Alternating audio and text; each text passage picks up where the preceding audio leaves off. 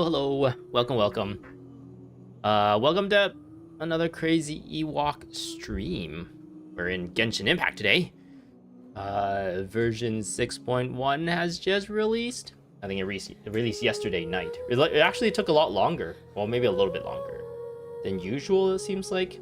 Usually, I think it took like 2 hours more for them to kind of get everything ready. But that's mostly probably because of the new game mode they added, which is like a really user-generated kind of content stuff, which I don't know. And a part of me is like really excited for that because it's like a lot of kind of user-generated fun content that you can like be surprised about, and who knows what can come out of it. But at the same time, I feel like, why did they add that to this game, right? Why didn't they just create it as a standalone thing and maybe have it like just kind of reference Genshin Impact or have Genshin Impact stuff in it?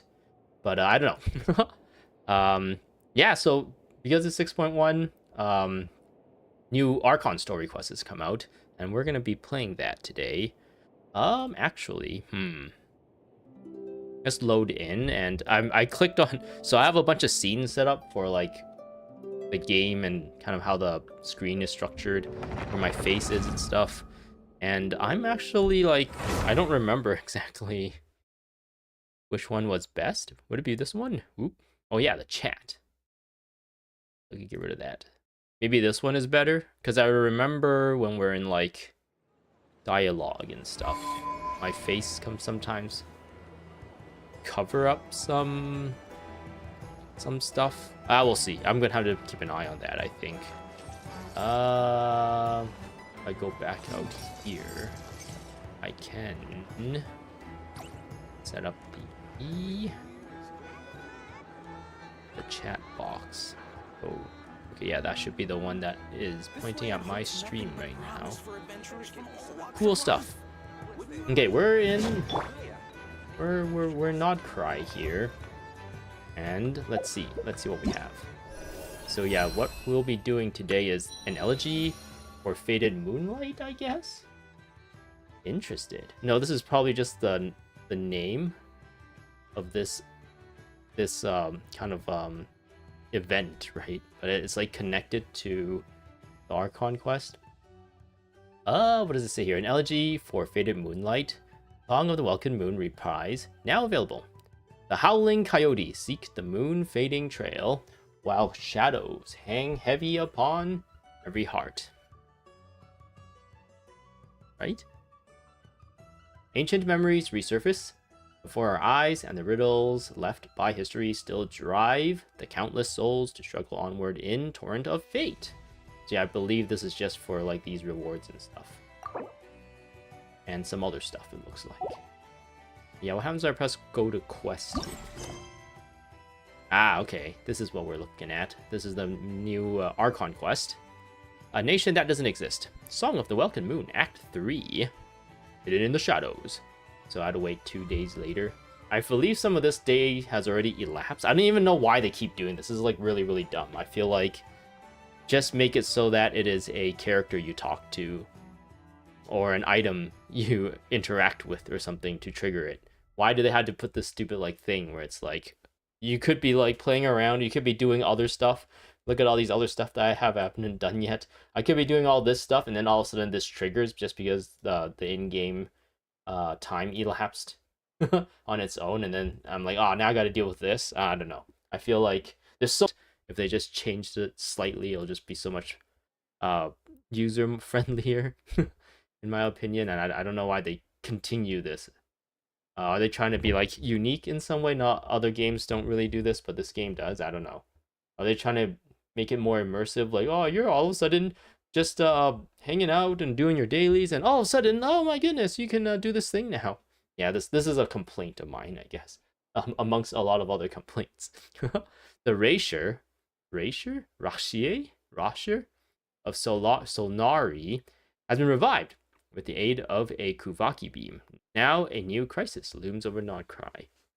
Yeah, I remember the previous 2 acts, or at least Act 2, I think mostly, didn't make a whole lot of sense to me. Act 2 is the one with the Nefer, right?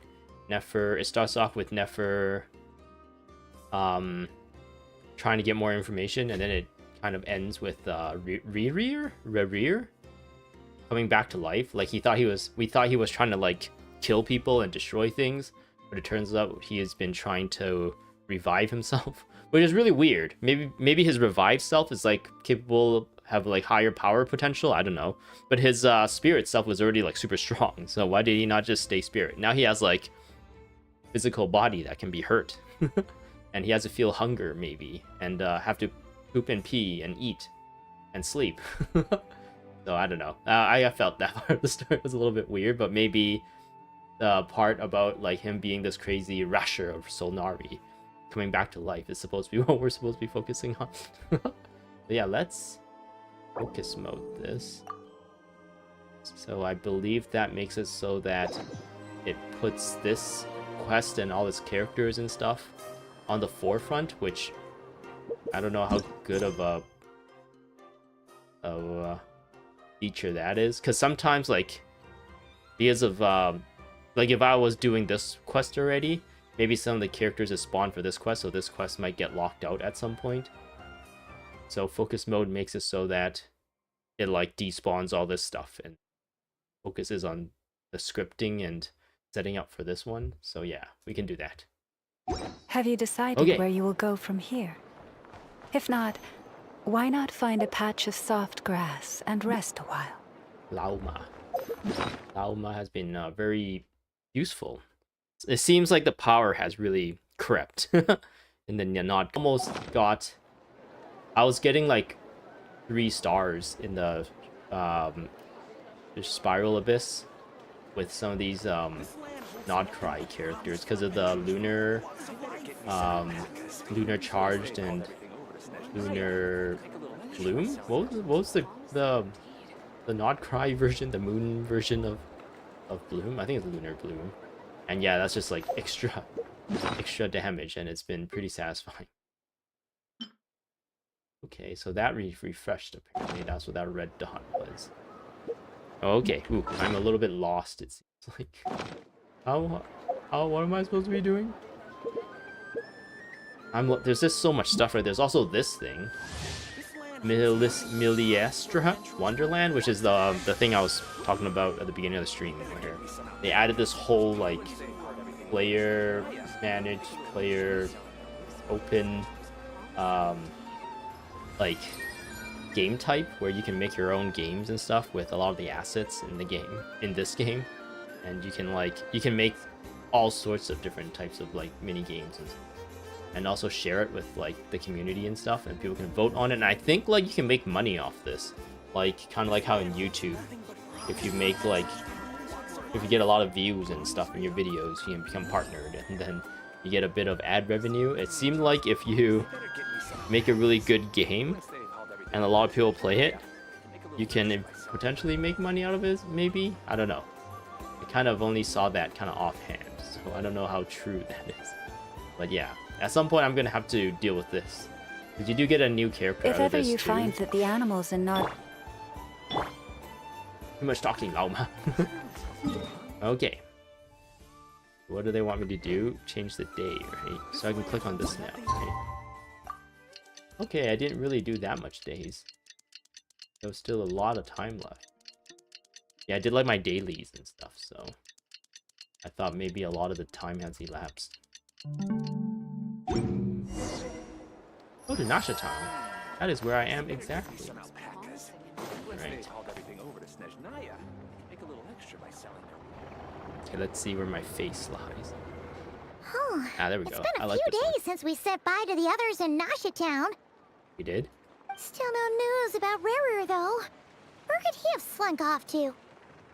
If only he was gone for good. But with all the trouble he stirred up before, there's no way we've seen the last of him. Paimon sounds so mature now because of the new voice actor or voice actress. Hello, you must be the traveler in Paimon? Well, how did you know? Mr. Flint has been looking for you. Unfortunately, there's been a serious wild hunt attack over at the quarry. He thinks it's time to regroup and figure out a plan. Okay. Wild hunt? Oh, uh-oh. We better get over there right away. This is a wild hunt. Okay. Nod, nod. Nod, nod, in a nod to cry. But the... I guess Traveler has been just nodding her way throughout the entire existence of all these stories. I guess once you look out for it, if you try to count how many times the Traveler nod within these dialogue sections, you'll know what I'm saying. And then you won't be able to unsee it, how many times she nods, or he nods, depending on your Traveler. Meet up with Flynn's at the quarry. Okay, this doesn't change.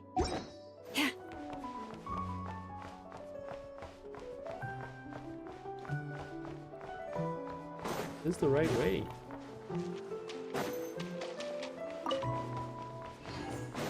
Yeah, I'm not gonna put the Traveler on the team. I kind of gave up putting the Traveler on the team. The Traveler just continues to suck. Become like a drag on the team. I want this. Oh, never mind. I don't get to pick up stills.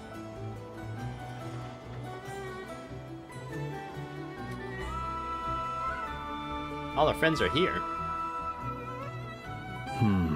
Indeed. I can barely sense any Kuvaki at all. This whole area feels like a soulless husk. Looks like his appetite truly is insatiable. As if the power of that energy cannon wasn't enough. Oh yeah, we shot the cannon at him, which he tried to suck up. But I think halfway through, or not halfway through, but Inefa was able to like deflect a good amount of it, so he didn't get the full blast. And that's why he's like not complete. He's blocked back to life, but not complete. So he's not at his full power yet, it seems like, is what they're going for. He's not seriously still getting stronger? What's his endgame here? That's crazy that they introduced Yehoda into the story for so long now, and she's still not really a playable character yet. And they've come out with like, I don't know, what was the other character? Like Nefer is currently the banner character, and they had like that Deacon guy, right? I actually recently pulled him. I did some permanent banner wishes. I didn't record myself do that for my like, I don't know, wishing playlists and stuff, because usually permanent banner I feel like isn't really too interesting to watch in the first place, and also most of the time I don't get anything interesting out of it. But yeah, the one time I decided not to record myself do the the permanent banner wishes is the one time I actually got a new character out of it, which is that he's so insignificant. There's just so many characters in the game now, and this one character is just like so insignificant and not interesting to me that I can't even remember his name. But yeah, I was able to pull him, and I don't really understand why he's playable already. He wasn't really in the story all that much. He was only in that one section with what's his name? Albedo, and the whole like framing Albedo thing, but everyone is trying to like was actually in on it, and they're trying to get the real culprit to expose herself and whatnot. Yeah, he was only in that for like a tiny bit. I feel like that entire thing was about Albedo and I guess like the Hexen Circle was kind of the main drive in the background, and then there's Durin and stuff too. So yeah, like, oh man, I don't remember his name at all. But yeah, he's like he's a playable character for some reason, but then like she was in a whole huge section of like the few Archon quests, and she's still not playable yet, which is kind of interesting. Everyone's here already. Oh, Hey, she's the we Anemo made it. character. Why So, did I think she what's was going on? a cryo? We've all been on high alert since we split up a few days back, expecting Rerir to strike again. But it's like he just vanished into thin air. No one has seen him nor found any trace of his presence. No one has tried hard enough. That is, until this morning, when a ratnik found signs of wild hunt activity while out here on patrol. As you can see, the Crystonite itself is physically intact, but the Kuvaki it contained is all but completely diminished. What? And we're sure that Rerir did this. Who else? He's the only one who could pull off a stunt like this. I really like Aino's voice. really fits the character for some reason, and it's really, I don't know, she sounds super adorable. Kuvaki loss has reached critical levels. Rerir of Solnari set to maximum threat level. Both Inefa and Aino is like instantly like became, I don't know, would iconic be the way to describe it? I don't know. They're like a good foil to each other and whatnot, and their voices are all really good. Warning, unless de-escalation measures are taken soon, he will pose a threat beyond our ability to contain. The consequences could be catastrophic. Traveler, do you remember when we encountered Rerir just after regaining his body? There wasn't a shred of sanity left. Nothing but madness and rage. I remember it well, haha. He was extremely dangerous even then. Yeah, didn't he shout out a bunch of names? Then he started raving about how nothing in this world mattered to him. Nothing mattered to him. Why did he bring himself back? Oh, Paimon gets chills just thinking about it. Oh, but the thought that he's still out there, lurking somewhere in Notcry, waiting for his chance to strike? Oh, even chillier. Maybe I should move myself slightly higher. Yeah. Maybe I should also be a little bit smaller, like that. You're small. I'm so small. That. Like that. Yeah. Yeah. Okay. Last time we fought, we were already at a disadvantage. If he has such overwhelming strength, why would he suddenly go into hiding? Because he needs to overwhelmingly more than strength. Yeah, if I were him and I wanted more Kuvaki, I'd just take it by force. No point staying in the shadows. Unless something went wrong. His whole resurrection thing didn't exactly go smoothly. The other thing is, how does someone who's completely lost their mind still have the wherewithal to cover their tracks so perfectly? He hasn't lost his mind. He was just pretending. Beats me. Also, like, Aino's character, if you compare it to Klee, like, little girl characters in this game has come a long way. She feels like an actual, like, I don't know, human being of a character with, like, range. She's, like, super smart. She thinks about things. She, I don't know, tries to, like, be involved in conversation and whatnot. Klee is, like, a very stereotypical, like, character, it seems like she's like the super cute, overwhelmingly cute character who does really silly things and like reduces really important things to like really not very, I don't know how to explain it. Like she blows like fish up and everything, and she goes like hunting for lizards and stuff, and like especially the English voice they gave Klee was like, it's really stereotypical. What kind of like it was an archetype, I guess. Maybe it's not very unique of a character. It's like a super cute character that it's only exists to be cute. And the funny thing about her is that she's supposed to be cute, but she also blows things up, and that's about the extent of her character. Whereas Aino's character is a little bit more fleshed out, it seems like, so far. According to certain medical studies, insanity does not always entail a complete loss of rationality. It may be that he is simply living in a world of his own. That actually sounds about right. He was ranting away to himself the whole time, like he had zero interest in talking to us. There are many unanswered questions here. He could be right under our noses, and we'd still be in the dark. Right. Besides his name and title, we know little about him. Certainly nothing about his past, or what he might be hoping to achieve.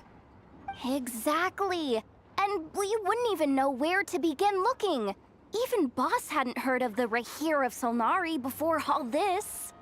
I'd be willing to bet that even if we gathered together every scrap of intel in Nodcry, we still wouldn't find more than, like, 3 useful facts about him. So, if we do nothing, he'll just keep getting stronger. But if we want to investigate him, we have no idea where to look. Let's ask Nefer. She's the information person, is she not? Last time we had Marionette and her big robo buddy to help us. And we still barely held our ground. If we had to face him alone... I do remember Arlecchino being mentioned in the preview for this version, so I'm really looking forward to Arlecchino being back in the story.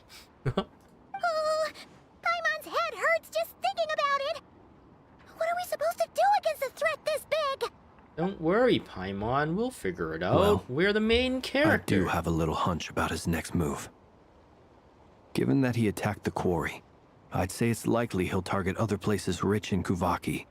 Somewhere like the Eye of Krati, or the Pillar of Embla. One thing's for sure. If we just sit back and let him keep absorbing Kuvaki, we really won't stand a chance against him. Maybe Kuvaki isn't the only thing that he wants to absorb. Maybe he wants to absorb other energies as well, like elemental energy, or... Is there a special kind of energy in Sumeru? Maybe he wants to absorb, like, Natlan's phlogiston energy too, right? I don't know. It'll be cool if he decides, like, yeah, I can do that, and then he goes to previous nations, and then our wild chase. We chase him over, like, nations just to, like, try and find him. That'd be kind of cool. But I think they might be just focusing on Kuvaki this time around. A perfectly reasonable hypothesis. However, it is worth noting that these two locations are quite far apart. To investigate them both, we'll need to split up. I agree, we should split up. Right now, Rerir's goal seems to be gathering Kuvaki, not fighting us directly. Once we're done, let's regroup on Hisi Island. Wait, why Hisi Island? If I recall correctly, your largest goddess statue was carved from Kuvaki-rich ore, was it not? That's right. Yes, it could well be a potential target of his. I should head back and start evacuating the pilgrims. Okay.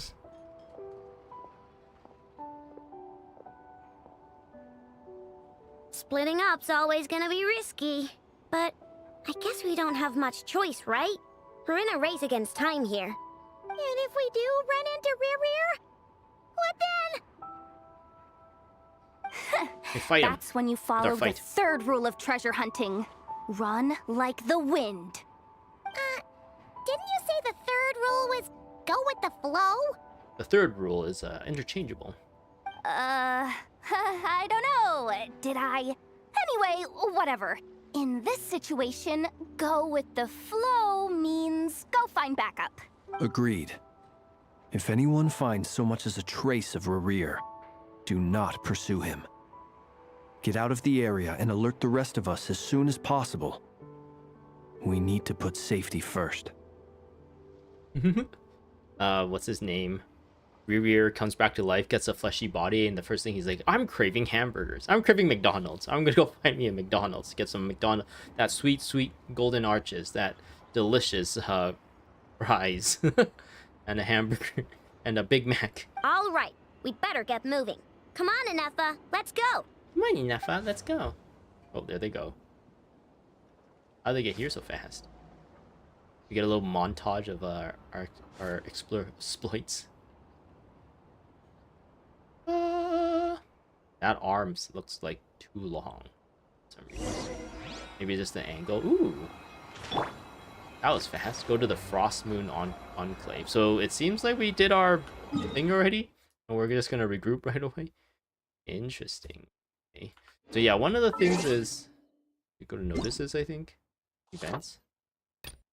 So yeah, I was thinking, I thought that Jehoda is gonna be available for some reason. I don't know where I got that idea. I guess I was wrong, because like it would make sense if Jehoda was part of this banner, right? With Nefer, like if I for some reason I'm thinking she's a 4-star. Maybe she's a 5-star, and that's why she's not.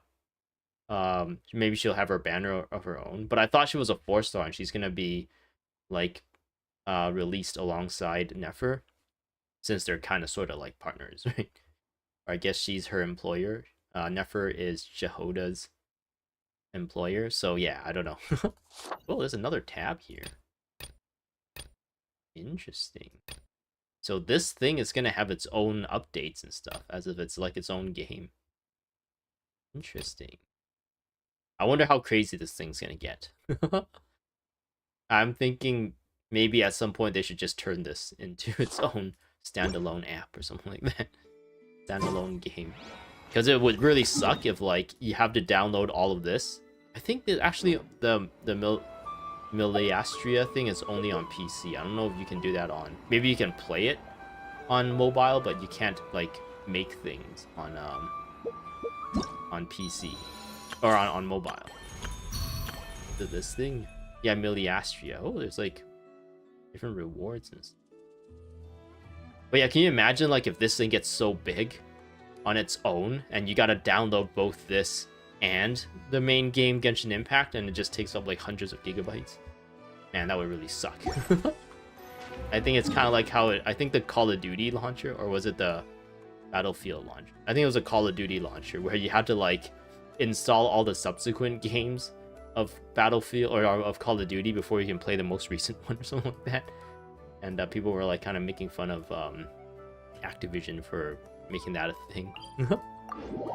All right, let's see what this is all about. Oh, everyone's here already. Guess we can be I know.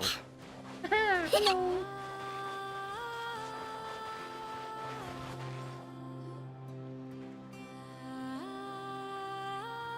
Any leads? Nope. Diddly squat. No clues to where he might be hiding. He's got It's special like eyes. he's a ghost. Everyone's like, I don't know what you're talking Feels like about. we're sitting on a powder keg that could go off at any second. Oh, I hate this feeling. I'd rather face him head on than be left hanging like this. So, you guys didn't find anything either? Not loving the word either. How about you, Flints? I questioned a few Ratniki and eventually narrowed my investigation down to one suspicious individual. But by the time I got to his place, he was already gone. Oh my god. Almost as if he knew someone was on to him. Either that, or he's just extremely cautious and doesn't stay in one place for long. And you hunted him down too, though, right? He's been biding his time for a while now. The question is, where or what is his next target? No idea. Since regaining his body, he seems to have lost all interest in the fragment in my possession. If he did still want it, he's had plenty of chances to take it. All we can do now is hope that I know and Anefa turn up some leads. Darn it, Rerir. If you've got the guts, come face me one-on-one! Is Jehoda really that strong? Oh, there he is. Wait, he's actually here? I didn't mean it, I swear! No, it's coming from Silver Moon Hall. The Lady Kutar might be in danger. The Lady Kutar. Let's get over there, quick! She's the cooler character. Columbina. Ooh, we got a cool cutscene. Like it. Whoa, he's getting attacked. Whoa, she can fly? I thought she's super weak.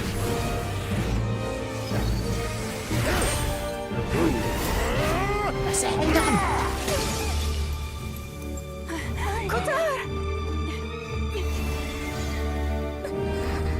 Oh no, she's falling. Oh no. Whoa. My face! Well, that was Why is he easy. attacking the damn select? What's going on? No time for questions. Stop him! Whoa. We can use Shadow Step. Why are we always so much stronger in cutscenes than we are in? This is insane. Yehoda, get Kutar out of here! But On it.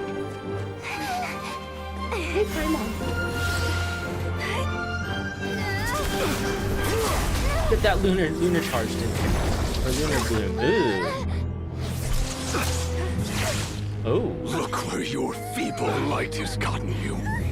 Now you shall plunge into darkness. He did not feel Paimon is a threat enough to actually tie her up to. I will find a way. Watch out! Watch out! What's up?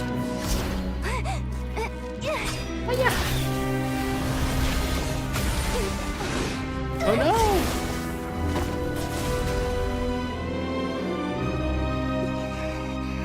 Oh no, her shoulder. Give her a sweet madame.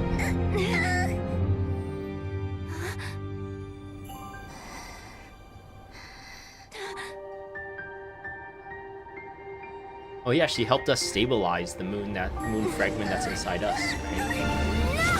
Whoa!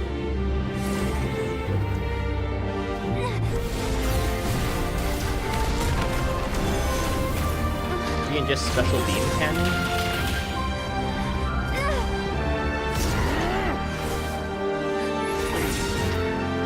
ET phone home!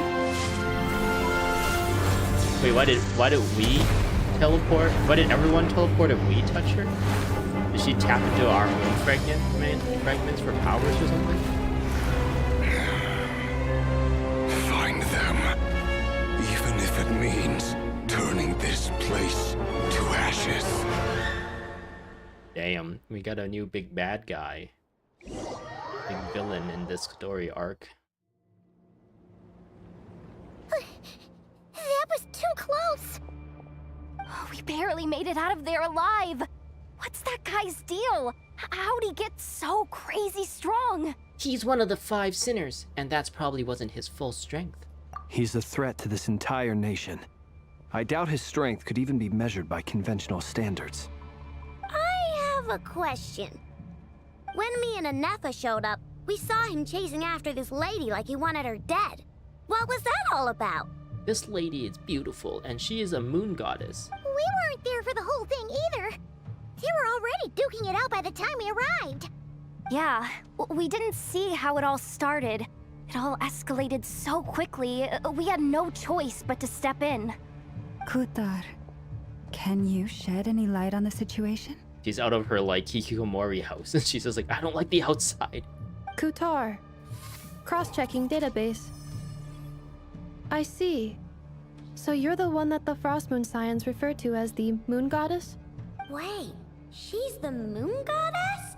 Oh, no wonder she looks just like all those statues. We can read her mind, apparently. As the viewer, we are reading her mind. There are many reasons why people might worship the moon, and just as many why they might despise it. I've never met that person before, but there was no mistaking his deep-seated hostility towards me. Why he holds me in such contempt, I cannot say. She wants your Kuvaki. But She since wants he to hunts the suck power you. of the moon, it's no surprise that I am a target. Kutar. There are many potential motives. For instance, you help the traveler escape his grasp. This could be his way of taking revenge. It is also possible that he covets the Kuvaki inside you I think the and seeks to take it for his own. the latter. list goes on. But He wants right to now, suck her powers. devising a counter strategy should be our #1 priority. The likelihood of this location being discovered is close to 100%. A counter strategy? We don't stand a chance against an enemy like this. Surely our only option is to run. He's not gonna chase us to the end of the world, right? So as long as we can sneak out of Nodcry undetected. No, I can't say that. Come on, Yehoda. This is serious stuff. You can't suggest we all just chicken out. As a viewer, we can also read Jehoda's mind. Running is our only option. Oh, Huh? You seem surprised. But what other choice do we have? We are facing an enemy we cannot possibly defeat in battle. the traveler pulls out her like smartphone and looks into her contacts. Let's see. Xiao can help. Xinyan. I got Zhang Li on the speed dial. I got Raiden Shogun. How about that? How about Raiden Shogun? She's an Archon. What about? Oh yeah, we also have Farina and New Valette, and it's like we could get a lot of help. It's just that it might take them a while to get here. Well, I mean, yeah, but still. It's not too late. I can distract him, so you have plenty of time to make your escape. I guess those people are kind of dealing with their country's stuff, and maybe they're not always available, right? I feel like Mawika would probably be available because we kind of dealt with all the issues in Natlan before we came here, right? And they're all kind of like living their peaceful lives, having their competitions and everything, and their Night Realm or whatever has been saved and everything. It's like, can we call Malwika? Maybe she can lend me her motorcycle. We can move around this area fast. Wait, what? You're gonna act as bait? Doesn't that make sense? I'm the one he's after. There's no need for you to risk your necks on my behalf. A coyote doesn't stop for bypassers while it's howling at the moon. That's a weird analogy you have going on there. But yet, owl will hunt its prey in the dead of night. What is it, Loma? The Frost Moon Scions have already grown accustomed to life without their goddess. My presence here is no longer essential, and this is not my home, so you needn't ask me to stay. I wonder what happens if she opens her eyes.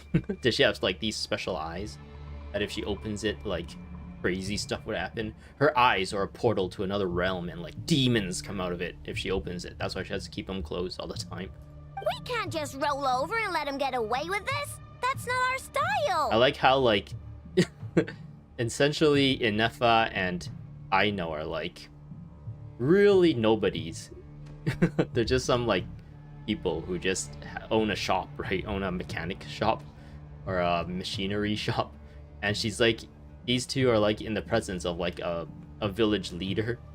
One of the strongest Ratnikis, the Traveler and Paimon, and like Columbina, who is like a harbinger of the Schneznayans? No, harbinger of,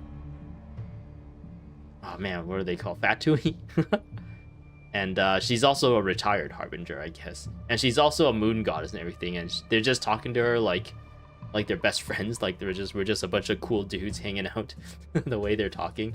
You know how usually if you're talking to like someone of nobility, if you're of a higher status or something, or if you talk to someone that kind of demands a bit more respect, like if you're talking to a teacher or a adult of some kind and you're a kid, you would kind of be like more respectful and use like Mr. or Mrs.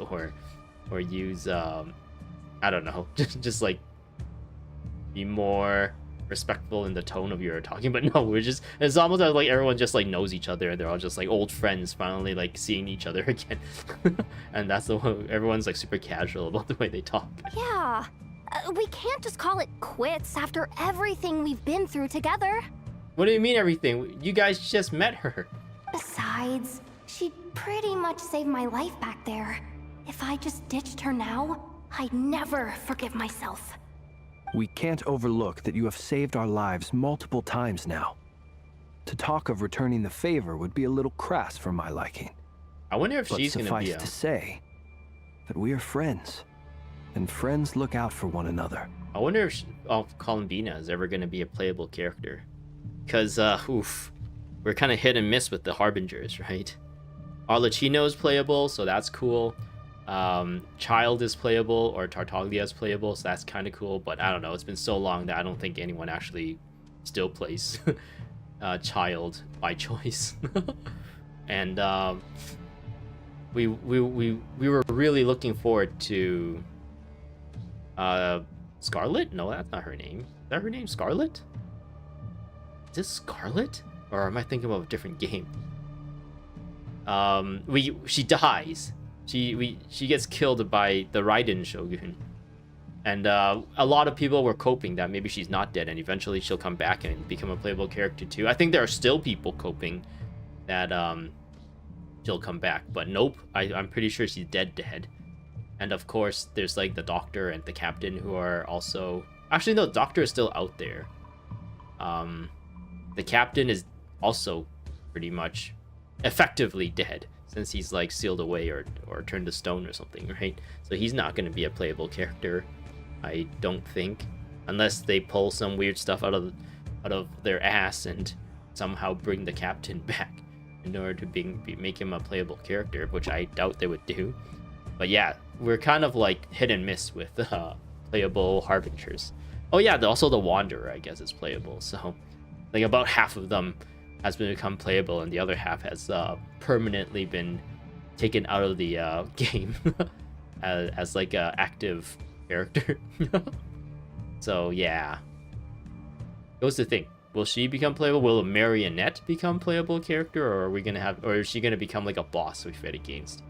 I guess Tartaglia was both a boss we fought against and a playable character, so we can't put it past them that maybe the marionette could be a boss we fight against, and then she can also be a playable character. But I think Tartaglia was the only instance of that. Oh no, never mind. Arlecchino is also a boss that we fight against and also can play with. Never mind. So they do seem to do that often. Rerir's true objective remains unclear. Even if we were to sacrifice Muskutar, there's no guarantee he would stop. Running away won't solve anything. We stand and fight no matter what. But we just tried to stand and fight, Traveler. Did you not see what happened? We got wrecked. And we needed Kalbina to, like, instant translocation us out of there. But... Kutar, I know why you left the Frostmoon Scions so long ago. It was because people started treating prayer as a form of trade. They would make self-centered wishes, force you to accept meaningless offerings in return, and then expect you to perform miracles for them, as if that were their entitlement. If it were me, I might have walked away too. But I believe that time can change everything, and that sometimes it takes losing something precious to appreciate its true worth. After much reflection, I've realized that this was never about whether the Frostmoon Scions need you. Any relationship based on need is purely transactional. What I truly hope is that you'll choose to stay, not out of obligation, but as part of our family. Family. You were born here, and now you've returned. Who knows? Perhaps it was the moonlight that guided you home. Thank you, Lauma.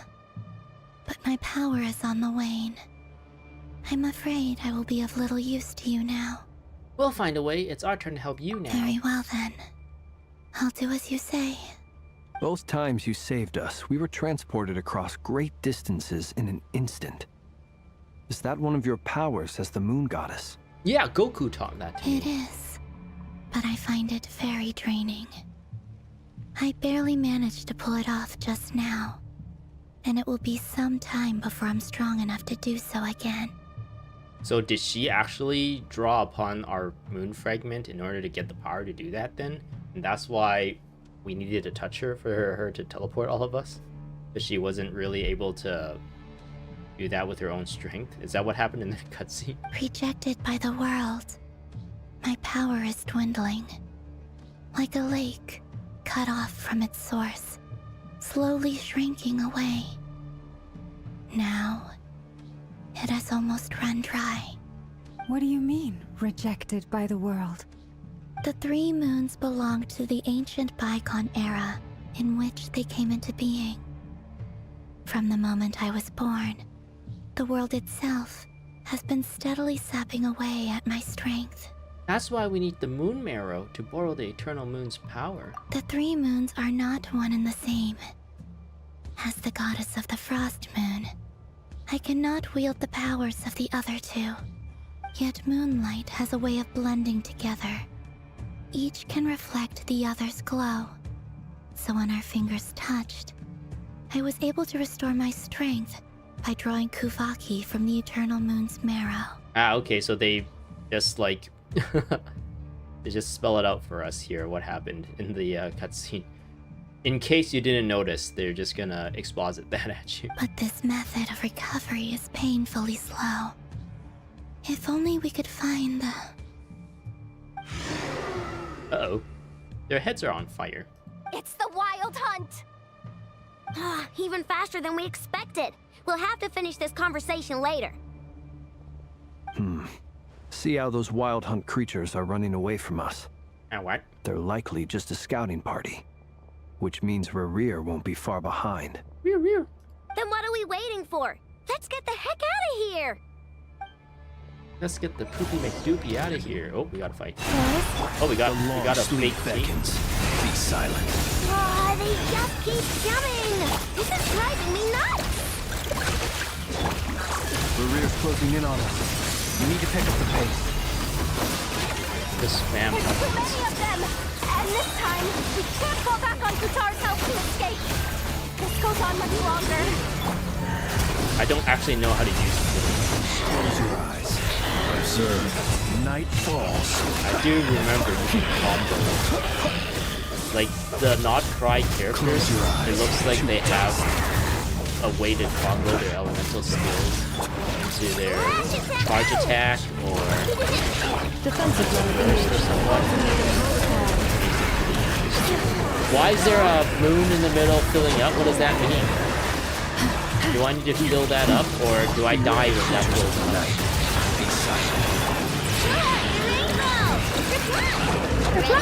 preparing for dust up. Insulation with one heart. Breaking out the wild hunt spawns. Okay, so we just fight. Being done, water bomb! The night comes. Close your eyes. Ultimatum protocol. I'm getting my like health really out of the first really quickly. I feel like these not are really easy to just spam, which I like. This is the kind of gameplay I like. Beware the creatures of the night. Like the new character Nefer. I think I'm gonna pull for her, even though I don't really like the character so far in the story. Her kit is really fun. It's really fun to play. Anyways, I'll talk about that more later if I remember. But this is Grandmaster Varka, isn't it? He stole the one guy's sword, right? In Li Yue, there's always this one Adventurous Guild person that's like, I lost the wolf's gravestone. And you're supposed to go find it, and you never find it. What's the matter? Bit off more than you could chew? He's from Mondstadt. Oh, he's super buff and hot. Man, I'm really curious how he plays. I'm really interested to see this guy. Well, I hope he becomes a playable character. I guess Varka was the one who told us to come here in the first place, right? And it took till Act 3 before he actually shows up and does something. Uncle Varka! You're back from Amsvartnir? Whoa! You're Varka? Grand Master of the Knights of Favonius? We're honorary knight. We're kind of your employee, kind of, sorta. We could save the intros for later. Right now, let's get you all out of this hellhole. Follow me. I know somewhere you'll be safe. Good thing he came out. He has a fun... I feel like his voice doesn't match his character for some reason. But yeah, this is the second time some ran came out of nowhere and saved us. Oh, is that where I think it is? That's the one. Come on, move! Is There's he like no time to Batman? waste. He has a bat cave? No, what's his name? The Luke is Batman. Is he like Superman? He has Fortress of Solitude.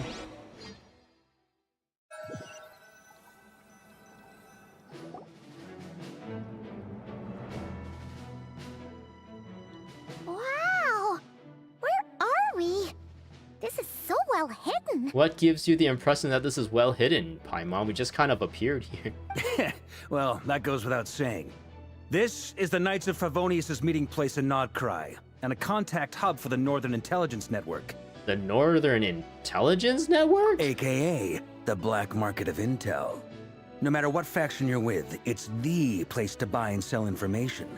Their headquarters are in Nodcry, but they've got contacts in every nation. As an expeditionary force on foreign soil, working with them has offered us the most effective way of getting our hands on reliable local intel. This is where we meet, so naturally, it's secure. Are we hearing Varka's theme in the background right now? Anyway, where were we? Folks from Nodcry should be pretty familiar with me by now. But I believe this is the first time we've met. Yes, we've heard about you. We heard a lot about you. Allow me to introduce myself. I am Varka, Knight of Boreas, and Grand Master of the Knights of Favonius. We've heard all about you. I'm swooning this already. meeting's been a long time coming. I know is just like, I know this person. He's my uncle. You look way younger than Paimon expected. Oh, but you definitely had that Grandmaster vibe. I think a lot of people said this when they first heard his voice, or like, wait, he's young. When like back in the days when Jean, like acting Grandmaster Jean and all the other Knights of Avonius kind of described Varka, we kind of got like a impression of like this really old gruff dude, right? That's like in charge of everything and like very regal, very capable, kind of has like that masculine aura. And then when we heard his voice, it's like, wait, he sounds really young.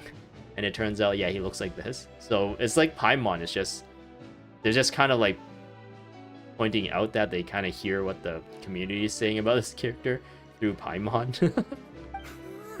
Well, I'm no spring chicken. Just not showing my age yet. Definitely feeling some of that back pain today, though. Rushed back from Amsfartnir without a wink of sleep, only to get right into another fight with that freshly revived maniac. Well, he got in a fight with him too? Another? You mean you fought him before? Yep. He wasn't nearly as strong back then, but he was still a formidable foe. I brought some of the knights along to give him a little surprise, but he saw us coming from a mile off. I think Amber is going to be part of the story at some point here, right? I remember seeing her in the preview, and everyone's like, whoa, Amber is here? And because Nefer is from Sumeru, I think the story might also involve some Sumeru-related stuff. And we finally get to see Sumeru, or Amber and Kale adventure together. I think in the past we've seen them just like in a festival, kind of doing festival stuff together. But yeah, we get like Kale and Amber, I think. My squad took heavy injuries and I barely made it out alive myself. We knew it might have been our last chance, so we staked everything on it. But still, it wasn't enough to stop him.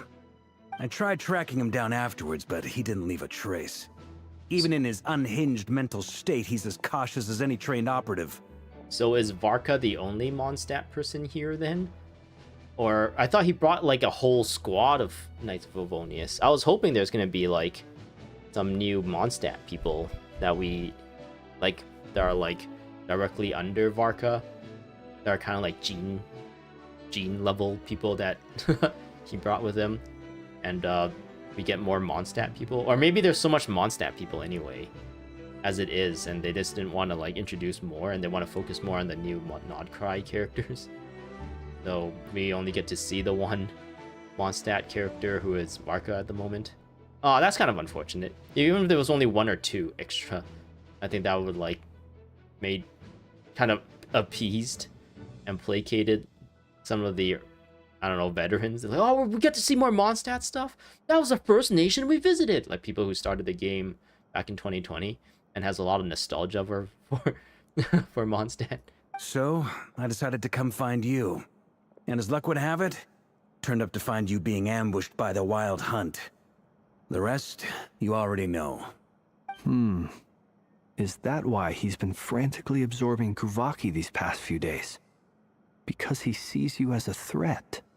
Maybe I'm part of the equation, but even if I weren't, I'm sure he'd still be gathering power.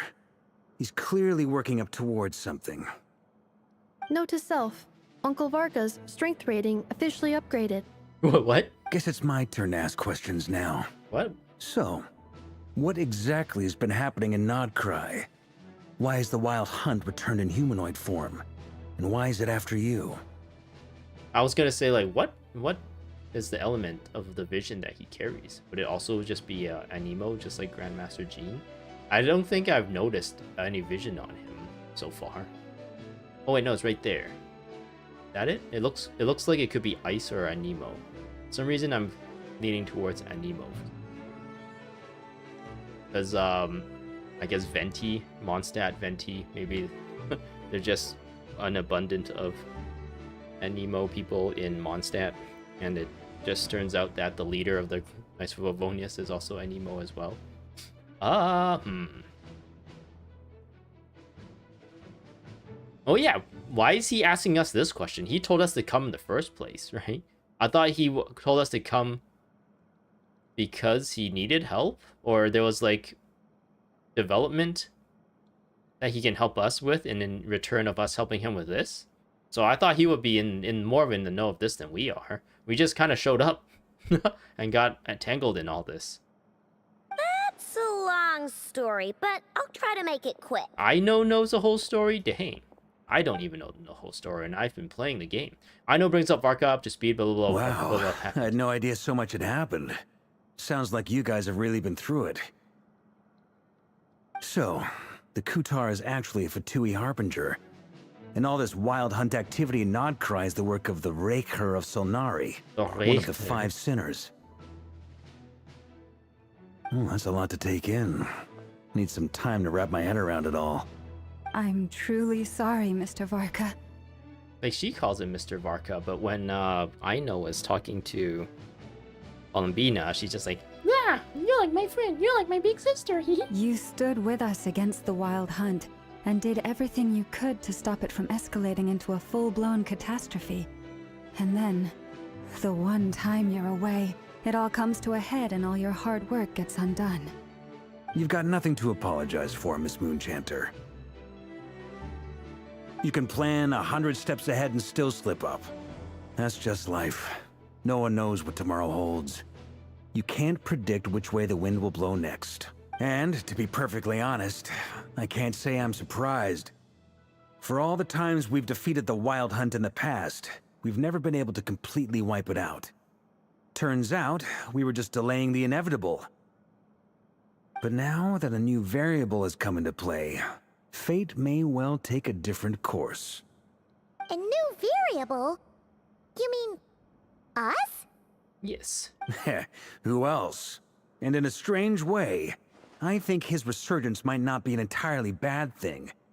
The Wild Hunt is like an unrelenting force of nature, but Rerir is an individual with an agenda. He's gotta have a weak spot somewhere. I heard he liked McDonald's. That said, while Aino was explaining everything just now, some of the points that Mr. Flint's added caught my attention. You mean about our mystery ally? That's right. From what you've said, not only did they lead you straight to some key files, they also shielded Hisi Island from a lethal Kuvaki blast. Wait, what? I thought it was Columbina who did that. I don't know who or what could pull something like that off. Heck, even Miss Columbina doesn't have a clue. No, damn. I must have missed something then. Did they ever show who it was and to us and we just don't know? Was it Skirk? No, I don't think it was Skirk. I hadn't heard the story about those files. Would you mind repeating their titles for me? Wild Hunt Phenomena Log, a Nodcryan Ratnik's Field Journal, and Kuvaki Survey Log. Oh. No. Still doesn't ring a bell. Another dead end. Guess all we can do now is hope that our mystery ally keeps showing up when we most need them. Still, it's safest to assume they won't be intervening again. From here on out, we'll have to resolve this crisis by ourselves. I'm really looking forward to whenever this guy becomes playable. Your intel also explains something else I've been wondering about. The reason I led my team to Amsfarnir was because we'd had reports about a possible source of the Wild Hunt showing up there. But once we looked into it, it turned out to be a red herring. I don't know who was behind it, but clearly, it served its purpose. I doubt it's by chance that he happened to make his comeback while my attention was diverted. And from everything you told me, it sounds like his scheming began well before his return. So maybe luring me away was all a part of his plan. But is it even possible that he orchestrated all of this by himself? The Moon Maiden and the Rerir of Solnari. Nodcry of all places.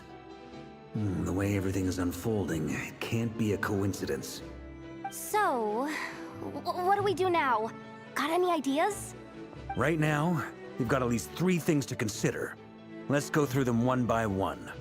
First, we need to figure out how to take down Rerir. If we can't beat him in a straight-up fight, the rest won't even matter. To my knowledge, the bulk of Nodcry's fighting force is already gathered here. But even with everyone united, we're still no match for Rerir in his current state, let alone with his power still growing. That's interesting that this Rerir guy is trying to suck Kuvaki, but we have like a freaking engineer here that knows how to suck Kuvaki and use it and to like power things. So wouldn't the obvious like countermeasure here is to create like some sort of device that can suck the Kuvaki out of Rerir? I don't know. I hope that's the direction they're gonna go. Where it's just like, oh, they're gonna like connect the dots soon. It's like he wants Kuvaki to complete his resurrection or complete his body or his power or whatever. But we have a freaking Aino here who like is an expert in Kuvaki. So why don't we just like build a device that extracts Kuvaki, and then we can use it to power our cannon if we really need it. What if there was a way to tap into a new power? A new power? Okay, never mind. I'm totally off. We're just going to defeat Kuvaki with a phlogiston, I guess. How so? Have you thought of something, Columbina? 3 moons once watched over this world. The Eternal Moon was the largest. The Frost Moon was the brightest.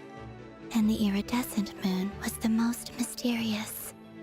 They say that back then, the 3 moon goddesses wielded immense power. I guess we've been to shape the workings of the world I guess itself. we've been using both moon power and Kuvaki in Nodcry as kind of like a game mechanic, because the lunar reactions that Inefa and Lauma can do, like the lunar bloom and the lunar charged, that is not Kuvaki. That is like moon power, which is why we can use that outside of Nodcry. We can use these reactions because the moon is just like kind of floating out there like all the time, right? So we can tap into that kind of power with these characters who knows how to tap into them. So yeah, we've been using moon powers the entire time. So maybe I was thinking a little bit, I don't know, for some reason I thought maybe like that was an idea too, where not only I guess I haven't thought about the moon power, even though it's pretty obvious. We have like all these moon power tuning, and they take advantage of moon powers on top of their vision. Or I guess their vision is moon powered as well. That's what kind of makes it special. It's not like any ordinary vision from other nations. Their visions is like extra special. I don't know, maybe I know that they can kind of attack it from 2 directions. They can build up their moon energy from one direction, and then I know and suck the power from the other direction. So it's like 2 strategies kind of working together. I now bear the Frost Moon's power, and the Eternal Moon's marrow resides within the Traveler. But where's the iridescent moon? ... I am still within my headcanon believing that Paimon is the iridescent moon. She's a moon person. That's why she has all these like Celestia iconography and whatnot all over. Hold on. Are you suggesting? The iridescent moon. The last piece in the puzzle. We gotta find the iridescent moon? That's right. If we can find the iridescent moon's marrow, I will be able to regain my strength much more quickly. You mean the one moon marrow that everyone's been looking for like the last like 3 billion years and nobody was able to find it? Okay, maybe not 3 billion. I was kind of exaggerating there. I feel like that's more out there of a strategy than actually just telling I know. Can you just like figure some way out to suck Kuvaki out of a living being? And she'd be like, I don't know, actually. That actually sounds kind of impossible, too. The 3 moons are said to stir the tides and illuminate all things. Perhaps they hold further secrets beyond our understanding. According to my analysis, the solution is feasible. However, it is subject to one major condition. How do we locate the iridescent moon's marrow? Okay, it is feasible, except for the fact that it is unfeasible. I know a way, but we will need to visit the Fatui's Experimental Design Bureau. Alright. The Experimental Design Bureau? Are you saying we need to involve Marionette? Do you think she'll help us? Yes. We're friends now, right? I must speak with Sandrone. It's a long way from here to the Experimental Design Bureau. There's a high chance you'll be spotted. Unless... You shouldn't go alone. We just give her a new outfit. We'll give her a cap, some sunglasses and put a trench coat over her, and then we'll sneak her around. No one will recognize her then, right? I'll go with her. Then that's settled. Next up, our second priority. Somehow, we need to figure out Rerir's end goal. He wants to suck Kuvaki, right? Isn't that like kind of where we can follow the pull on that thread? He needs to restore his body, right? Unless like you're saying he has even more.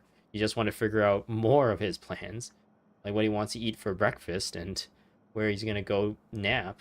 As you saw for yourselves, when he was still in his wild hunt form, everything he did was for the sake of recovering his body and resurrecting himself. His first act since then, after laying low for a while, was to try and assassinate this young lady. I thought, oh, I guess we only hypothesized that he wanted to suck her Kuvaki powers. People's obsessions often reveal their greatest vulnerabilities. There must be a reason why he despises the moon so deeply. Perhaps it sheds some light on his title, the Rerir of Sonari. So she actually doesn't have Kuvaki power, she has moon powers. Is moon power and Kuvaki the same? It's not the same, right? It's For some reason in my mind for a little bit there, I was thinking like Kuvaki and moon were the same. We're kind of like derived from the same like stuff. Maybe Kuvaki is just special to this Nod Cry area. Something to do with how the magic here works. I don't know. You know what? I actually don't. I don't have that like organized in my head where it makes sense. Because if they are the same thing, right? If Kuvaki and whatever, all this iridescent moon, eternal moon, frost moon stuff is all kind of this stems from the same kind of power, then my like idea of creating a device to suck Kuvaki would essentially also mean it's a device that sucks moon power. But if they aren't the same kind of power, then yeah, I guess I was wrong. If that's the case, if they're not the same power, there would have been no reason for Rerir to attack Columbina, because we were under the assumption. Oh man, there's like assumptions on top of assumptions here. I was under the assumption that Rerir attacked Columbina because he wanted to suck her powers, right? Because I assumed that her power was also Kuvaki related. Or maybe he doesn't need specifically Kuvaki power, just any power, anything that has like concentrated elemental or source of some sort of power. But if he really he can only use Kuvaki to restore his body, it would have no reason for him to attack her if she has moon powers and not Kuvaki powers, under the assumption that they're not the same. Oh man, this is going to be so hard to like keep track of everything, because everything is so like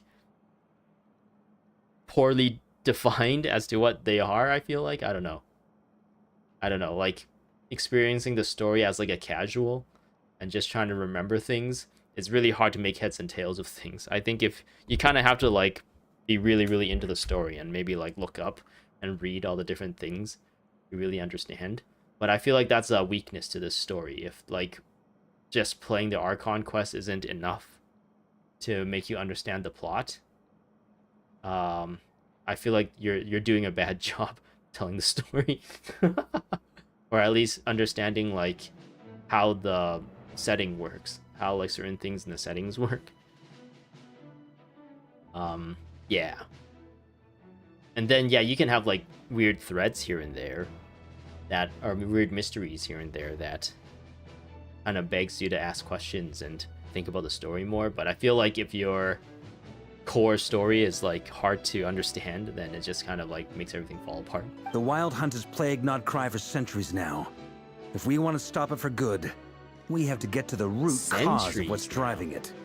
So does that mean this guy, Rerir, has been trying to resurrect himself for centuries now? Is that what Varka is saying? And just so happened when we arrived in Nod Cry is when he's able to do it. Man, we are like the bringer of like bad stuff everywhere we go as the main character. It's true. We still know very little about him. Let's ask him out to dim sum and ask him about himself. If Kuthar hadn't given us that lead, we wouldn't even know his name. Wait, we know his name? But where would we even start? I doubt even the Intel Queen of Notcry has a clue, and she has info coming out of her ears. The Queen of Nodcry? Who's the Queen of Nodcry? Oh? That's a rather hasty conclusion for someone who's so painstakingly meticulous when it comes to dealing with machines. Who's the Queen of Nodcry? Ah, she heard me. It's Nefer. Let's go get Nefer. Boss! What are you doing here? Yeah, how did you find your way into Varka's secret base? I guess maybe Nefer and Varka has like some sort of professional relationship, and they know about each other's secret bases. I'm now asking myself the same question. I received a letter from a humble knight of Favonius, requesting a meeting to discuss a major business deal. But it looks like this humble knight had something else in mind. Details, details. Miss Nefer, the important thing is that you've arrived at the perfect time. Since his failed ambush, I've been racking my brains trying to come up with a plan to fight Rerir. Given the severity of the situation, I think it's fair to say that our only chance lies in uniting as one. And I'm talking all the factions in Notcry. We can't do this without the Curatorium, but I knew it'd be a tough job to win you over. So, I took the liberty of reaching out for a little chat. Wait a sec. How did you even hear about this place, Nefer? Oh, we get Paimon to tell us how she found the secret base. Didn't you say this is meant to be the Knights of Favonius' meeting spot? And a contact hub for the Northern Intelligence Network? And isn't it supposed to be super hidden? You really think he could have gotten settled in Nodcry without my help? Besides, I'm the one running this gig. Meeting places. You mean you're... Allow me to introduce the current head of the Northern Intelligence Network. If it's intel you're after, she's your woman. Pretty much seen and heard it all. Please spare me the flattery. Let's cut to the chase. Seems like you've run into some trouble, huh? I feel like the writers are trying too hard to make her cool. They're trying too hard. They need to ease up a little bit on it. Because I felt like they did a really, really good job with Ye Lan. Because she's essentially like this story's version of Ye Lan, right? Like super capable, super strong, can hold her own in a fight. But she's also super smart and won't have to fight if she doesn't need to. And she can just use her information and her intellect to like get her way and whatnot. She's essentially the Ye Lan of this area. But the way they wrote the story, they like make her sound like, I don't know. I think they want their goal was to make her sound like super cool, but I think the way they written it makes her sound like she tries too hard.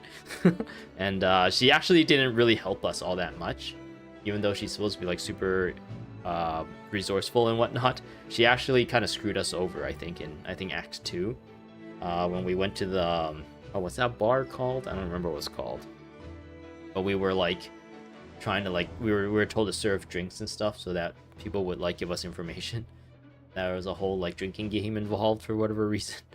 Like that was like shenanigans, I guess, and it kind of made her seem not as capable as they wanted. As the writers wanted. But yeah, I felt like if you compare Nefer to Ye Lan was I felt done a lot better. She felt just like the right amount of like coolness and the reveals of her strategies and stuff that she was doing and the cases that she's investigating and like some of the people she deals with and how she deals with them. I felt like they did a better job, like the presentation of how that information is given to the player or the reader or the viewer or whatever was done a lot better than they did for Nefer. Even though I think she looks really cool and everything, it's just that they kind of dropped the ball with her story.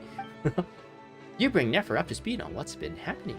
Wait. Shouldn't we be charging her for that? Qualifies as an unforeseen crisis. She gets information out of us for free, but we had to do all this stupid shit to get her to give us like nothing. That's so dumb. We had an entire like quest where we needed to do all this stupid stuff like work for the bar and whatnot just to like get her to help us. And then yeah, we just like, oh, we'll just give her information for free. That doesn't seem fair at all.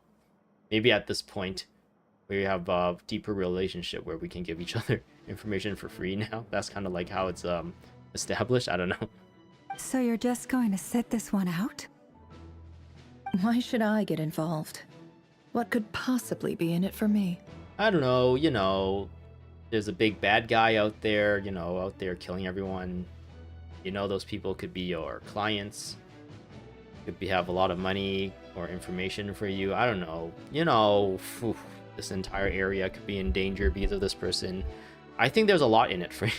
What if we told you we can't do this without you? Oh? Then I'd say you'd better make it worth my while. I don't work for free. What? You still don't work for free? We just gave you all this information that you can be selling to other people for money, and then you're gonna just tell us? Like, if anyone tries to be like, oh, there's a weirdo, there's a wild hunt stuff going on, can you give us more information about it?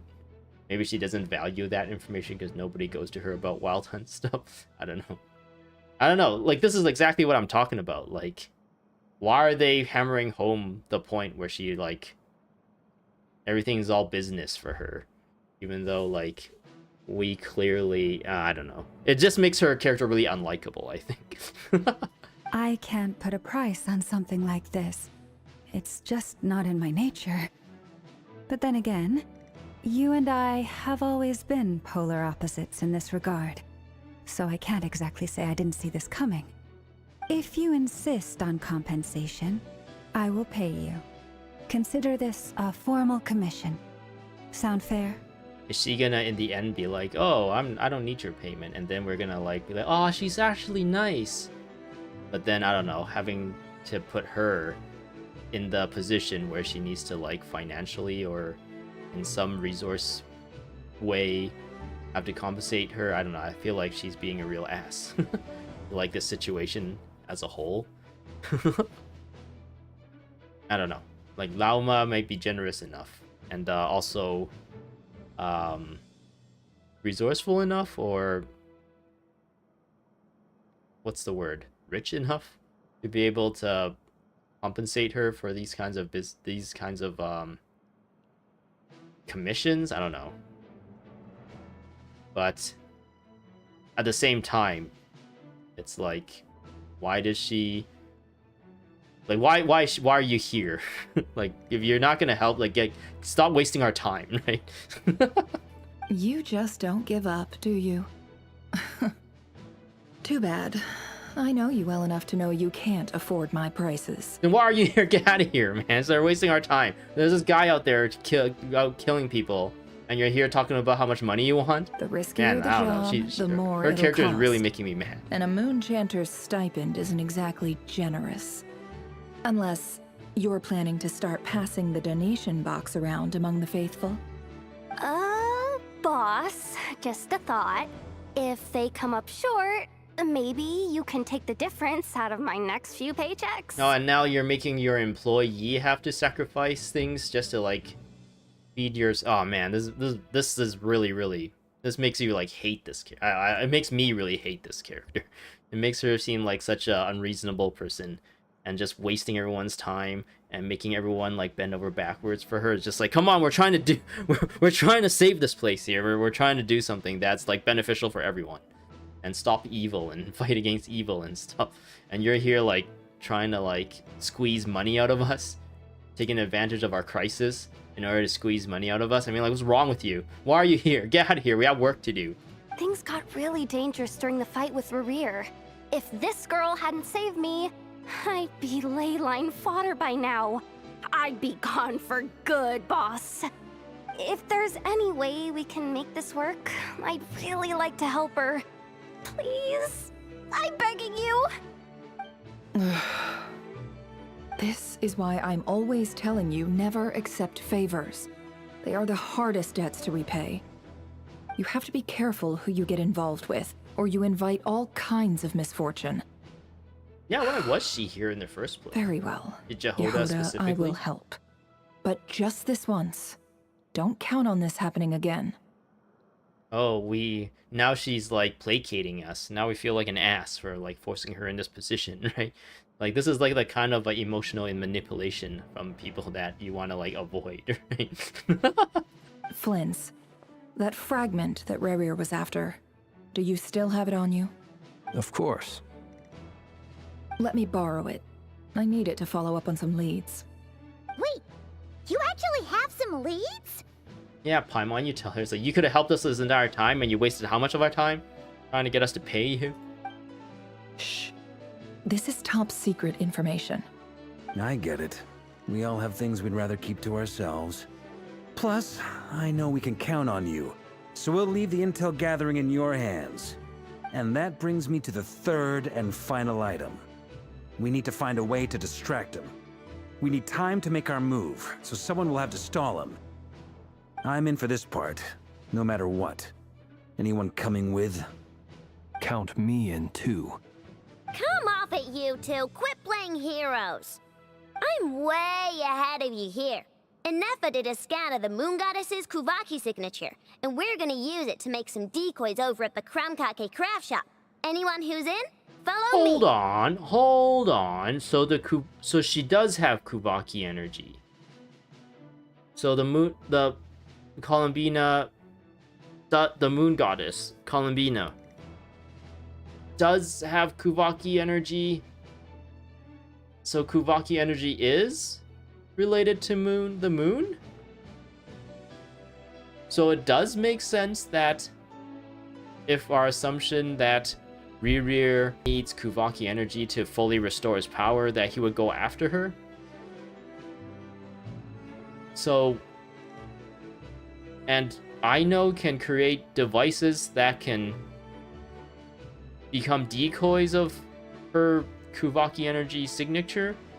So does that mean like my idea of like Aino just creating a device that can harness and take Kuvaki energy could potentially be, I don't know, a better plan than, I don't know, finding this century lost was it iridescent moon mirror that people have been actively looking for it for like a long time and still have not find it, and somehow when we come into this picture we're just able to find it. I don't know. I feel like maybe finding the moon mirror is like the secondary plan to maybe helping her figure out how to like harness and suck Kuvaki energy out of things, right? Out of like living beings. It seems like she knows how to do that, unless she just like uses a device to see what kind of resonance, what kind of fingerprint her signature Kuvaki is, and then she just kind of tunes an Kuvaki device to also display that resonance. Kind of like how, like, I don't know, car remotes, I guess, like remote keyless entry stuff. It essentially is radio waves, right? That, like, when you press your unlock button, technically speaking, every single car, like, all it does is make it loud. It yells. Your keyless entry thing, like, yells, essentially. Like, open my car door. It yells that out. And every single, like, car can technically hear it. They just ignore it because it's not the same, like, frequency or the same, like, coded, I don't know, wave to them, and they just ignore it and they don't unlock the door. But then when your car hears it, it's like, hey, this is the signature that I'm supposed to react to, and then your car unlocks. That's essentially how that works. And that's why, like, you kind of have to be within range of your car, because when your key yells, the ear in your car is listening for it, right? So it's kind of like there's still, like, kind of physics in that way. Maybe that's what they're kind of going for here. Once they're ready, we'll deploy the decoys across Nagcry. So as long as the rest of you keep moving, he won't catch on to your scent and won't be able to track you down. I like it. Genius idea. Bro, genius idea from a genius child. No biggie. All right then, we'll split into 3 teams. Once your team has finished their mission, return here and wait for the others. Dismissed!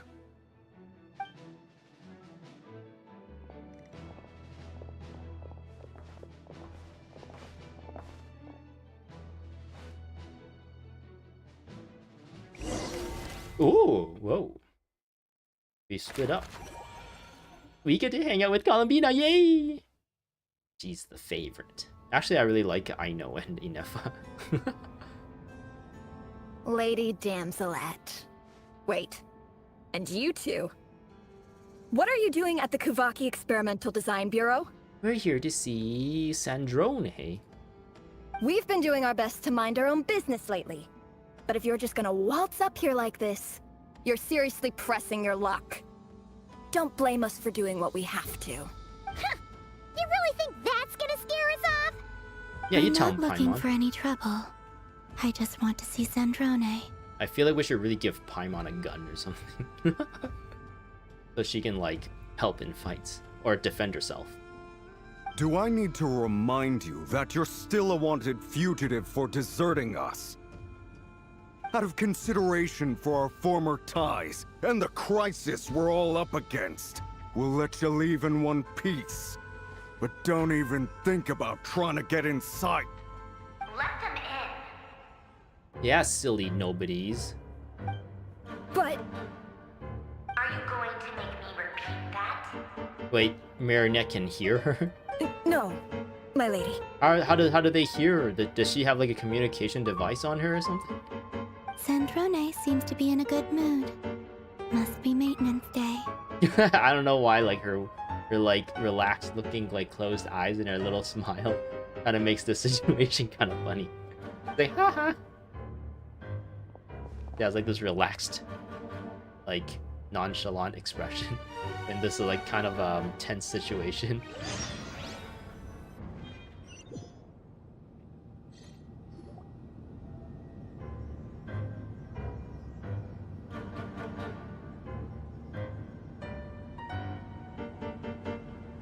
So tell me, to what do I owe the honor this time? We want to be your friend, he? Actually, before you answer that, just so we're clear, we're not colleagues anymore, Columbina. I don't owe you anything. We need your help. We need your help. I promise it's nothing big. It seems like you've gotten the wrong idea here. The only reason I let you in was because I was bored. It seemed like a way to kill some time and satisfy my own curiosity. Whatever miscalculations I may or may not have made in the past, I haven't lost the plot enough to even consider sticking my neck out for your sakes. I'd like to speak with Arlecchino. Arlecchino! She's our friend! She has deemed us worthy. What? Huh? You mean the knave? Yeah, the Traveler has Arlecchino on her smartphone contacts as well. I'd like to speak with Arlecchino. Is she in Nodcry? No, she's not. Once the work on this facility was completed, she went back with the Rooster and Regrator. The only ones in Nodcry are me and... What is it you need to speak to her about anyway? Me and who? Interesting. Who else? What other Harbinger can be here? Oh, hello. We have someone in chat. Hello, hello. Welcome, welcome. I'm just playing through the Rerir is hunting me. 6.1 If I'm Archon going Story. to face him, This is I must Act 3. first retrieve the lost moon.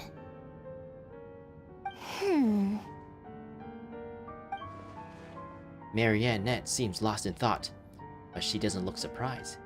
She must know more than she was letting on. I don't understand what Arlecchino has to do with the iridescent moon's marrow. At this point, I have no choice. To go along with Columbina's plan. Is that a no, then? We are only doing this to stop Rerir. He's our common enemy. As if I need reminding. I was this close to settling things with him before someone decided to whisk me away to their weird little garden. Nice, Sue. This quest looks twisted and revealing. So far, I don't know, not a whole lot has happened. I've been streaming for about an hour and a half. And so far, the only thing that's happened is we're trying to hunt down Rerir. And wait, what? How do we get to Columbina? We were just asking around, and we were gonna go to Hishi Island to like regroup and talk about what we found. And then at the same time, Columbina got attacked, and it turns out Rerir is attacking, and we're like, oh, cool. Except Rerir was kicking our butts, and it took Columbina. It's like Goku instant transmission us out of there to save us, and then we were talking about what the hell's going on, and all of a sudden we got attacked by a bunch of Wild Hunt monsters, and then Varka came out of nowhere to help us, and then we found out Varka's secret base, and it turns out Varka has been fighting this whole thing for a while now, and Nefer was also involved, and yeah, Nefer's character is like really unlikable to me so far. I got really mad having to deal with Nefer during that part of the story. And yeah, now we split up because we all have different parts of plans that we're trying to do. I know, and Inefa is gonna go figure out how to replicate Columbina's like Kuvaki signature to try and like make it harder for people to find. And I guess we want to talk to Arlecchino. The Traveler, Paimon, and Columbina came here to talk to Marionette. And I don't know what Jehoda and Nefer is going to do. Maybe they're going to talk to that lead that they were talking about and so super secretive about. Oh, great. Varka is here already. You seems this quest will drain a lot of time, but worth it. Oh, okay. I don't even know. There's been like dialogue session after dialogue section, so I don't even know which part of the quest I'm in. I think I might have completed a quest in, like, I think this, so what I normally do for these streams is like just to try and figure out how long it's gonna be. I go on to the, can I do this? Can I show this? There we go. Actually, this looks kind of weird. Make this bigger. Whoop. I go on the wiki. And maybe I can do this. So it's like in the middle. And I just look at this. I believe I just finished this. Because if I go there, it says head to the secret base was the last thing. And now we're past that, so I believe we're here now. Yeah, head to the Kuvaki Experiment Design Bureau. That's where we're at right now, and I'm talking to the marionettes, so we're in the second part of this. So yeah, this is gonna be a few more hours, I think, if I want to get through all of Act 3. But I think I won't have time to go into Act 4. I think that would make this stream way too long, and it'll get too late in the day, and I probably will have to go to bed. So yeah, we can get rid of this. Boop. Go back to the game. Yay. Okay. Yeah. So yeah, we're in. We're continuing the, I guess, seeing what the marionette can do for us. Have you held any tea parties lately? Tea parties? Yeah, obviously. You don't seriously think we'd pack it all in just because you aren't here? I wonder if she's actually like a robot too, because she has that like winding thing going on in her back. Is she like a even stronger model of the Catherines, and the real marionette is actually like remote accessing her? So she doesn't, I don't know. I wonder what's like her background and whatnot. What's her like thing? If anything, they've been more eventful than ever. Just me, Arlecchino, and a bunch of insolent, insensitive guests who won't stop asking where you've gone. Oh, they've been a real joy. I bet you served them the worst tea you have. Just like you used to do to me when I upset you. Who cares about how good the tea is when there's no one around to drink it? I keep losing people. Nice guess, but I feel this girl is real herself. Oh, okay. Maybe, yeah. First Rosaline, now you. Rosaline, that's her name. Who can make me laugh. Why did I think her name was Scarlet? What could be more ridiculous than the multi-centenarian goddess, who's only ever had the plain herbal tea she received as offerings? Wait, Rosaline is La Signora, right?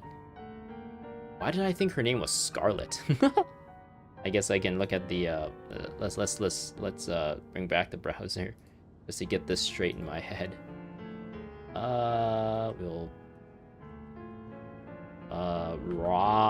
Rosaline. Who's Rosaline?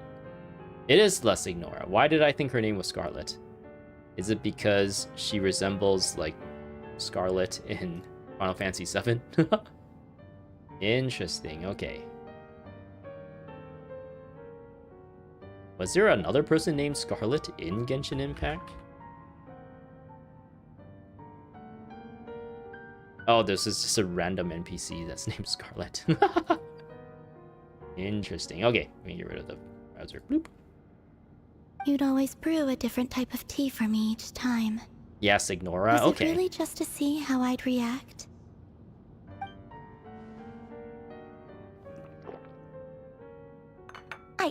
We're so zoomed into her face. Why else? Watching you squirm was practically my only form of entertainment. Or was she generally trying to introduce Columbina to new flavors? Maybe all that coldness is just an act, and they actually get along? Oh, yeah. When And they're Capitano nodding at each other sometimes like they used to can bring read each other's Tartaglia minds. around too. But I guess we won't be seeing him again. Yeah, we haven't really seen Tartaglia for a while. Well, I guess we are overdue for a get-together. Polonia! Have Fabronia pass a message to Arlecchino for me. It's time for tea. He's so small in his hands. Pass along a message for me, too, if you would. My body cannot contain the marrow of 2 moons, so I'll be leaving one of them in her care. What? Are she saying if we find the iridescent moon, we're gonna give it to Arlecchino? That sounds crazy. Arlecchino's already cursed with some other things, so I wonder how that's gonna work. Excuse me? Who said you were on the guest list? If my tea meant that much to you, maybe quitting the Fatui wasn't your brightest move. I guess she's supposed to be tsundere. Back when you were under the Tsaritsa's protection, no one would have dared come at you so openly. But that protection didn't come for free. In fact, I paid dearly for it. At the end of the day, it was just another transaction. I just got tired, that's all. I never wanted any part in their grand ambitions, and I've had enough of being treated like a bottomless supply of power. As we zoom into a lantern. It brings back memories from the old days, when I was still worshipped as the moon goddess. Centuries on, it may be a different group of people, but I see the same greed in their eyes. I figured you'd leave eventually. You didn't have as much of a reason to stay as I do. The Tsaritsa gave you shelter and protection, but that was it. Nothing more, nothing less. Meanwhile, the Fatui demanded everything from you in return, until it was more than you could bear. I get why you left. And frankly, I have no interest in dragging you back just because the higher-ups told me to. But if you keep hanging around with this riffraff, the next time we cross paths, we might be enemies for real. Or you can just join us because we're friends, hee hee. She says that, but she's the only one who just caved in and agreed to help Columbina. They can see through her guise. Guess that's our cue to leave. Let's go. We'd better not keep Varka and the others waiting. That might be your plan. But it sounds like someone else wants you to stay a little longer. Who's this someone else? Huh? What do you mean? What you mean? Listen.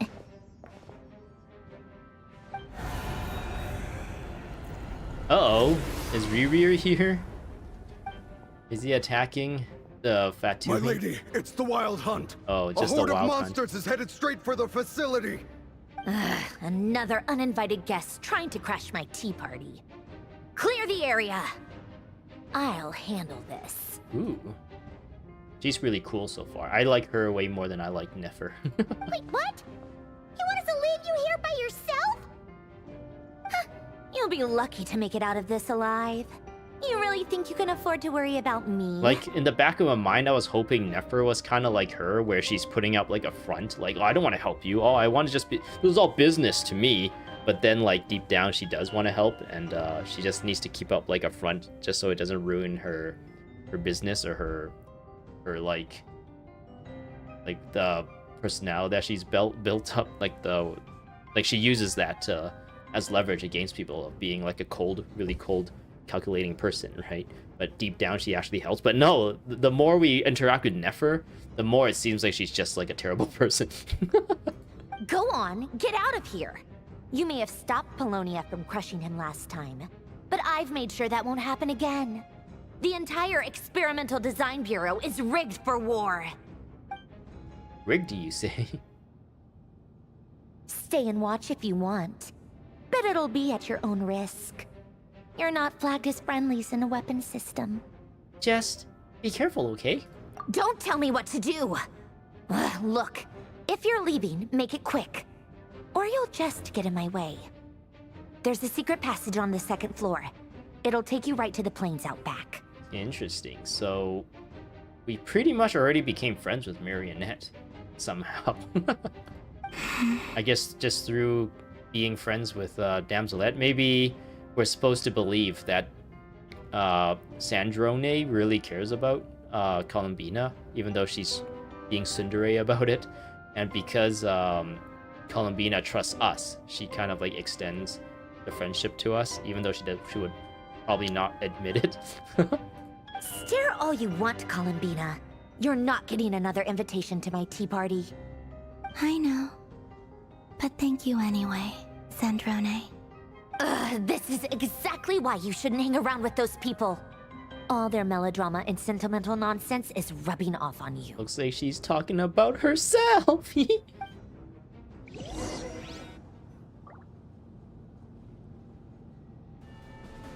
we actually get to see her? Come on then, Mr. Rerir. Let's pick up where we left off. Like, see her fight? It's your Wild Hunt monstrosities versus my beautiful creations. Let's see who comes out on top. Beep, boop, beep, boop.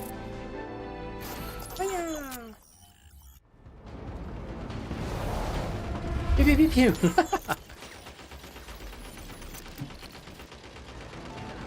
we get to see. Oh, we get to shoot. Pew, pew, pew, pew, pew, pew. Do we get headshot bonus? Do they even have heads? I guess we kind of need to have a head to get headshot bonus.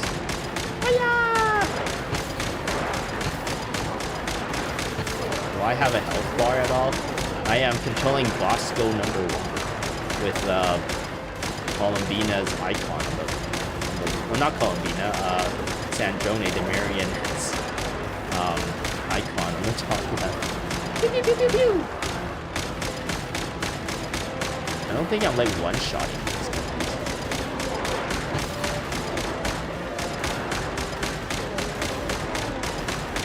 I'm just like sweeping back and forth and then just killing whatever. Oh, we get to inhabit another thing. Good work, Bosco 1. Bosco 2, prepare to fire! Hiya! You're fired. Fired, pack your things. And get out of here. Okay, it was a little bit easy.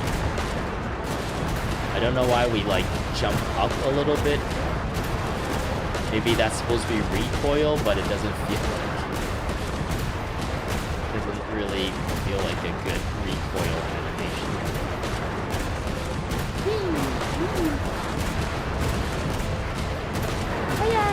Whoa, this guy just appeared in front of me. That's not fair. If you can do that, why don't you just appear inside the base? I wonder how long they're gonna make me do this. Okay, there we go. Am I sniping now? Sniper! That's it! Keep them pinned down! Don't let them get near! I'm sniper!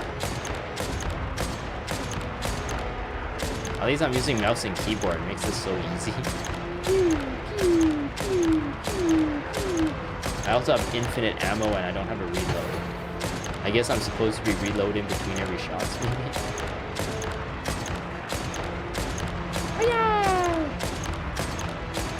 They need to have that, like, little tick of when you successfully hit in, like, first-person shooter games. Just like an Overwatch or something, just so you know you hit before you miss.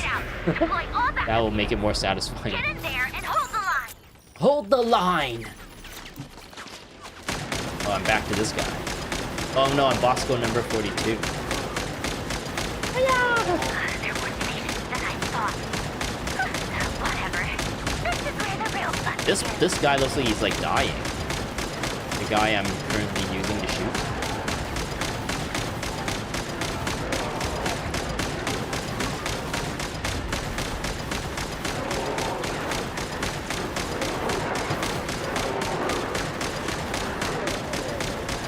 Don't worry. Once this is over, I'll put you all back together again. I promise. Aw, she loves her little creations. She'll put them all back together again.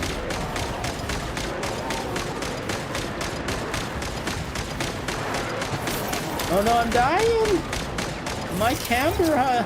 Warning, this machine is severely damaged. Finally, the Rerir himself. Time to... Rerir? I don't see no Huh? Rerir. Where'd he go? Uh-oh. Oh, hello. Such Liang Zai. Says the Rohar of Solmari.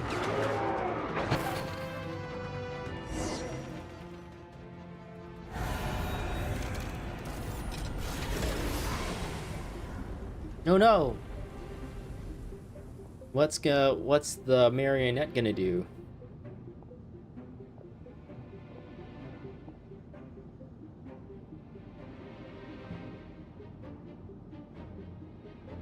Polonia, get him! I've upgraded Polonia again since our last encounter, and uploaded every last scrap of your data. So let's finish this, once and for... She's not here. Where did she go? Where'd you go? I miss you so.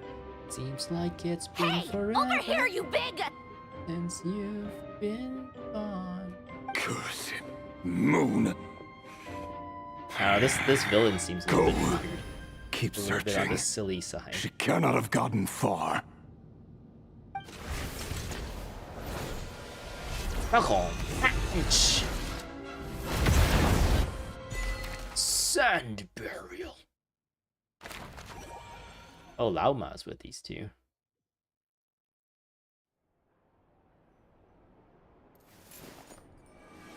Oh, did she just grab our nuts? Grab our nut sacks? How dare you? There was no consent there. We're back at her curatorium of secrets? So this is your method for investigating Rerir's past? It almost looks like some kind of ceremony. Good deduction. But it's quite a different affair from what you're used to with the Frost Moon Scions. Whoa!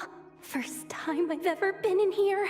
Boss always said it was off limits, so I pictured some kind of creepy dungeon. We gave her all the funny facial nice. expressions. Oh, I guess this must be Sumero decor? That's where Boss is from. And that nice shopkeeper who sold me my treasure compass. You talk about Dory? I'm not sure exactly what you've got planned, but it looks like you're all set. When do we begin? Whenever we wish. But for some reason, I've got a feeling this isn't going to end well. I've never faced Rerir myself, but from what you've told me, his power is beyond anything I could imagine. I, on the other hand, am just an ordinary businesswoman. Our paths should never have crossed, yet here I am, forced to make an enemy of him. If you ask me, you're about as far from ordinary as it gets. So what are you saying? You're getting cold feet? Once I take a job, there's no backing out. Still, I have to ask myself if the power I'm relying on will even work on an opponent of this caliber. And also how to make sure I come out of this alive if things spiral out of control. Or are we gonna do like a seance or something? Are we gonna do like Was it a Ouija board reading? Death is the one thing we can take for granted. It is the great equalizer, however fortunate or unfortunate we may otherwise be.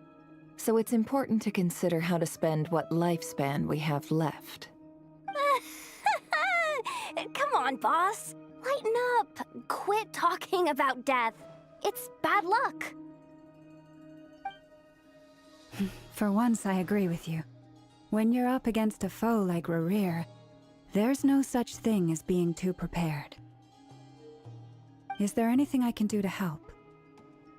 That won't be necessary. I've already made up my mind. Time to cash in a precious favor I've been saving for a rainy day. Yehoda, I need you to find someone for me. The sooner the better. Eh? Find who? That shady merchant who sold you an overpriced treasure compass the other day. You mean Dory? Come on, boss. You're pulling my leg again. In what way is she shady? She showed up when I was completely lost and sold me a neat little gadget that was exactly what I needed. Trust me, she's a good person. Anyway, I know who you're talking about. Don't go anywhere. I'll be right back. She books it. Okay. A few moments later.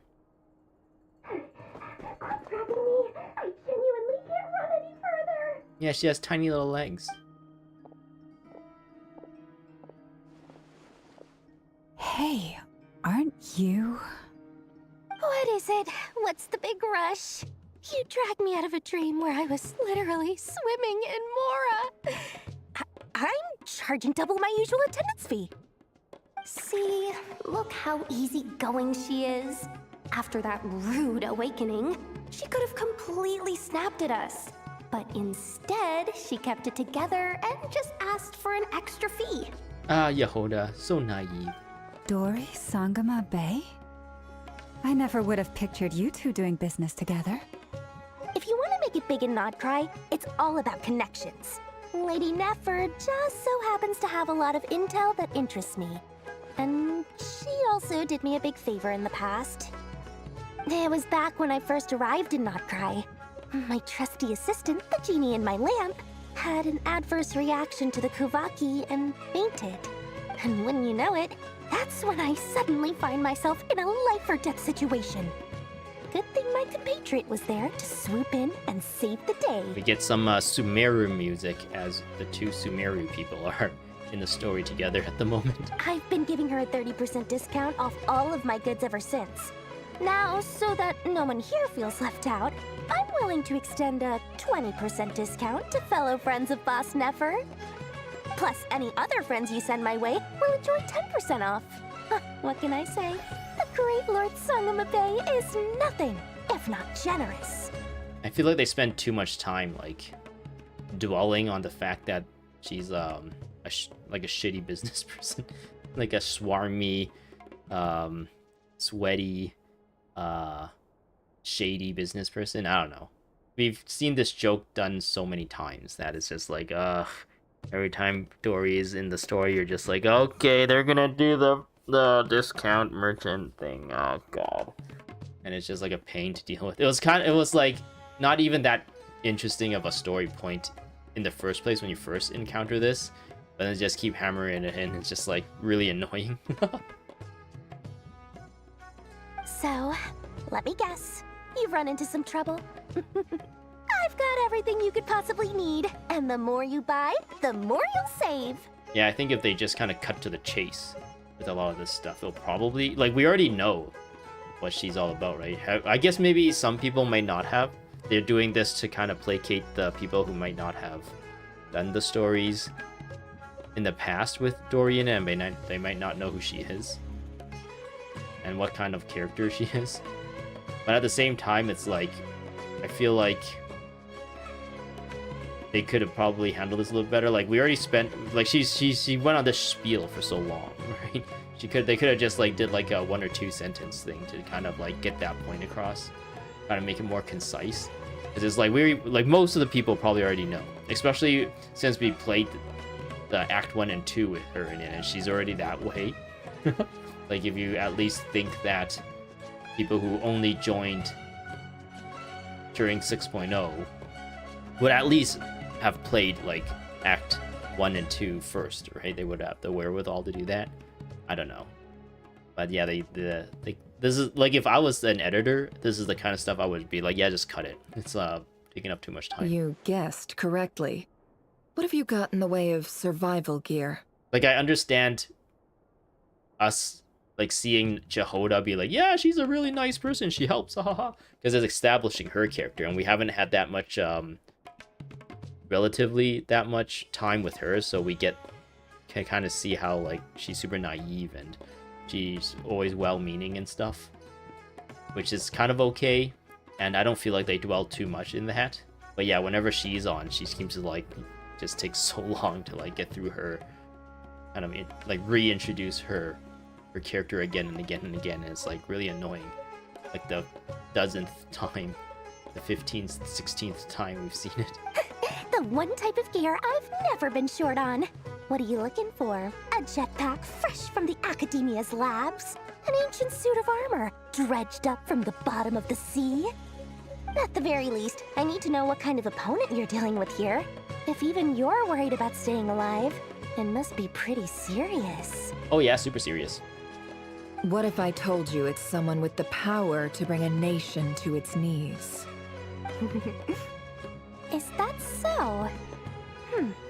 Then we really are talking top-shelf treasures. I don't have anything like that in stock right now. I'll have to ask my supplier.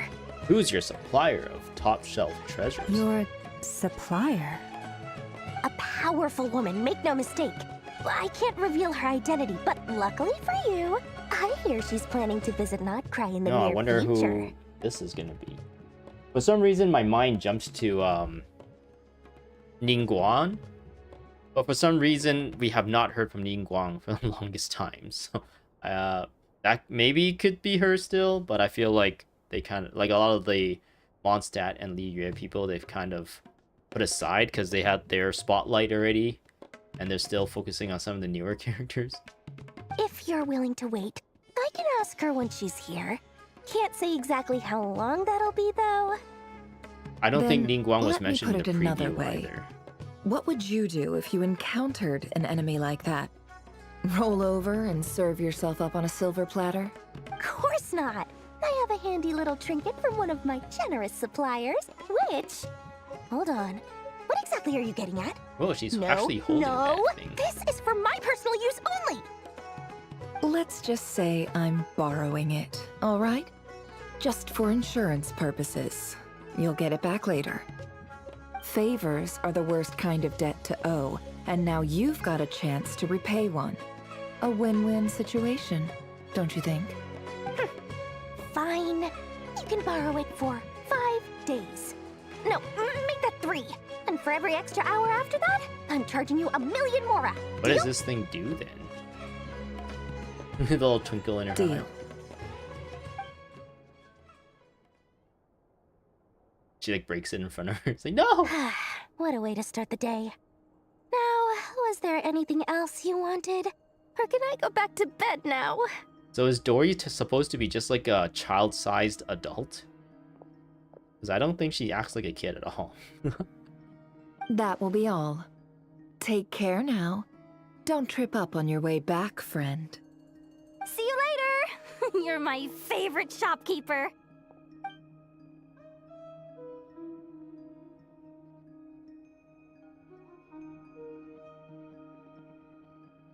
Excellent. Everything is well and truly ready. The ceremony can now begin.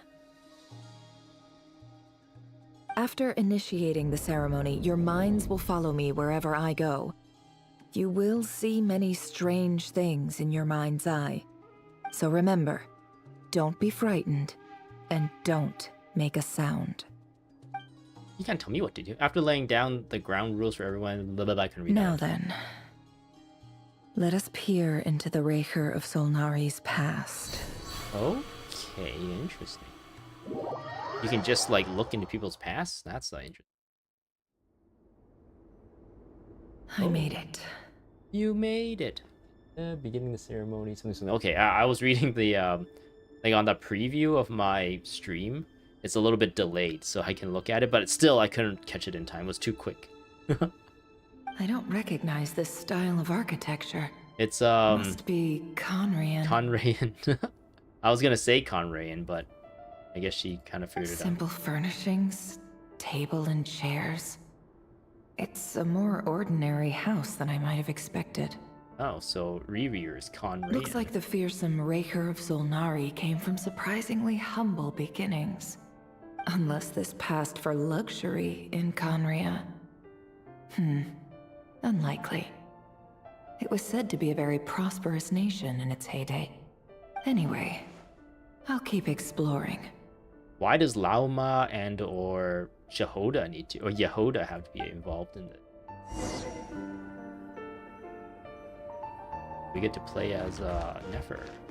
I kind of want to pull for her because she's essentially like a better version of... she's a better Al-Haytham, essentially. And she also has access to Lunar Bloom, which has been really rigged. I feel like Lunar Bloom has like crazy power crept DPS potential. Or not potential, but it has power crept previous like DPS builds. And yeah, her playstyle is like pretty satisfying because what's his name? Lynn's.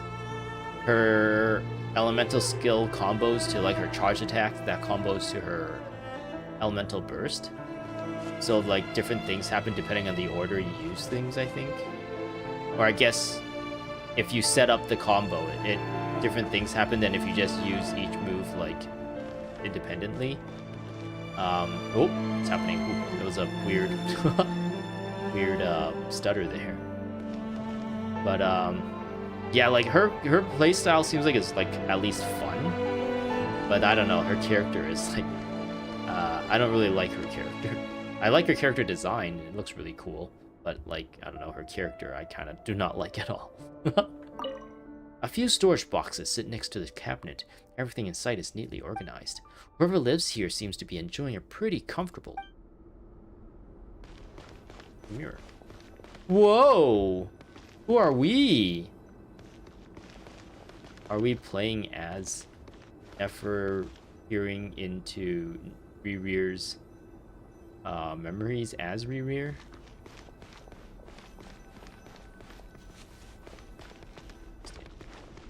Yeah, I can't jump. I can only move around. I can't even dodge or run. A note. A handwritten note. Hi, Rerir. Since you're working extra hours tonight, I thought I'd keep myself busy by checking out that new kebab shop. I've heard good things about their menu.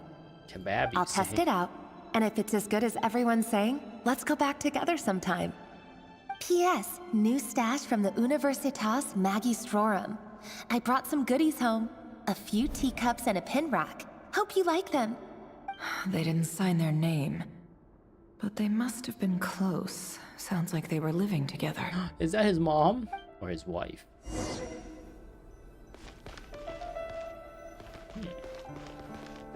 This mirror thing is like... Yeah, for some reason. Look at that ass. It's got those beautiful long legs and broad shoulders. I guess I can't really leave. Ooh. Oh, this door open. Oh, wait. I kind of want to explore. I wonder if we ought to come out here later anyways. Maybe exploring right away is not the good idea.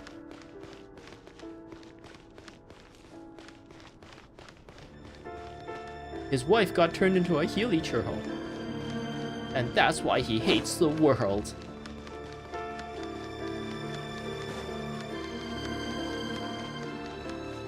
Okay, there's really nothing out here, so I don't know why they let us come out here in the first place. That door should just be closed until going out there is a thing.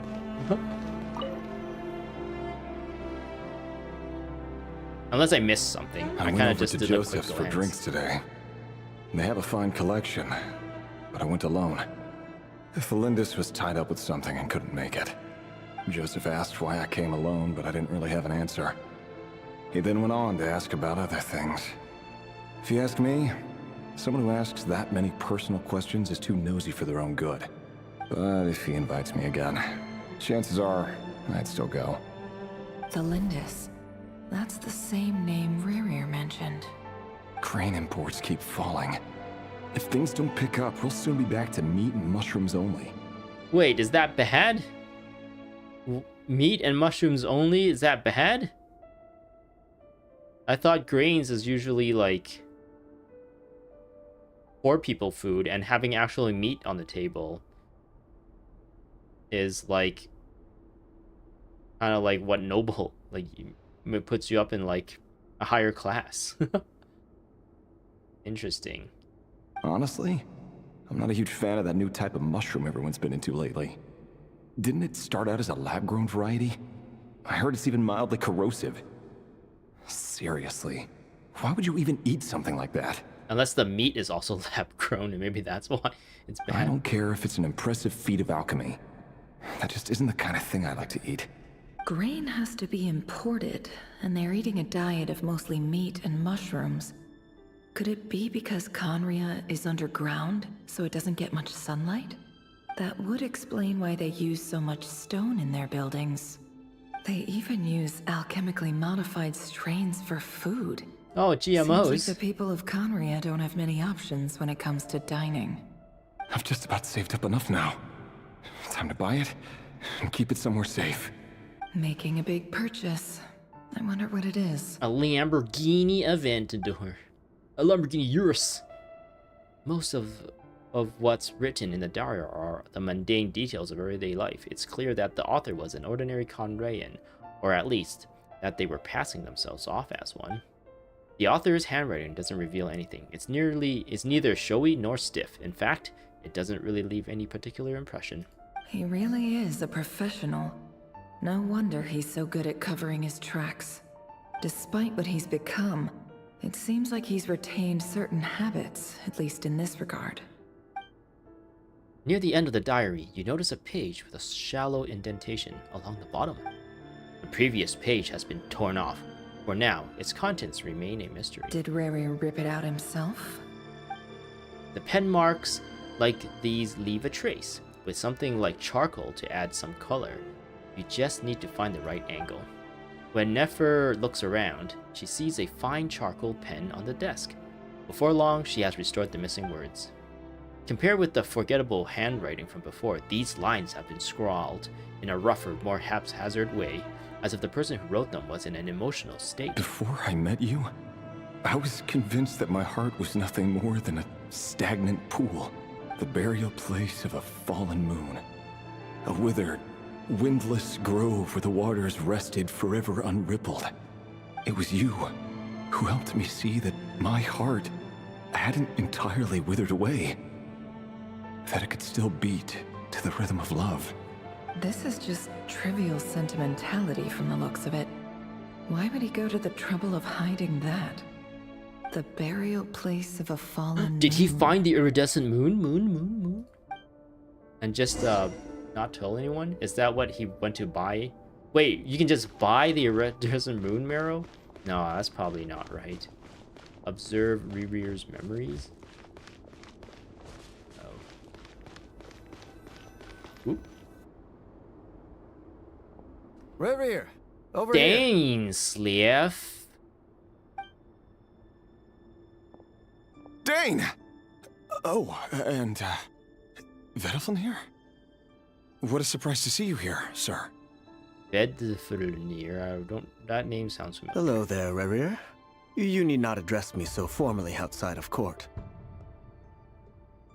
He doesn't get that much free time, so I invited him over for a drink. Even the court prophet deserves a break every now and then, right? Well, I'm flattered. So, what are we discussing today? Hey, don't look at me. As far as I see it, we don't need an excuse to have a few drinks. Come on, don't give us that. Didn't you say you were about to pop the big question? How's that coming along?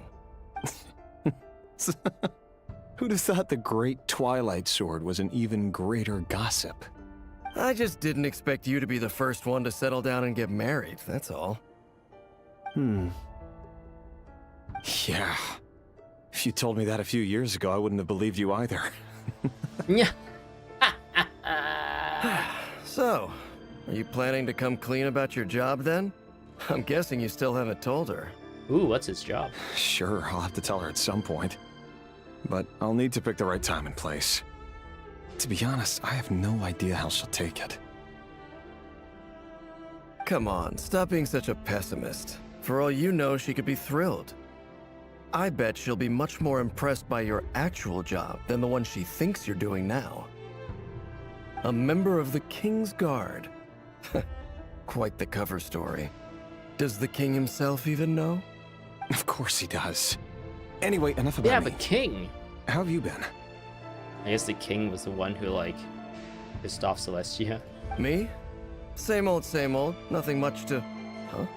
What's up, Ved? It's nothing. Was Vednrufir the one we fought against in Natlin? One of the bosses in Natlin? And then we saw, like, Dainsleif, like, kill him over and over and over again or something like that? Vadafulnir. Dainsleif's elder brother. Okay, maybe not. Renowned throughout the court of Conria as the Visionary, and said to possess a wisdom far beyond the reach of any ordinary man. And yet, despite the gulf between us, he seems to have something to say about me. Does he even know me? Does he see me as a friend of his brother, or just another of the Vinster King's blades? Why did he react so strongly? Was it really to do with what we were talking about? Brown, curly hair and brooding blue eyes. So this is what Rerir looked like back in the day. Perfectly normal. No different from anyone else. As frightening as this monster is in the present, there's something even more unsettling about seeing the human he used to be. Dun, dun, dun. Okay, out of this. Interesting. What's that? That's the lamp. Ah, we gotta look in the mirror. We gotta look at ourselves. Wait, what's the point of, like, the door opening? Is there, like, secrets that only some of us are allowed to see? Why is there, like, some weird, like, loading issue? Okay. Or LOD issue, I guess. Let's see this.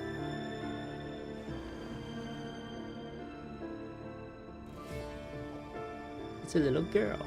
Damn, she's really whoosh, boobs. It's like, I love boobs. Felindis? You're back early?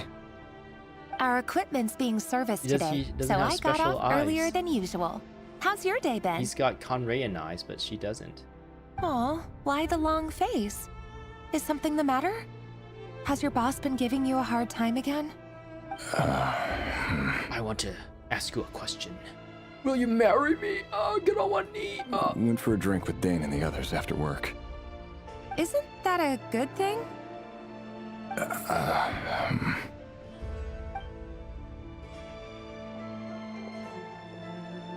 Vedafulnir showed up today, too. You know, Dainsleif's older brother. Vedafulnir. I'm gonna quickly give a big search. Or not big search, but I'll search full on the wiki, see if this shows up anything.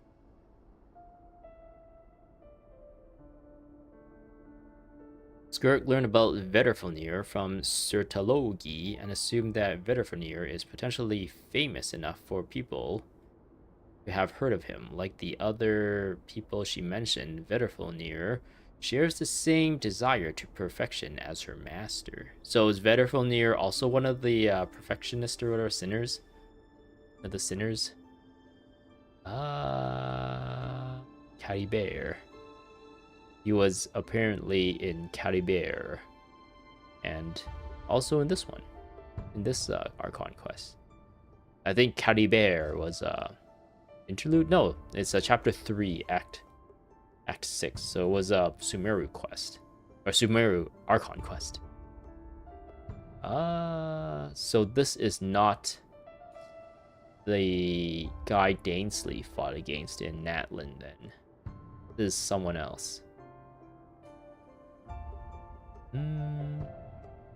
At some point, Bitterfolnir had a consciousness in the form of an irregular rhombic crystal with 6 chains holding it up.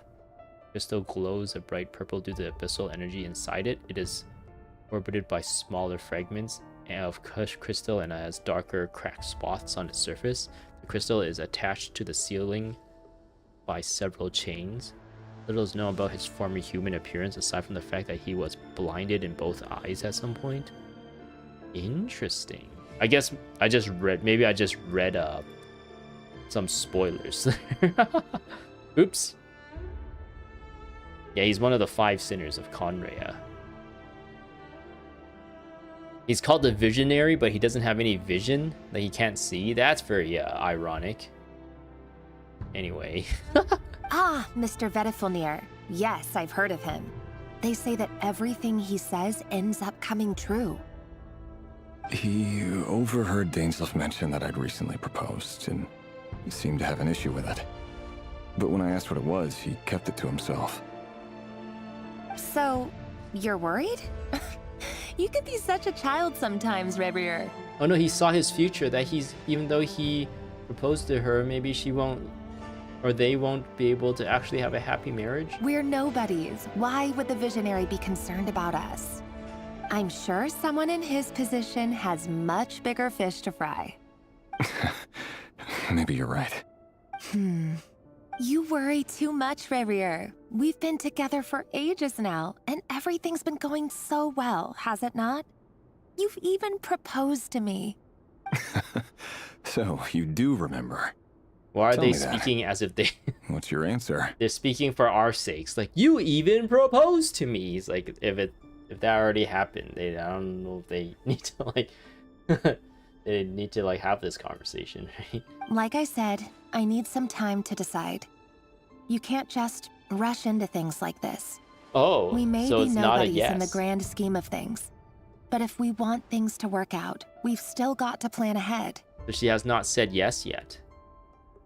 All right. Take your time. Just don't keep me waiting forever. I wonder what her reasons are for not saying yes. Nobody's. Sounds about right. In the eyes of people like Vettifolnir and Dainsleif, what do we matter? Can someone whose gaze is so fixed on a far-flung future even see the present clearly? Besides, the dynasty's fate rests with the king and his inner circle. Whatever I do, it won't make much difference. I'm really bugged by why she has not said yes yet. Like, they seem like they've been living together and they, like, love each other and whatnot. He proposed, and I don't know, you'd assume, like, she would just say yes and they'll just, like, I don't know, maybe the actual marriage date is, like, up for discussion. And then they're just engaged, they're just fiancés at that point. But no, apparently she has not said yes, and she's like, I don't want to rush into it. Like, what is this implying? Are we implying, like, from his point of view, maybe he saw this loving thing, but maybe from her point of view, it might have been different or something? I don't know. Am I looking into this a little too deeply, or maybe this is just, like, bad writing on the Genshin Impact writer's part? Meanwhile, every idea they come up with and every decision they make, it affects everything. Like, I These didn't... days, the king is lost in his research, and the purge of the Crimson Moon bloodline grows ever There's a more Crimson intense. Moon as well? Wait, there's the Iridescent Moon, there's the Eternal Moon, and there's the Frost Moon. Was there a Crimson Moon, or did they just name, like, a faction Crimson Moon or something, and it's not actually a real moon? But anyways, back to the other point. I wasn't really satisfied with that lady's reasoning of why she hasn't said yes to him yet. Like, oh, we just can't rush into things. But apparently they've been together for a very long time. Like, what is she waiting for? What does she need? Like, you need to get a better job before I marry you. I only marry people who have, who is 6 feet tall, 6 inches in the pants and have 6 figures. And she's like, yeah, we don't have 6 figures yet. But in reality, he does have like way more than 6 figures in his salary because he's lying about his job. Anyways, that's just a little. That's probably not a really good thing to joke about. But yeah, I don't know. I think they should have made a better reason. Like maybe she's working on something that is risky. I don't know. That she might not survive. Maybe she's sick and she might not survive, and she's hopes to like recover from it before actually saying yes, because she doesn't want to tie him down. If it's like something she would have to, it would be like kind of a selfish decision, right? If she decides to marry him, even though she's like terminal or something, I don't know, or she's sick in some way, or maybe she has some like maybe like her career, she wants to focus on that first. I don't know, like anything in that line of thinking. If she said that, I would be like, okay, that makes sense. She's still like not ready for this part of life because she's still like finishing up like another part of her life first, and she doesn't feel like it would be wise to like try and juggle like a bunch of, try to like overstep. I don't know how to I don't know how to explain that, but just some like better reason than like, oh, I don't take it slow. Ugh. The opposition tried to speak out, but nothing came of it. And I'm under no illusions as to why. Because we eliminated them and got rid of their bodies. A man can have 1,000 reasons to carry a sword, but there are few good excuses to use it. Yet the king has never even considered a gentler approach, and he never will. So you have a chair in front of a mirror? What? Man, Conrayans don't really know how to, their feng shui is really weird. What becomes of someone who This kills on another's is behalf? the mirror I look at myself with. Can he ever find true peace? So he's like an assassin of some kind then.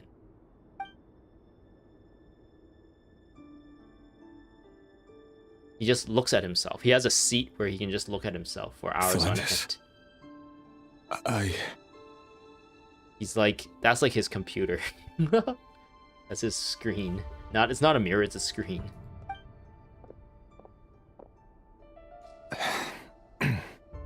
It's nothing.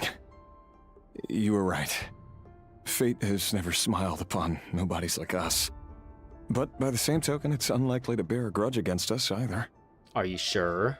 I mean, fate does crazy things. It's There's no reason we can't keep living happily together, cherishing the simple joys of each day as they come. See? You just need to stay positive, Rerir. Oh, that's easy. Stay positive, right? I can feel your warmth, your breath. You're right there, right by my side. Just seeing you makes me happy in a way I can't explain. And that's something that no one could ever take away from me. Why didn't you say yes then? So smile, my love. Let go of that frown. Is she manipulating him? I've just been overthinking things. Is she a spy? That's better. Getting caught up about things like this will only ruin our evening. Speaking of which, all set for the ball tonight? I need to go get ready. She's a spy and she's an assassin sent to assassinate him. You go ahead. I just have a few things to take care of, then I'll come join you. Even busier than the big shots, huh? Fine, I'll go get started. But don't be late. If you keep me waiting too long, I won't be a happy bunny. Relax. I'll be there. Seriously, though, you drive a hard bargain. You're really gonna leave my proposal hanging and still expect me to take you to the ball? Right. Well, that goes without saying. I already told everyone I'd be coming with a dance partner. Besides, they're two completely different things. Let's take it one thing at a time, all right? All right. All right. White outfit it is. If she is an assassin sent to like infiltrate like his group of people, Now that would be an interesting story, and that would make a lot of sense as to why she has not said yes to his proposal yet, because she does not actually plan on staying with him. She's just playing a role. It seems like Rerir was deliberately hiding his ties to the intelligence services by giving the impression that he was just an ordinary member of the Venster King's Guard. He clearly doesn't want his would-be fiancée to know about his other life. Then again, that's hardly surprising. People in the intelligence trade rarely do. Who'd have thought we were in the same line of work? Let's dig a little deeper. Dig a little deeper, dig a little deeper. Now that is Conrayan's ass.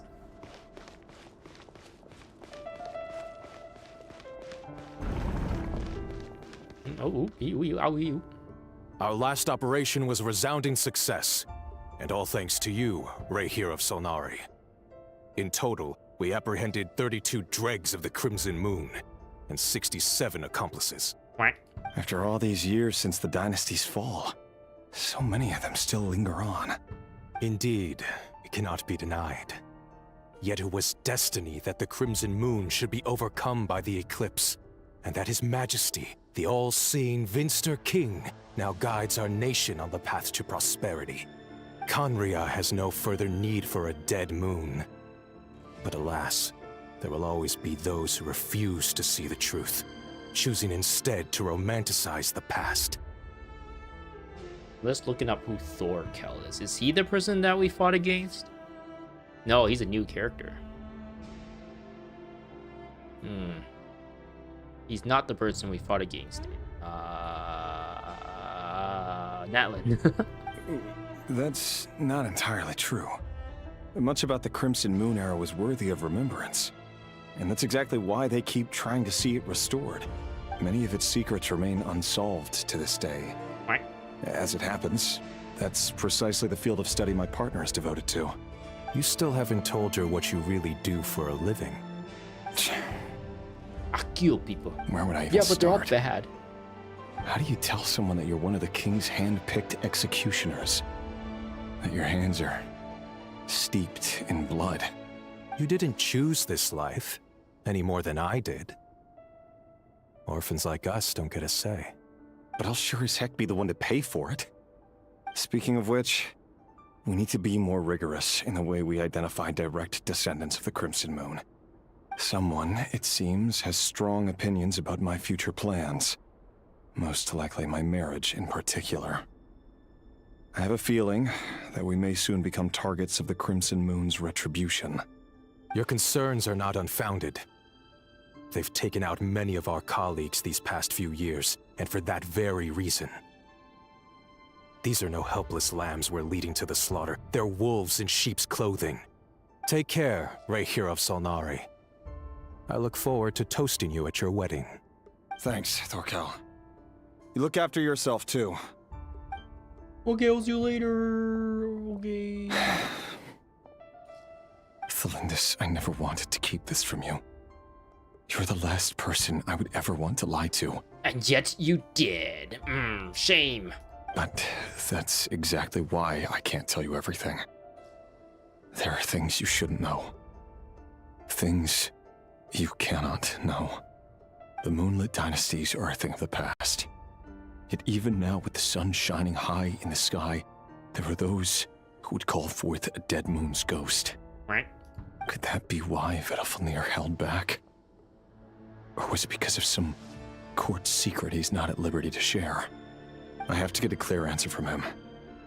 No matter what happens, I will protect Thelindis. I want to be cool if we keep going on that theory I have, that Thelindis is a spy. Maybe Volnofnir has already found that out, since he's like the guy who can see the future. But she's a spy! She's here to infiltrate our ranks. Rerir seems to be very concerned by Vedalfnir's reaction. I feel like my theory, though in my head it sounds cooler, it's probably not the case. It's probably some like dumb reason. Vedalfnir and Dainsleif, the Visionary and Twilight Sword. So that's what they were really like. I've investigated this whole area now. There doesn't seem to be any other memories here. Why did her weird device specifically bring her to this, like, area? Or whatever. Should I try This era somewhere of else? his memories. Wait a second. What's this black smoke? Do you want to smell it? I'm gonna take a good whiff.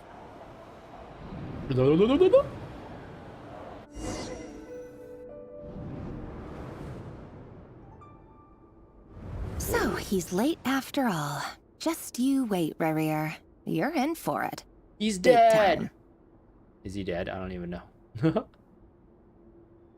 Are you waiting for someone, ma'am? Orlog. Could I tempt you into buying some flowers? Orlog.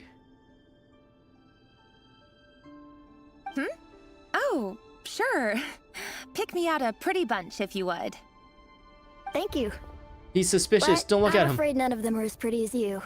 Whoa, he has a sharp tongue there. For someone so young, you sure have a way with words, don't you? Jeez, is he gonna kill her? I'm only telling the truth. Look me in the eyes.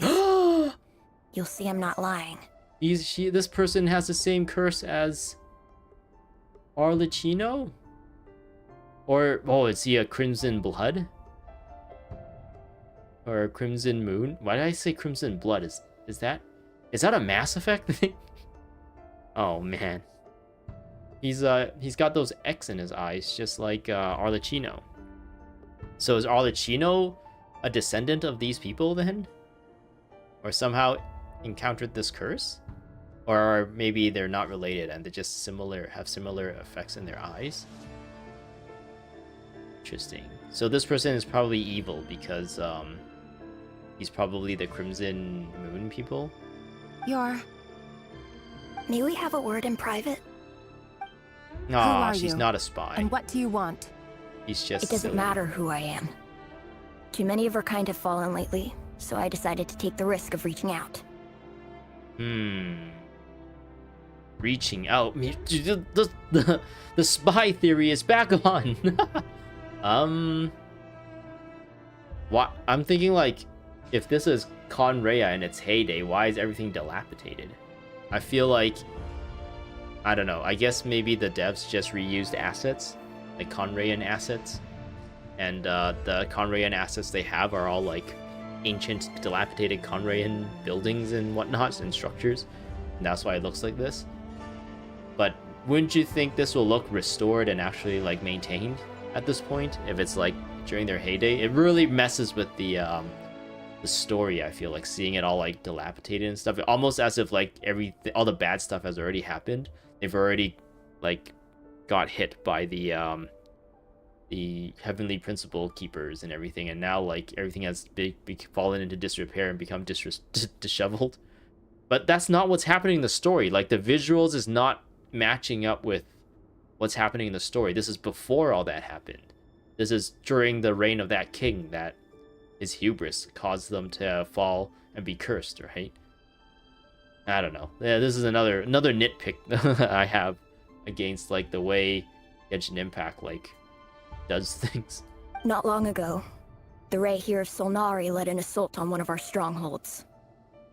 We suffered many casualties. And many who came to our aid lost their lives as well. Sorry, I don't know why you're telling me this. And I don't want to get involved. Okay, no, the theory that she's a spy is kapooped once again. But yeah, I guess he's gonna tell her who the Rerir or Rerir? I don't know what the word they use of Solari was. Rerir? Wait, hear me out. This time we finally got a clear look at his face and learned his true identity. His name is Rerir, and he claims to be one of the king's guards. What did you say? She finds out from some random kid? A cruel irony, isn't it? The man you're set to marry leads a double life as a brutal executioner. But surely, you must have caught a whiff of the blood on his hands. Why are you telling me all of this now? Because the writers want this. Simple. It's because... How strange. Rerir was nowhere to be seen in that memory. It clearly belonged to Thelindis. Rerir couldn't possibly know what happened if he wasn't even there. But he was. Why would her memories appear in his fragment? He sent the kid to tell her. The ceremony won't last much longer. I think it's time to call it a day. He's gonna retract. He wanted to retract his proposal, but he didn't have the heart to do it in person. So he asked some kid. He purposely let this kid see his face because he knows the kid is going to figure out who he is and go to his somehow figure out. The kid is gonna somehow figure out that this guy's fiance is this lady, and then go to her because this kid somehow also knows that this lady is going to be waiting here for Rerir because they have an arrangement to go to a dance together. But then he's not going to show up on purpose since he knows that that kid's going to be there. He's not going to show up. So he can force this interaction, manipulate these two to interact, and the kid will tell him the secret that he cannot tell her. And then that way force her to say no to the marriage and leave him because he knows deep down inside that he doesn't deserve her because he has lots of blood on his hands or something like that. I don't know. I don't know. It's a little bit far-fetched in my opinion if that's how it goes. And he was close by just to make sure. He was witnessing this just to make sure things went the way that he planned. Or the writer was like, I don't know how to get to this part of the story. Let's just blah blah blah blah blah. Okay, and then Nefer says, "Why is this the thing?" And then we don't talk about it ever again.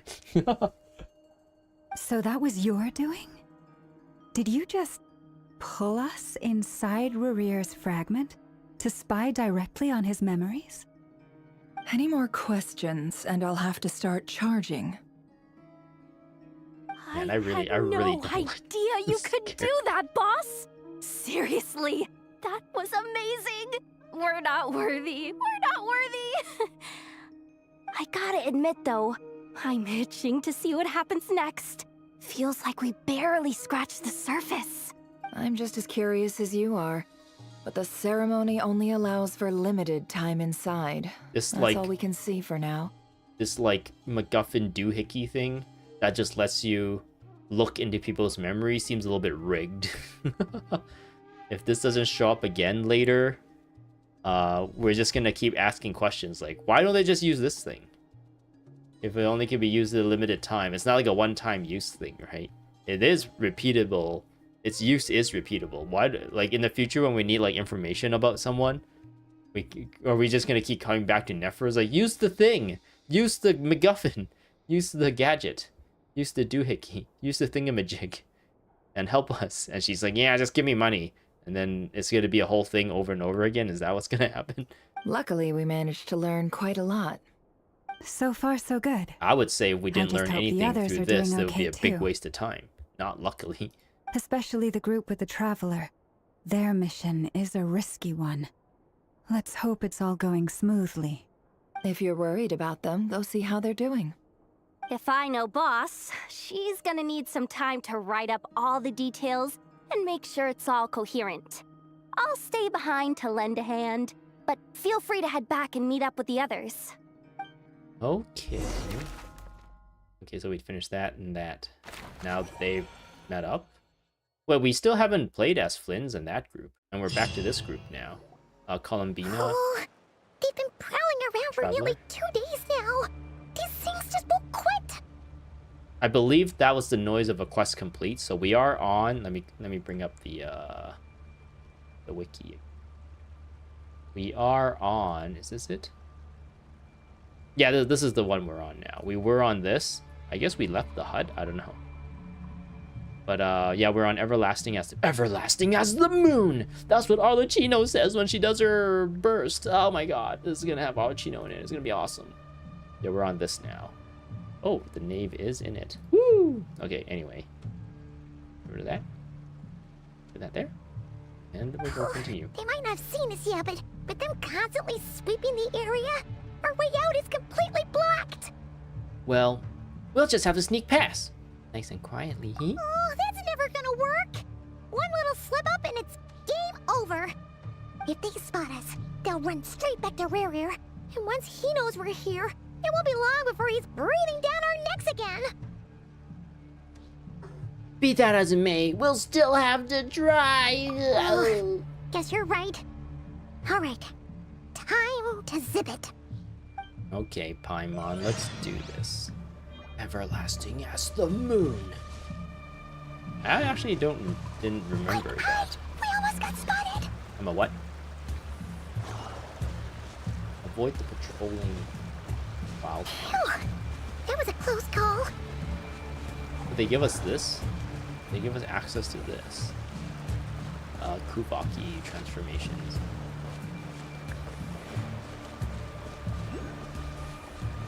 Watch out! It's coming this way! Arnor. Wait. You taking over my camera has really turned me around. Avoid patrolling unit. Keep going. We're nearly there. This is the final hurdle. Ah, I wanted to pick up the stuff, but who ended up cutscene? Oh, there's no end to these things. We can't keep going on like this. Surely there must be another way out. Oh, that one has boobs. But we're gonna fight them? Or is Varkar gonna save us? We can't. Columbina's not a playable character, so it's not like we're gonna have her on our team or anything like that, right? Fire. Yeah. Oh, Arlecchino? Fire! Everlasting as the moon. Wait, what's that smell? Oh no! There's a fire!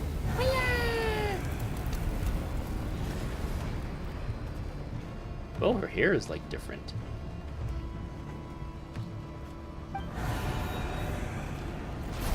Wild Hunt anguished roar. Roar! The Wild Hunt! That was quick. Oh, she's in her magical girl form. I don't know why I called it magical girl, but she's in her like Super Saiyan form. He's in phase 2. Sandrone was right. You look weak, Columbina. Ooh, I still really like this character. She's super cool. The old you would never have let such lowly creatures bar your way. Word has it that you did something for the Tsaritsa, and that's why you've lost most of your power. Freedom comes at a heavy price, doesn't it? It's Arlecchino! You came! Hello again, Columbina. And greetings, guests of the House of the Hearth. It's been a while, Arlecchino. Oh, that was fast. Oh, okay. We get to see what the marionette is doing. That's interesting. Or are we gonna see like how? We're going back in time a little bit and seeing how she got herself out of this fight. Stupid Rerir of stupid Solnari. Ugh, whatever. I've got all the data I need. Next time we meet, you're finished. Because this robot, all the whatever, attacked Rerir, right? And Rerir did the, and then like he blew up. So I guess we're kind of following from there. He sure doesn't pull his punches. Excuse me, do you need a hand? That voice sounds familiar. You can do me a favor by staying out of my way. Can't you see I'm busy? Wait a minute. I recognize Me that too. voice. Hello, Miss Sandrone. Father sent us Oh, over that's to help. Fremene's voice. Ah, okay. So these guys are here. The House How of the Hearth. considerate of her. Hey, Fremene, get over here and help me fix this. Lenny, you do your thing. Just keep your sister away from my machines. And it falls apart. Nearly every machine that cat girl touches ends up going haywire. Go put her on cleaning duty or something. Why did they call her a cat girl? Then let's start downstairs. Fremene, we'll leave this place to you. I guess she is a cat girl, but I feel like, I don't know, that's kind of derogatory. You've got it. Why does that Chinese person have to, like, I don't know, maybe she meant it to be derogatory. Wait a second. Pretty sure there's still some tea in the cupboard. If you want some, you'll have to make it yourselves. Which cupboard do you speak of? Oh, we all regrouped here? That was fast. Arlecchino is here. Arlecchino is here. I've been pronouncing her name wrong this entire time. Oh, we finally got control of the real world. Oh my god. Remember back in, who knows when? I was like, I'm gonna check what that guy's name is. Dahlia. Wait, this is a guy, right?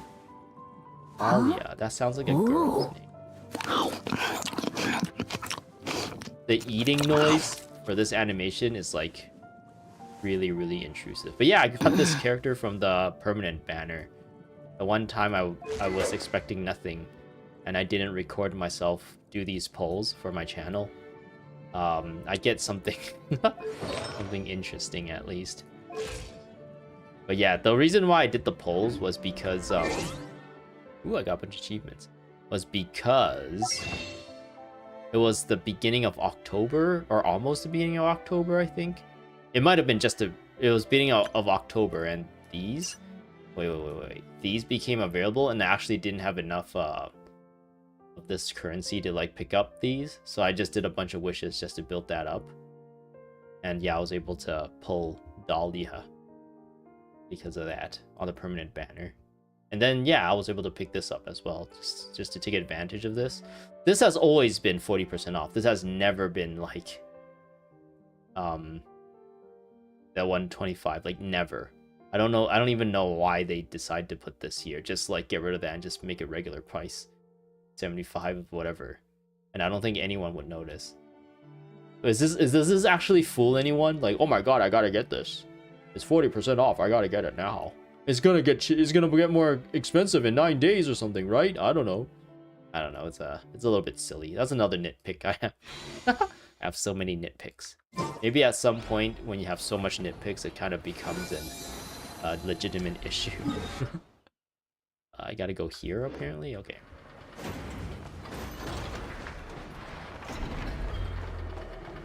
But yeah, actually, I'm actually thinking maybe I would pull for her, because she's a new character, and unfortunately in this game you kind of have to keep pulling for the new characters. You want to keep up your damage.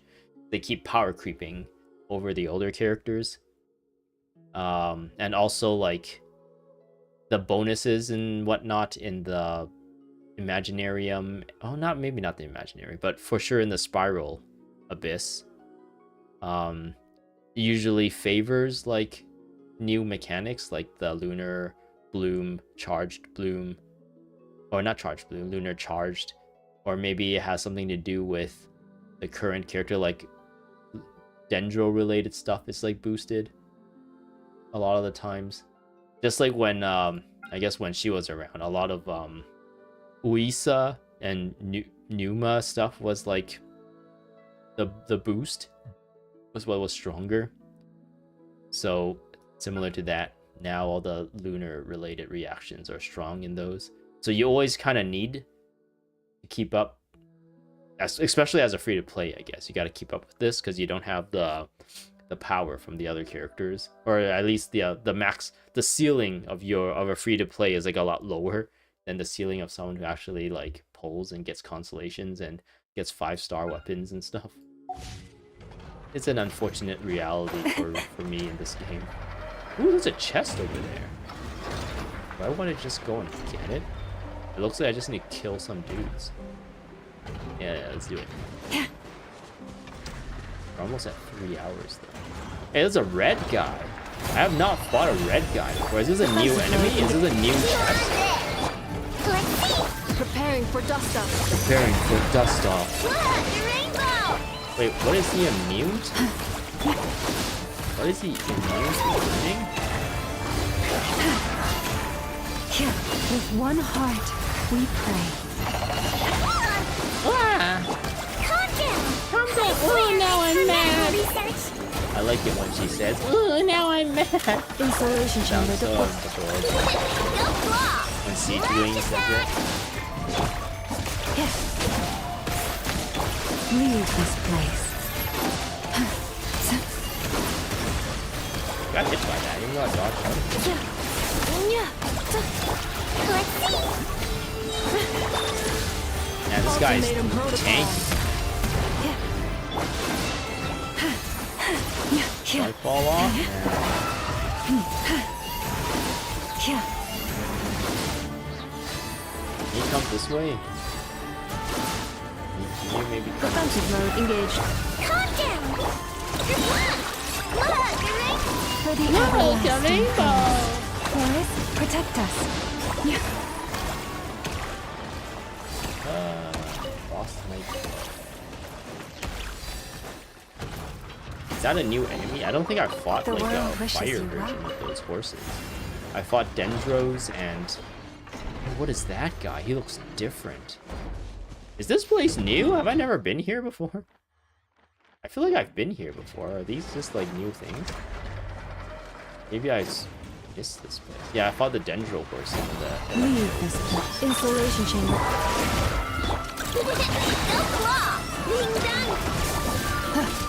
I don't think I can... I think this guy's immune to Dendro as a whole. But I think I can probably still take advantage of the cores, maybe? Annihilation The mode. Dendro cores. You might feel a little prick. You might feel a little picky. Immune? What do you mean immune? Range into soul. Flash attack!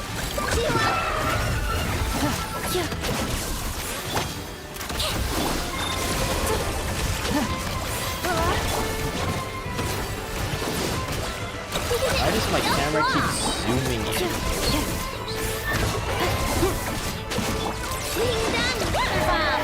Receive my blessing. Preparing for dust up. Cleanup sequence initiated. Did we get him yet? Damn. These guys are actually kind of tanky. Takes a while to kill them. Estimating value of acquired items. Accelerating. Accelerating.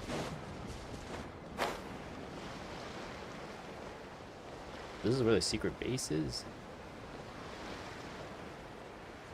Is this place new? Well, there's an ice version of that horse now. I think I've been here before. I feel like I've explored here before. There wasn't all this stuff here.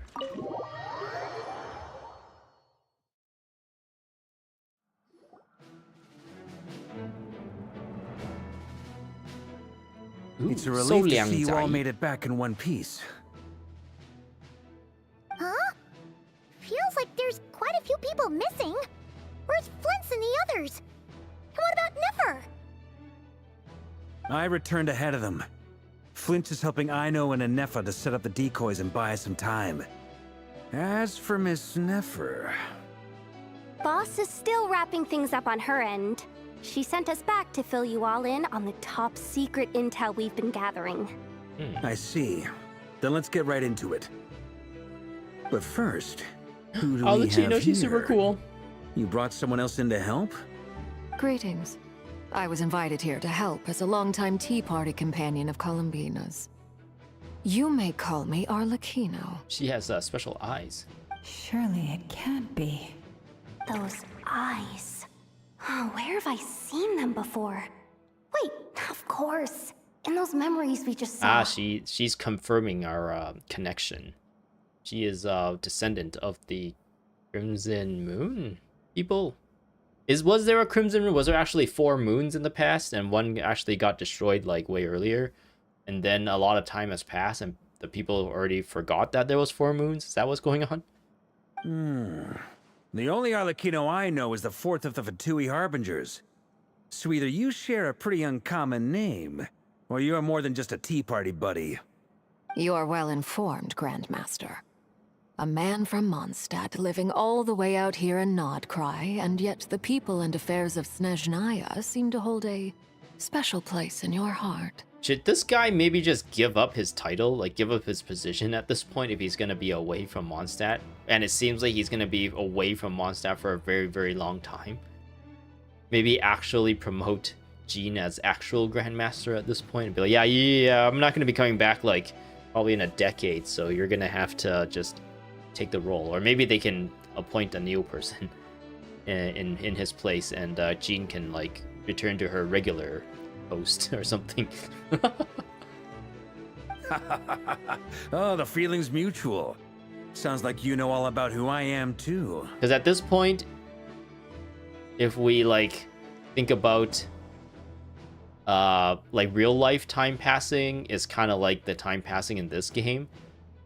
From what we know, like, he's been gone already for a little bit. We actually don't know how much time he's been gone. But since we arrived in Mondstadt, he's already been gone on his expedition. So if we say, like, the 5 years since then, he's been gone for, like, 5 years. At this point, wouldn't it be better to just, like, make a new Grandmaster? He doesn't seem like he has any plans to come back to, like, resume his position, right? Resume his responsibilities as Grandmaster of the Knights of Favonius. So that position should, like, shouldn't there be, like, some checks and balances in there being like, you can't really hold that position if you're not going to be in the actual city. It's like if your governor or your senator or your, I don't know, maybe even like your president or prime minister or whatever, like, actually doesn't live inside your country. It's just like, should you actually be our prime minister if you don't live in our country? Should you not give that up? Maybe call for a vote of non-confidence or something? Or in this case, like, in a military, kind of military position, maybe, like, there's, like, another general or another person that can take over. Like, he should actually, like, be smart enough, or not smart enough, but have the wherewithal to step down if he's gonna pursue whatever he's pursuing right now in Nodcry or whatever he's doing. I don't know. I'm, like, interested in that kind of story, right? There's a little bit of politics there, and how people kind of, like, deal with each other, and what people are holding what position. Like, there's lots of anime and, I don't know, I guess TV shows and stuff that really dig into that kind of stuff, but I'm looking for that kind of stuff in this game, but this game doesn't really go into that kind of stuff all that much, I don't feel like. Even though, like, there's a lot of really, really cool, interesting stories that can be told if they decided to do that. Like, what if, like, I don't know, some random person in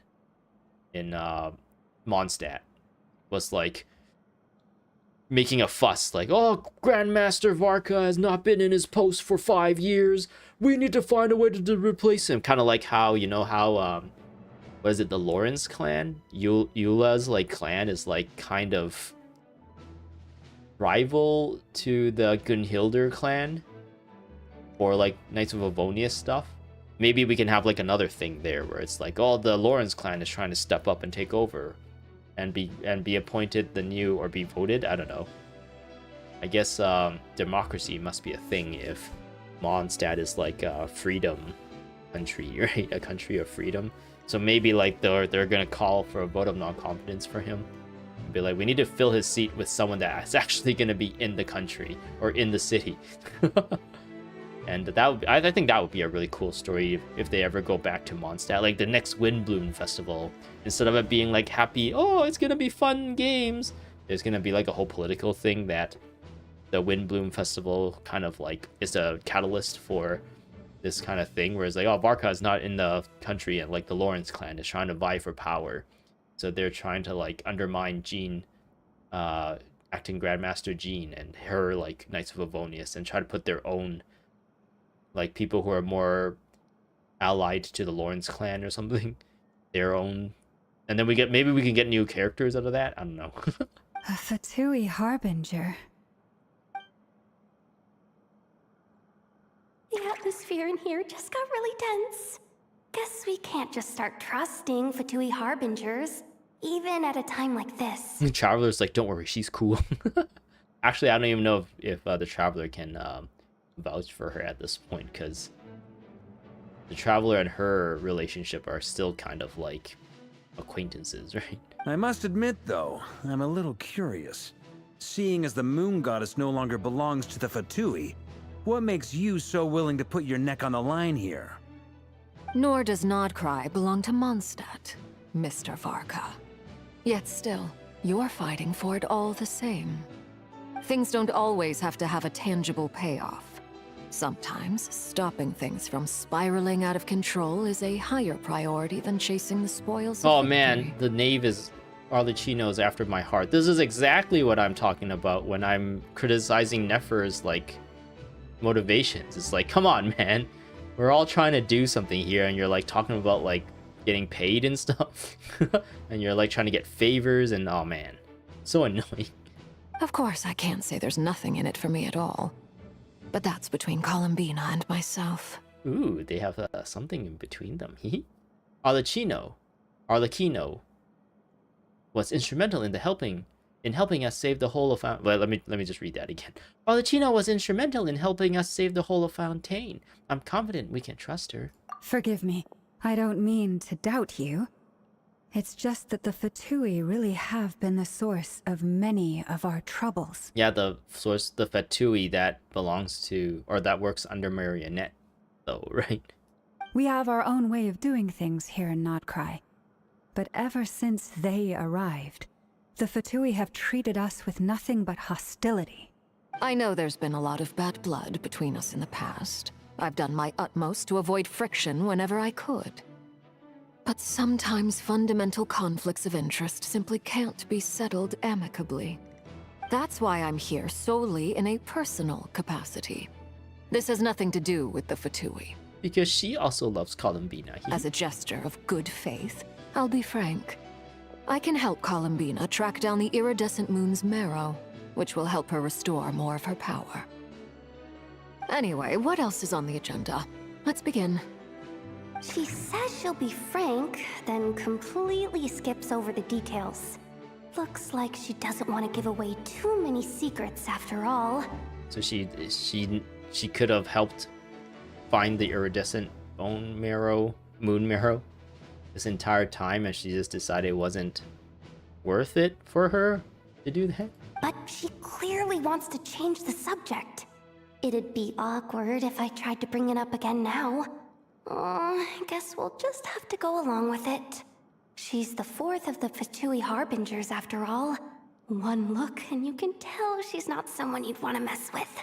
This is really weird still. Like, in some ways we're supposed to be playing in the point of view of the traveler, but at the same time, when we get put into situations like this, where we can read like characters' minds and what they're thinking, are we supposed to think that the traveler is able to like kind of get a notion of this by just looking at like body language and stuff? And maybe she can actually read people's minds that she's like close with or something. Kind of like how Paimon and Traveler seems to just give each other looks a lot of time, and they can't kind of know what they're thinking, each other are thinking. Or are we supposed to think like us as the viewer are we're privy to this because it just kind of helps build the character and make the story like make sense when we get this kind of information? I don't know. It's like that kind of ambiguity in the storytelling is also a nitpick of mine. Face. They put a lot of effort into Jehoda's like character model. I feel like more effort than all the other ones. Well, since Miss Arlecchino sounds confident in her ability to handle that, we'll proceed to the next topic. Yehoda, time to share that top-secret intel. All right, listen up, everyone. First, we now know that Rerir was originally a Conrian secret agent whose primary mission was to hunt down and assassinate the so-called Dregs of the Crimson Moon. Okay. Oh man, this The last section Dregs of the Crimson Moon sounds like it's gonna be very, very long. I might be here like another hour in order to get through this.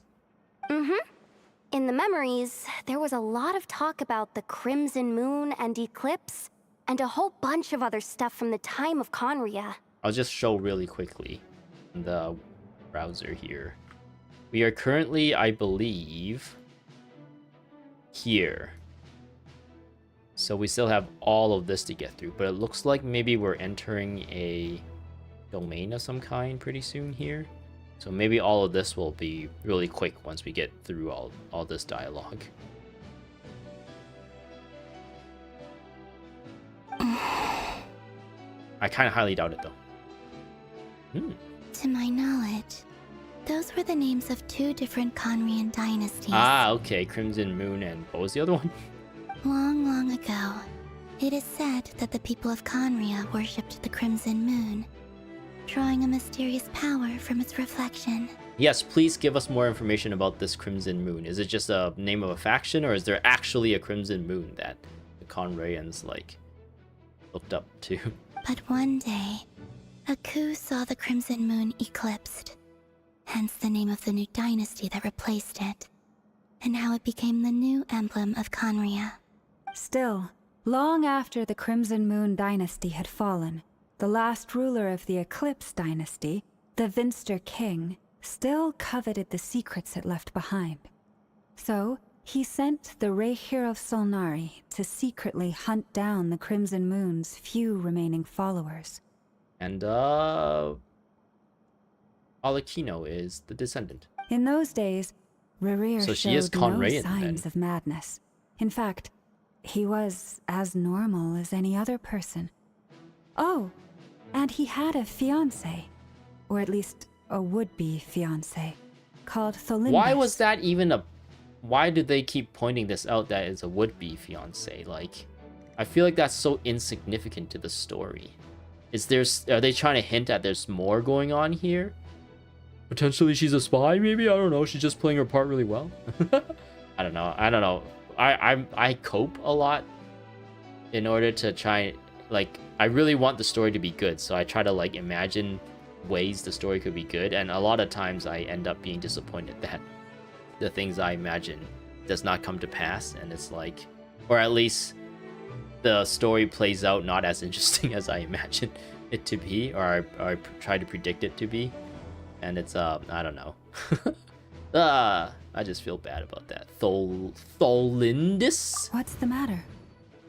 Just after Rerir regained his body, he called out that name. Verfnir, Granddaughter,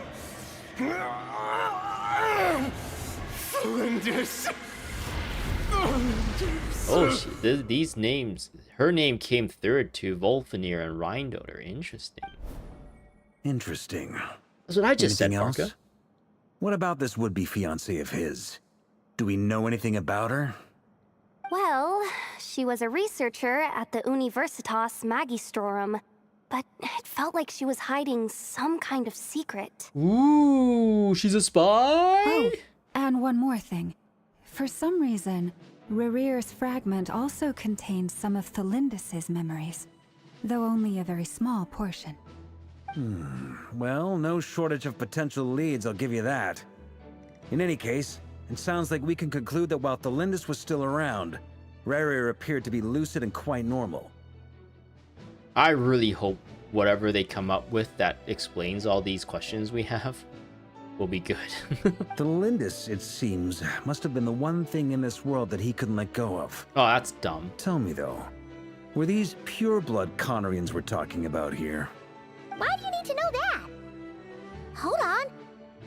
If she was a pure-blood Conrian... No, she doesn't have the eyes. The curse of immortality. She might still be alive. Oh yeah. Or she got turned into a Healy With Churl. the captain. He's like a Healy Churl now, just like... If we could somehow find her, do you think there's any chance Rerir might regain some of his sanity? It's possible, but it would take a miracle. We can't pin all our hopes on that. But we don't know what happened between them afterwards. Maybe she is a spy and he grew to hate her. And that's why he grouped Tholindis with Rheindoter and Volfenir, who are all like sinners, right? That The five merchant sinners. Hmm. who Nefer knows, Dori Sangama Bay. Maybe we could hire her to look into it. All right then. Let's keep working in our separate teams. Traveler, Paimon, Kutar, and Miss Arlecchino will go look for the iridescent moon's marrow. Okay, that sounds good. Can we do that and not have to do all the other stuff? As for the others, On the way over here, I noticed that the Wild Hunt monsters had grown even more frenzied in their search for Kuthar. At this rate, the people living here will be in grave danger too. So I'm thinking of gathering together some of our followers to go wipe them out. We're just gonna go murder all those Wild Hunt weirdos. I'll head back to the curatorium and meet up with the boss. Feels good knowing we've all got something to be getting on with. Given that the Wild Hunt has been a lot more active lately, the Lightkeepers have likely begun their own operations too. If that is the case, someone will need to pass the news on to Flint's. Oh yeah, Flint's is not here. I'll hold the fort for now, then discuss our next move with Flint's, Ino, and Anefa when they get back. Alright then. Well, the clock's ticking. If that's everything, we'll be on our way. Oh yes, Arlecchino We better is on get our moving team. too. We'll try to buy you as much time as we can. So cool. Relax. Just do your thing. Now, I decided to call in some backup since things are getting so hairy. Our reinforcements should be here any minute now. Stay safe, everyone. Dismissed. Oh, we are part of his team, his squad now, I guess. He has the authority to dismiss us. I guess we are technically a honorary knight of Favonius, though. I don't know about the other ones, though. Why would he have the authority to dismiss? We're back. Arlecchino. Did we get here a little early? Or a little late? A tad late. The others have already set off. To summarize, our resident moon goddess has found us a new ally, and Boss Nefer has uncovered some promising info. Why do we get to see this? Can't they just have the black screen?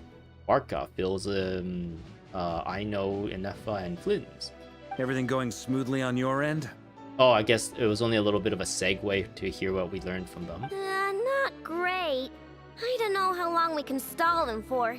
The decoys are getting taken out way faster than we imagined. She already built and distributed the decoys. I'm That's gonna how make good some she more is. later, but I need a timeout first. I'm so tired right Give now. her some kumkrake. Oh, right. Anefa, could you fill in Uncle Varka on what we just discussed with Flint's? Sure.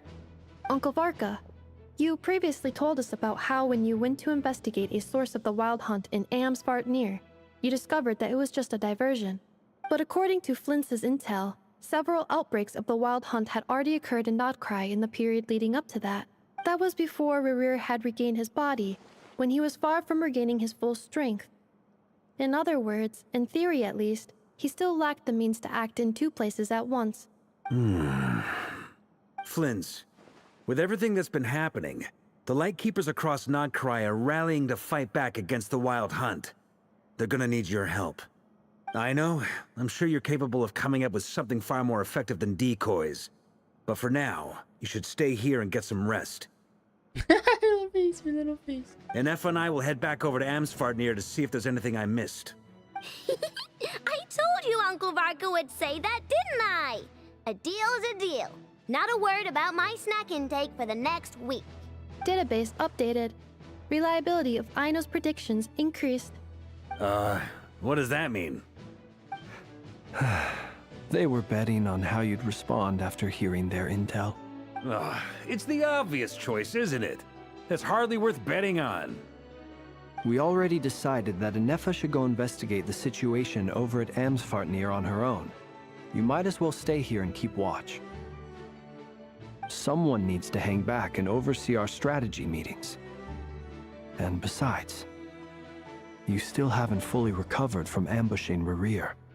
So I've ended up with the easiest assignment. Well, I appreciate it, everyone. See you when you get back. Alright, can we get back to some gameplay? Ooh. What? Why is there an evil Arlecchino loading? Oh, my face is kind of covering it. Okay. Here, I know. We are Siege Queen. Now I'm mad. Oh, now I'm mad. Here, this will serve as a good spot to cross over. Cross over what? Arlecchino, hold up a second. Since you brought us all this way, would you mind telling us what you got planned? For someone who's losing her strength, she's sure able to walk everywhere. We still haven't got the slightest idea what's going on here. And if even Columbina doesn't know where the iridescent moon's marrow is, how do you Simple. Because I am an inheritor of the royal bloodline of the Crimson Moon, and one of the last surviving embers of the Two Worlds' flames. What are either of these things, Miss the Knave? Huh? Are you serious? Isn't She's you're a Conrayan. descendant of that Crimson Moon dynasty we were just talking about? The one from ancient Conria? Your Yeah, look at her surprise is eyes. understandable. I was also taken aback when I first learned of it. Does that have anything to do with the curse that she has? Is that what, like, the Crimson Moon side of Conrayan got cursed with? Like she, like, kills things if she touches them or something like that, right? But the more I thought about it, the more I realized the signs had been there all along. When I was young, I discovered I could wield a very special kind of fire. Yeah, that's the curse I'm talking It about. coursed like blood through my veins and smoldered away inside my nerves. What's more, whenever I experienced strong bursts of emotion or drew too deeply on this power, it was like some kind of presence within the fire would begin to gnaw away at me, consuming me from the inside out. Consuming me! Your hands! Exactly. That is why my hands are like this, too. At first, I saw it only as a Oh! curse. But once I became a harbinger, the jester apprised me of the truth. I always thought she was wearing gloves, but there's fingernails on her hands. I should have known that her hands are just, like, really messed up, I guess. Together with my own investigations over the past few years, there are several things that I have gradually come to understand.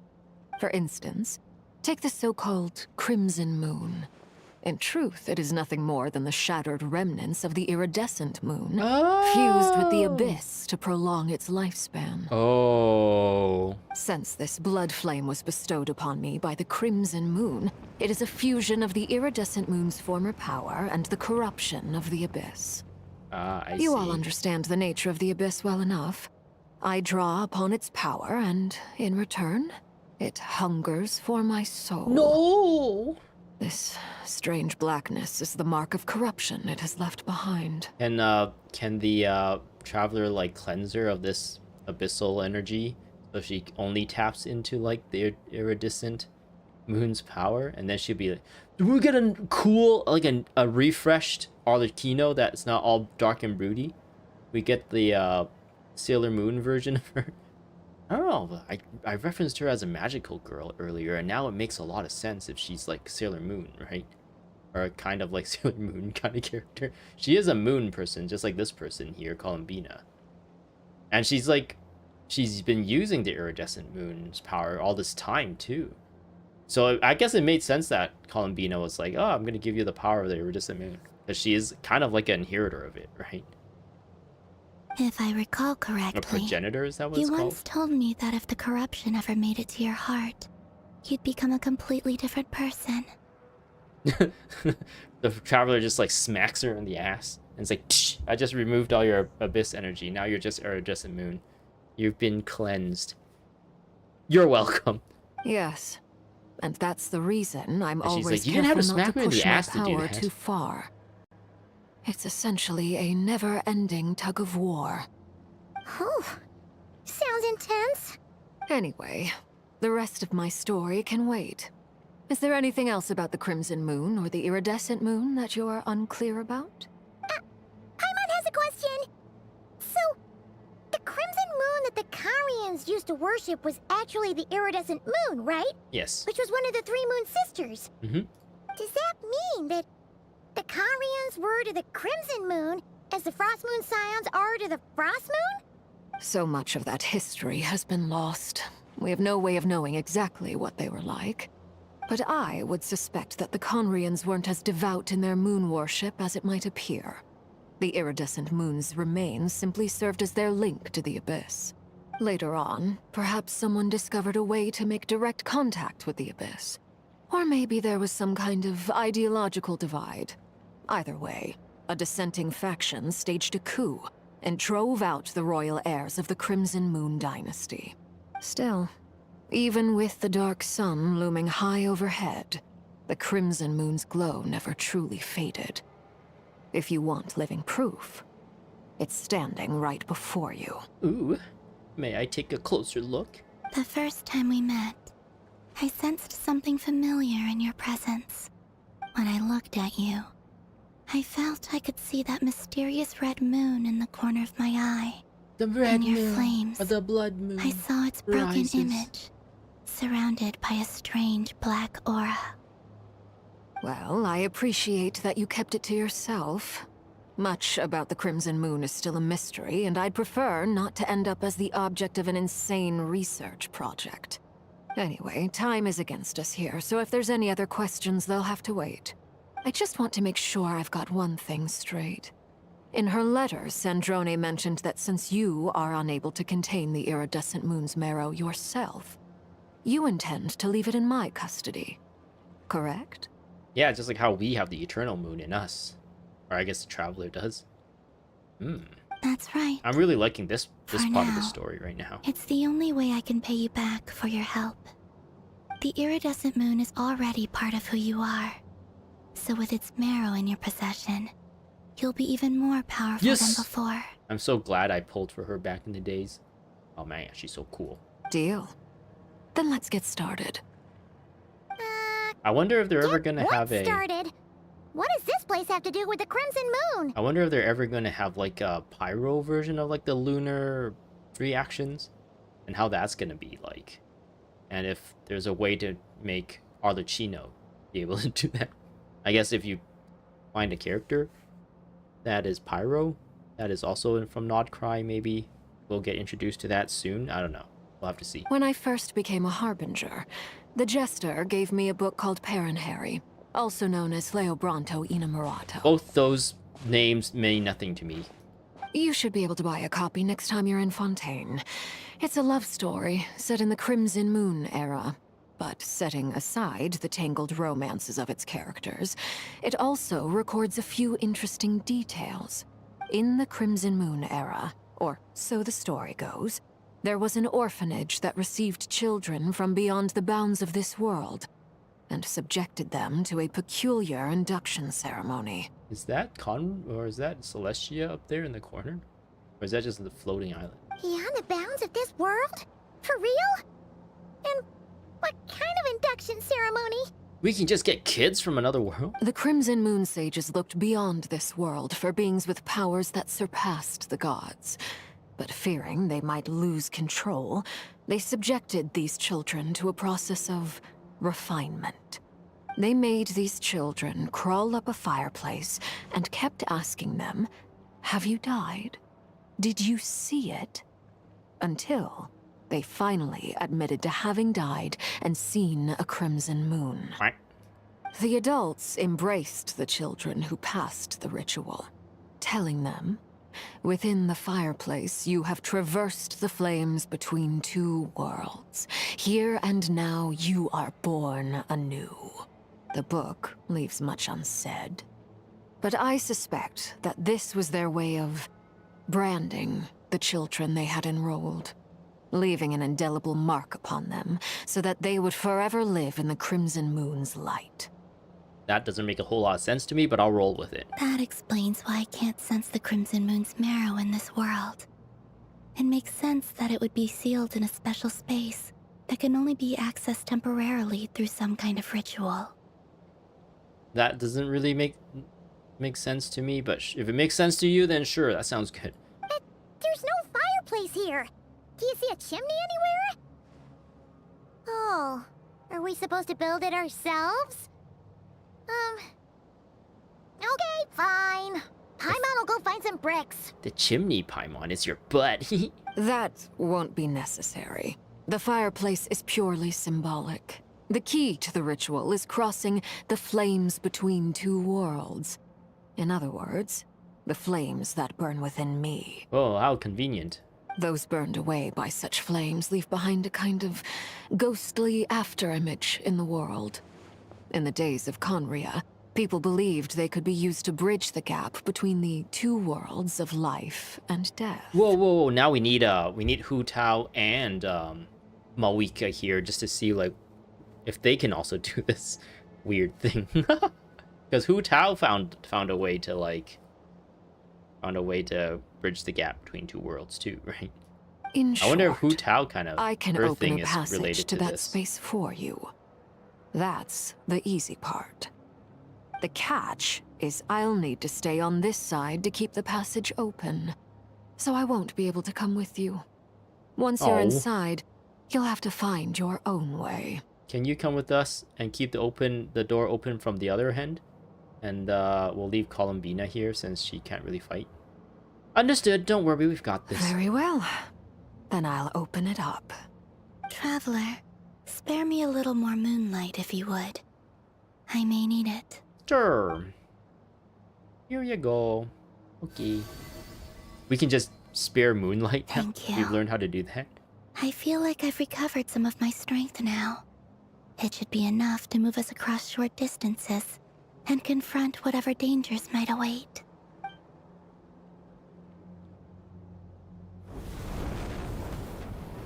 Mistress of the seven hues of ages past, great mother of the present, crimson-clad sovereign of the two realms. Whoa. By fire severed, by fire renewed. I offer myself now and beseech your descent. Waganawa Megumi.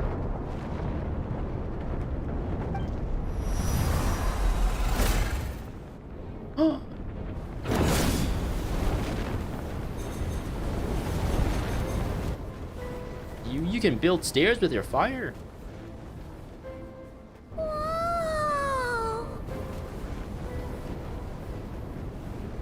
One word of advice. As you're crossing over, no matter what voices you hear, do not answer. What if it's Columbina's voice? Got it. She's like, just give me a little bit of that moon. I just need a little bit of that moon. Just a little bit. This will be the last time, okay? And I'll fix my life. Just give me a little taste of that moon. I just need it. I just need it right now. I sense a sinister gloom inside, but also the familiar light of the moon. I feel that I am about to meet an old friend who has changed beyond all recognition. All right, let's go. Let's go. Okay, I guess we're finally entering this well, look at this place. It looks, where are we right now? I apparently can't look at the map, so is this just like a random place? No, we can see. I think that's Notcry there. I thought oh yeah, we can see Natlin in the background. Alright, let's do it. I guess we should be Lauma. I guess none of these characters in my party is actually here right now.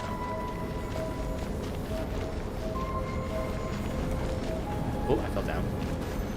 How embarrassing. Oh, we're walking on this water. Whoa, that's a really cool effect. It's like the footsteps in Guild Wars. In Guild Wars 2, if you have a legendary.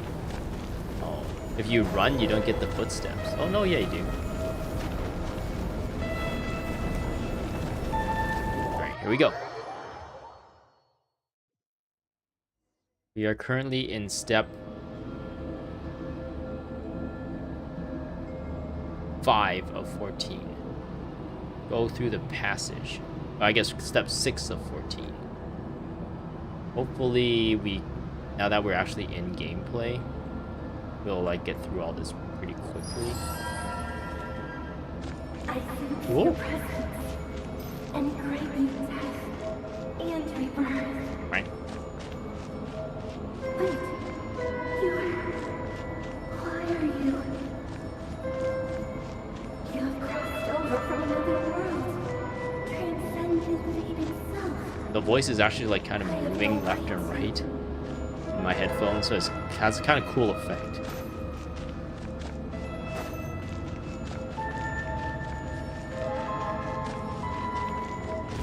Oh, there we go. Hey, look up at the sky! A red moon! The blood moon This rises. must be the spot, right? Ganondorf's forces become stronger. Is that the abyss? It's practically filled the entire place. Beware, Link. What now? Ooh, this place is cool. What a tragic sight. Fragments of your broken body, seized by the abyss and hung up aloft like mummified remains. Iridescent moon. Was this truly what you wished for?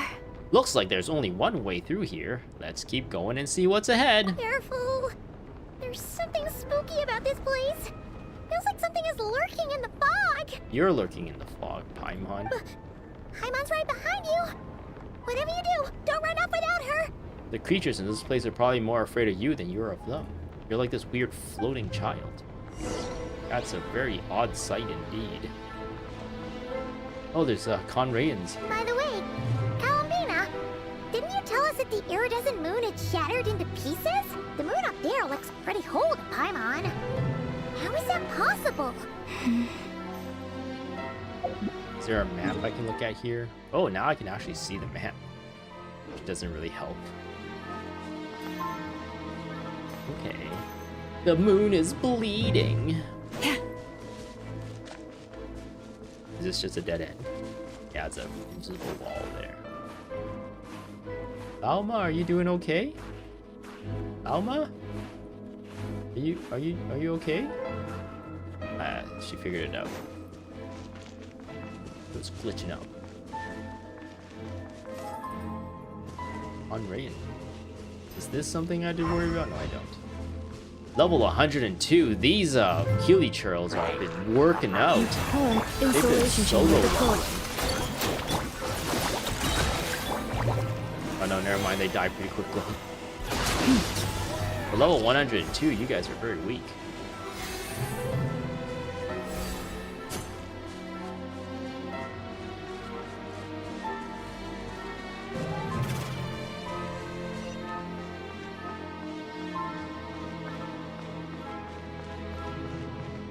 Just like I thought.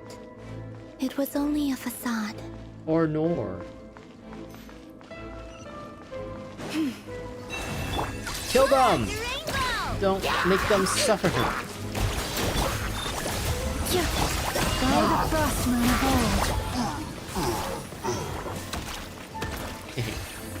old. We'll say they had a knife and it was self-defense. Actually, they did have clubs. So, yeah, it was self-defense. We didn't just ambush them while they were digging for treasure or anything like that. Those silly Healy churls. Silly churl, Healy churl, silly Billy, Healy churls. There's rune guards here too. Lots of Conrayan related stuff here.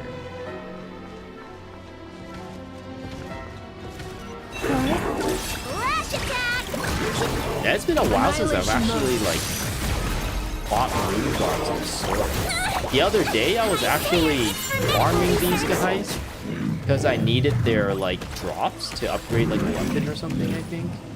So I was just destroying these guys with like the parties I have now. I remember back in the day, there's like this one area. Can I actually see it from here? Yes, I can. If you played the game since launch, you would remember that there's an area here with like I think 4 rune guards at once. And this fight is actually like really tough with the characters that was available at the time, because I guess power creep now has like gone out of hand really. But I came back here and just destroyed those 4 like no problem. I remember I had a team with who did I have? It was who was it? I think it was Bennett, Noel, Klee, and Zhongli, I think? Oh no, maybe not. Klee and I think someone with a bow. Maybe Diona?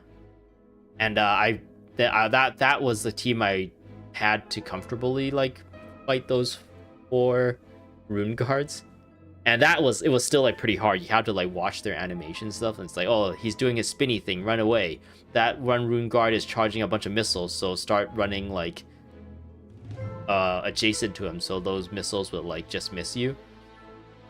Oh, and use Diona's shield when they're doing their smack, so you can like you then switch to Klee and use her ult, so that she just blows everyone up.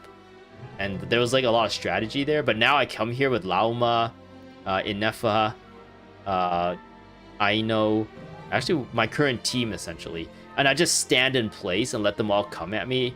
Ineffa's, like, shield is so strong it doesn't break. And, Lauma and...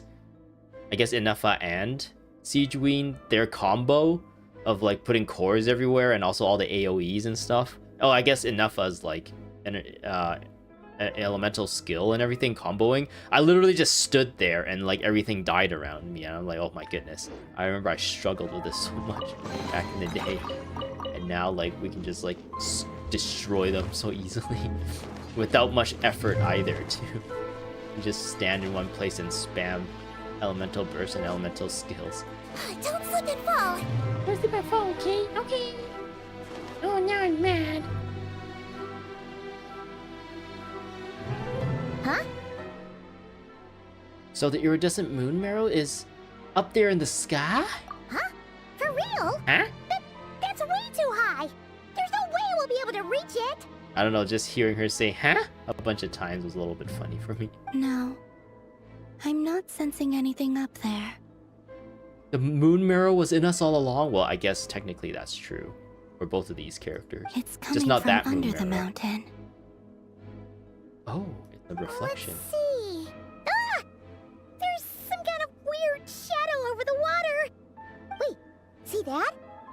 Looks like a mechanism of some sort. Let's check it out. Check it out.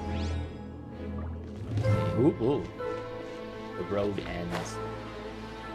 I guess this is a point of no return. So you missed that chest. You missed that chest. I wonder if you like missed the chest, and in order for them to not punish you, because that would suck, right? They just give you the rewards after Looks you like a device from the complete it. time of Kalia. Maybe people once came here to study the Crimson Moon's domain, and they left this behind. Oh, if we could Yeah, that's activate exactly it, what we might happened. find Like, some clues. I just stood there and like all your attacks just like combo, and you like kill everything around you. That's exactly what happened with the rune guards I was explaining earlier. What do we do with this?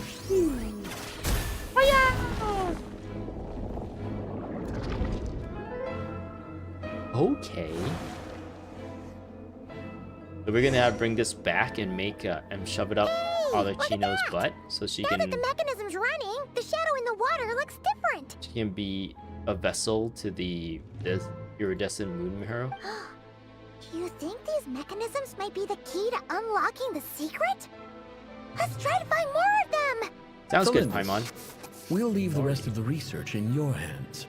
We'll be heading back now. Ooh, we gotta learn more about Tholinus. I hope this isn't ruining date night. Ugh. Mind your own business. She doesn't have leave special me some eyes. snacks on the table. So she's not a pureblood Conrayan then, right? Felindis? Is that Rerir's girlfriend? How come we're hearing her voice here? Didn't Nefer previously mention that she was a researcher at the Universitas Magistorium? Oh yeah. So, do you think she was studying this strange space all along? The abyss So has they made found the the, space iridescent extremely moon? unstable. Maybe that's why some of the things she said and did were preserved here.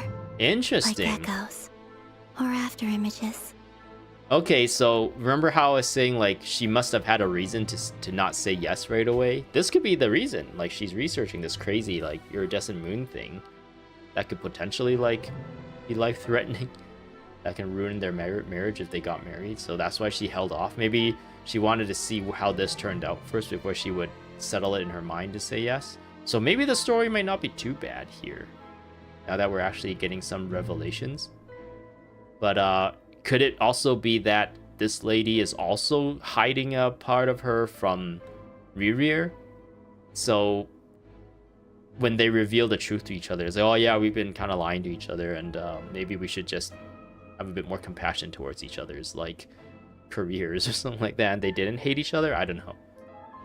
Whenever I see this view, it takes me back to a poem from my childhood. Waning moon, oh lifeless damsel, weeping on the mountain crest. Mourning still in wistful tone, her fragile soul now laid to rest. For me, of all people, To be here investigating the mysteries of the Crimson Moon space. Look. Is it a coincidence? Or something more? I'm starting to get like sleepy because it's actually getting pretty late here, but we'll keep going. We'll try and finish this, I think. Hopefully not too much left. Okay. Activate the second device. Why are we getting to see the memories? It would make sense if there was like... I don't know why we're seeing the memories here. Does this place record memories as well? I feel like the reasoning behind why we get the exposition here is not very good. Oh, this one is Abyss covered. Oh, looks like the Abyss has messed up this mechanism. We need to find a way to get it working again. Let's see if there are any other devices nearby. So there's a device pointing at this device because they were anticipating that that device will be messed up by Abyss? Let's do.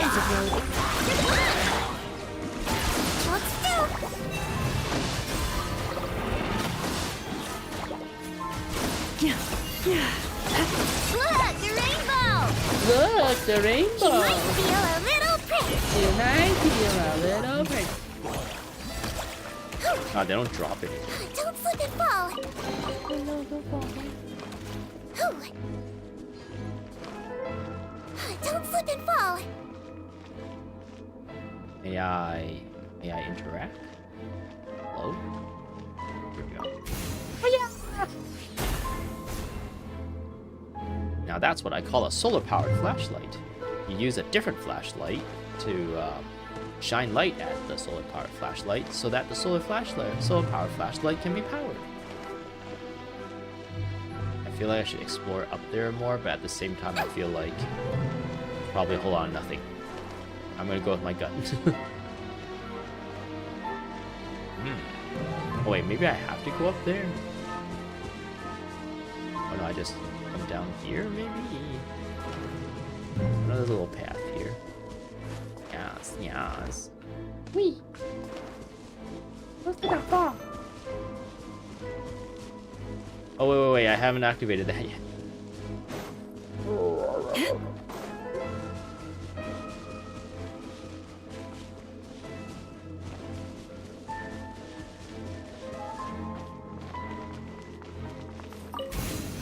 Ikasu Kaliba!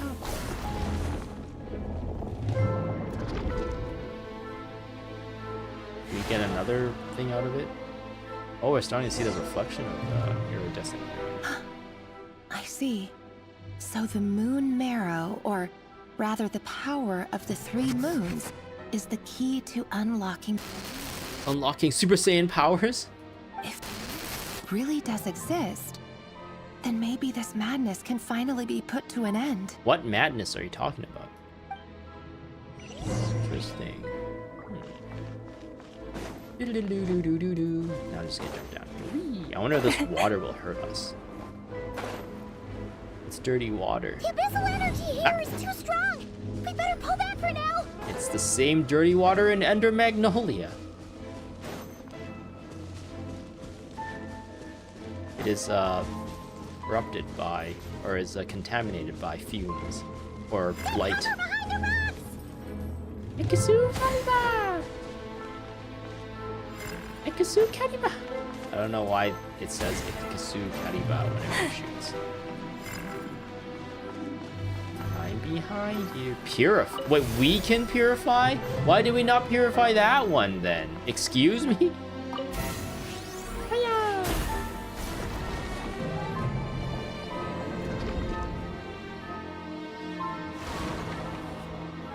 We did it! We are the hero. With the Abyss inhibitors in place, I should be able to access the chamber with the moon marrow. Oh, Rerir. With every step you take, you're drifting further from what you truly desire. But you're not the root of the problem.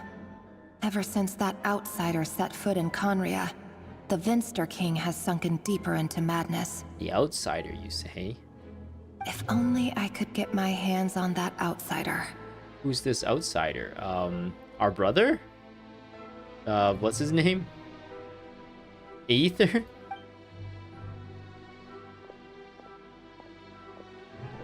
Oh, it'll be really creepy if she turns around to look at us as she passes. The moon's reflection is back to normal. Elendis' voice mentioned a chamber with the moon marrow. Do you think maybe it's hidden in the moon's reflection? That's a good question, Must Paimon. be, for within it, I sense the fragile aura of a dying soul. Then there's no time to lose. Let's go. Let's go, Mario. Alright, let's do it. I guess the water is cleansed now too? It's not dirty water anymore? Yeah, the dirty. Oh, we can walk on it. We're having a come to Jesus moment. Because we became Jesus and walked on water. That didn't make sense, I'm sorry. These things are so creepy. Looks like we'll have to destroy them if we want to get to the iridescent moon's marrow. Yes, Lalma. Use your dendro energy on it. How was we smacking? Well, it takes 3 hits no matter what. Party setup. Interesting. Am I going into a boss fight? That must be the iridescent moon's marrow. Marrow. We'll need to destroy these things before we can reach it. Oh, interesting. We got some, what are those guys called? Something hounds? Thunder Craven Rift Hounds. You on this? Annihilation I thought they were a lot closer. Oh, what's going on here? Calm down. Ding dong water bomb. Ding dong water bomb. I don't know what she actually says. With one heart, we pray. Destroy. Wow, Susie. I know Sing is still like spitting. It's kind of reminds me of the chasm. It's also a very cool place. I feel like we don't get that kind of place, that kind of map in Sonic anymore. Like just a really, really cool underground cavey place. Like that vibe hasn't been in the game. I guess like Natlin, the entirety of Natlin was like really vibrant, colorful places. And then we recently just came here. And this is like a Conrayan-centric story, so we're getting that vibe again. Cleanup sequence initiated for the everlasting forest. Forest, protect us. Yeah, we're destroying these guys, man. They got nothing on us. We're so close. We're so close. We're gonna give this to Arlecchino, and she's gonna be so powerful and cool, and then she's gonna love us forever. Defensive mode engaged. Trusting in her, and we're gonna kill everyone who are against us.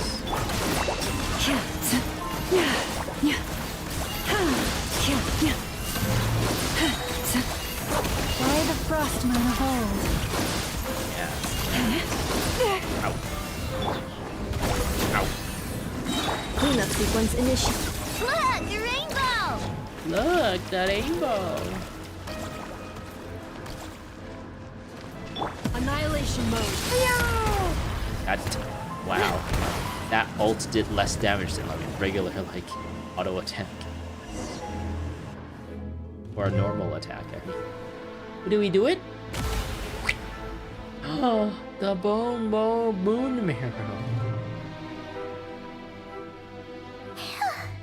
We finally did it! The iridescent moon's marrow, still burning away like an undying flame, yet now contaminated by the abyss. Can we clean the abyss off of it before we... It has taken on a new form entirely. Can we, like, purify that before we give it to Arlecchino, so she'd be, like, super magical girl? If we can purify the abyssal power within, we should be able to obtain its untainted essence. Leave it to me! Suck.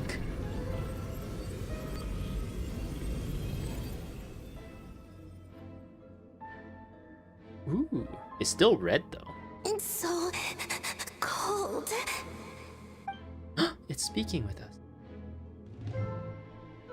Is it you? Are you here?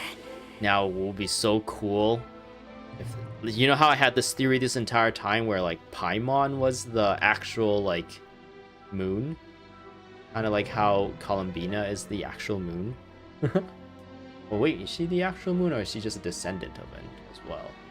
I feel like for some reason in the back of my mind I got the impression that she was actually like the fallen moon, and that's why she has the moon marrow in her, because she actually didn't die yet, even though the moon was destroyed.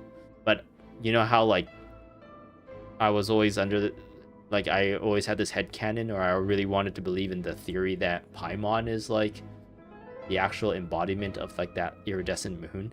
It'd be so cool if they've trying to set up like, yeah, we're gonna give this power to Arlecchino and she's gonna be super powerful. She's like part of the Crimson Moon, like X-Eyes descendant of that, people who worship this. And then like we came here with Paimon and like this thing recognizes Paimon and it's like, oh, you're my owner. And then like they just fuse and then Paimon becomes like super cool, or maybe not super cool but super powerful, maybe, I don't know, or she can like do crazier things. I don't know. I don't actually feel like, because Paimon is like has a specific role to fill as like the talking head, the Navi, or the, I guess the traveler's companion, that this is not gonna happen. But man, that'll be so cool if like they kind of like do that kind of a, but it's not a rug pull, like that twist. It's like, oh, it's Paimon. Huh? Are you talking to us? Oh man, I would really like that. That'll make me, that'll like change this game's story from like a 6 out of 10 to like an 8 out of 10 if that happens. At long last, I can see you once more. Our fates have crossed. Is she talking to Paimon? I'm finally free. Is this thing talking to Paimon or Columbina? I'm sorry. I lied to you. Even knowing what was to come. Oh, I this still is, couldn't let go of the fear in my heart. this is Tholanim, right? The moment the moon shattered, my body began to split apart piece by piece. Like I was being cut into Okay, maybe pieces not. by 1,000 blunt blades. This question mark, Scattered as the cold crept in. But I could not bear to fade away like that. This question mark must be talking to Columbina, right? Tell me, what was it that brought you to us all that time ago? If only I had possessed your courage, then I might have been spared this torment, more painful than death. You look so puzzled. That's how I felt too when I first saw you. But trust me when I say that everything happens for a reason. Farewell, Hypo. Hypo? What? Who's Hypo? Who or what is Hypo? What was that all about? Was that the goddess of the iridescent moon? It sounded like she was speaking to a long-lost friend. But none of us have ever met her before, right? Perhaps. She took me for the goddess of the frost moon. Okay, so once Damselet knew. is not actually the goddess of the frost moon. She just inherited the marrow. For a fading soul like hers, our auras must be too similar to tell apart. But anyway, we've got the iridescent moon's marrow now. That should help you regain your strength, right? Alright, time to leave this place and meet back up with Arlecchino. Let's go! Okay, sounds good, Paimon. I'm actually ready to kind of wrap things up. Inside, this place looks different than when we came in. Waning moon, oh lifeless damsel.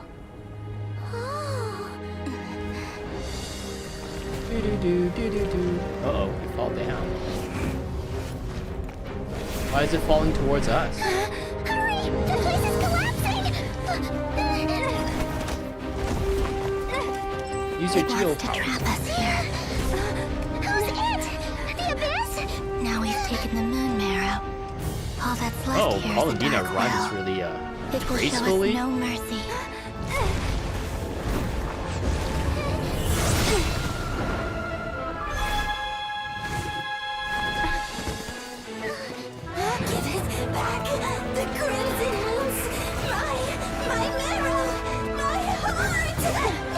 Your heart will go on. Ooh, we get really cool cutscenes. Oh man, our role is really like because they do a really good job with these. Finally! Huh? Oh no! The exit's blocked! You were cutting those rocks like it's nothing earlier. Just do that. Now what do we do? This is where you fall. Witness my rise. What are you waiting for? Oh my god, Arlecchino is so cool. I'm so glad there's characters like Arlecchino. Kind of makes it better that it kind of overshadows the Neffers of this game. The Arlecchinos of this game makes it better to tolerate the Neffers of this game.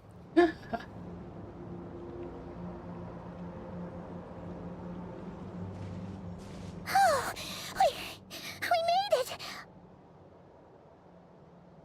That was easy. Was that you, Arlecchino? Did you save us? Why, yes indeed. Wait, your hands!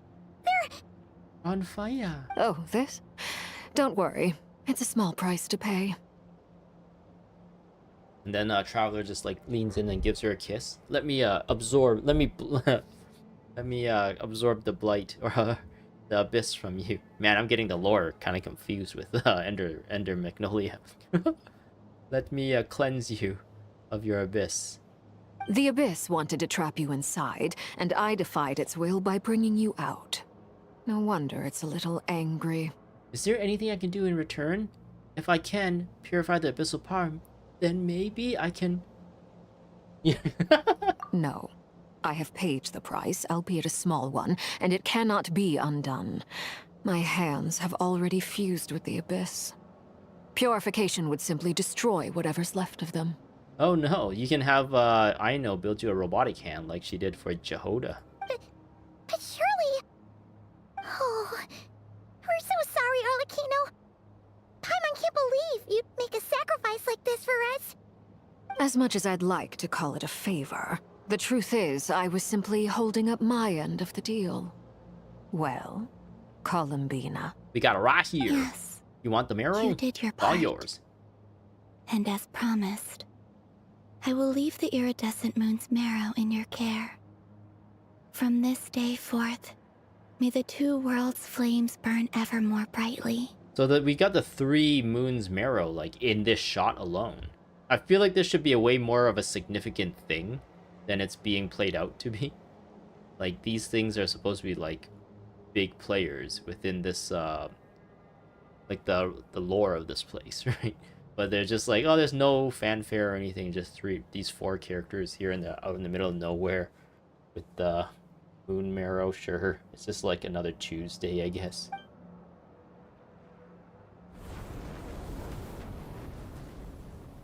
He's like, I cannot accept it. I'll take that as a blessing. Oh damn, she already took it.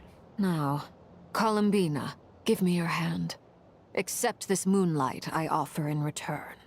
It would be so cool if she's like tries to absorb it, and then like it just goes to Paimon, and Paimon's like, "What's happening? Ah, I feel powerful." And then she grows up because she gains more power, kind of like Raftalia in Rising of the Shield Hero. The stronger she got, the more like adult looking she got. So like we get like an adult Paimon.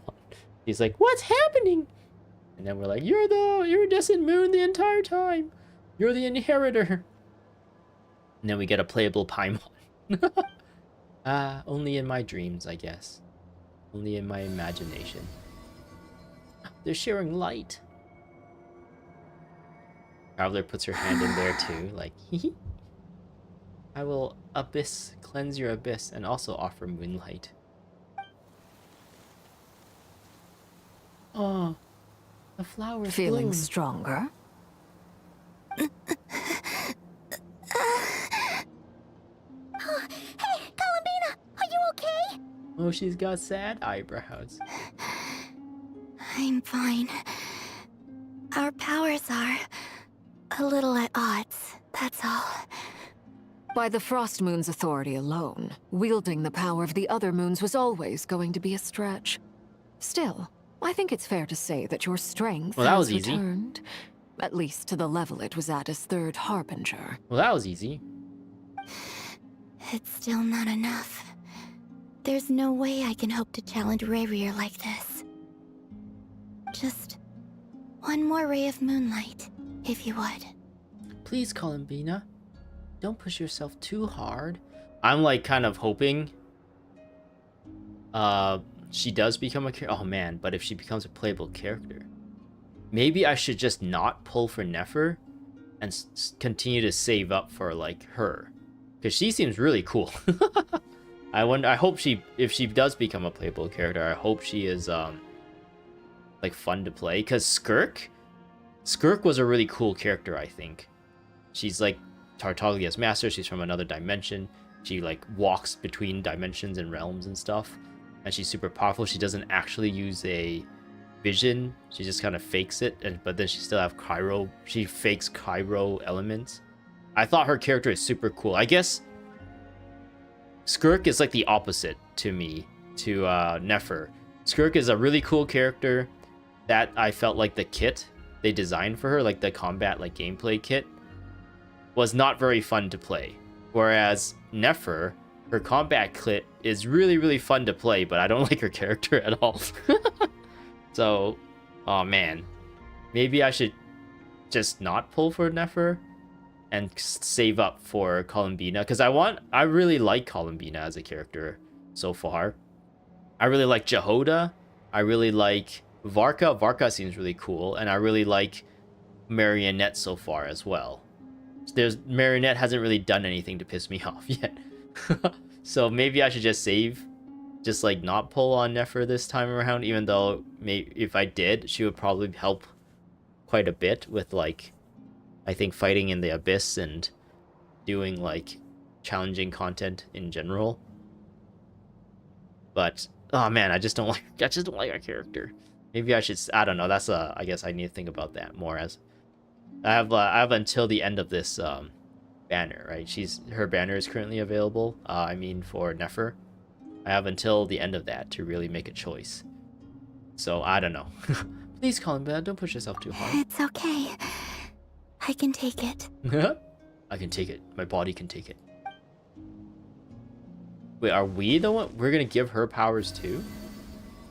She's gonna have all 3 powers. Oh man, she's this is this what they call a ménage à trois?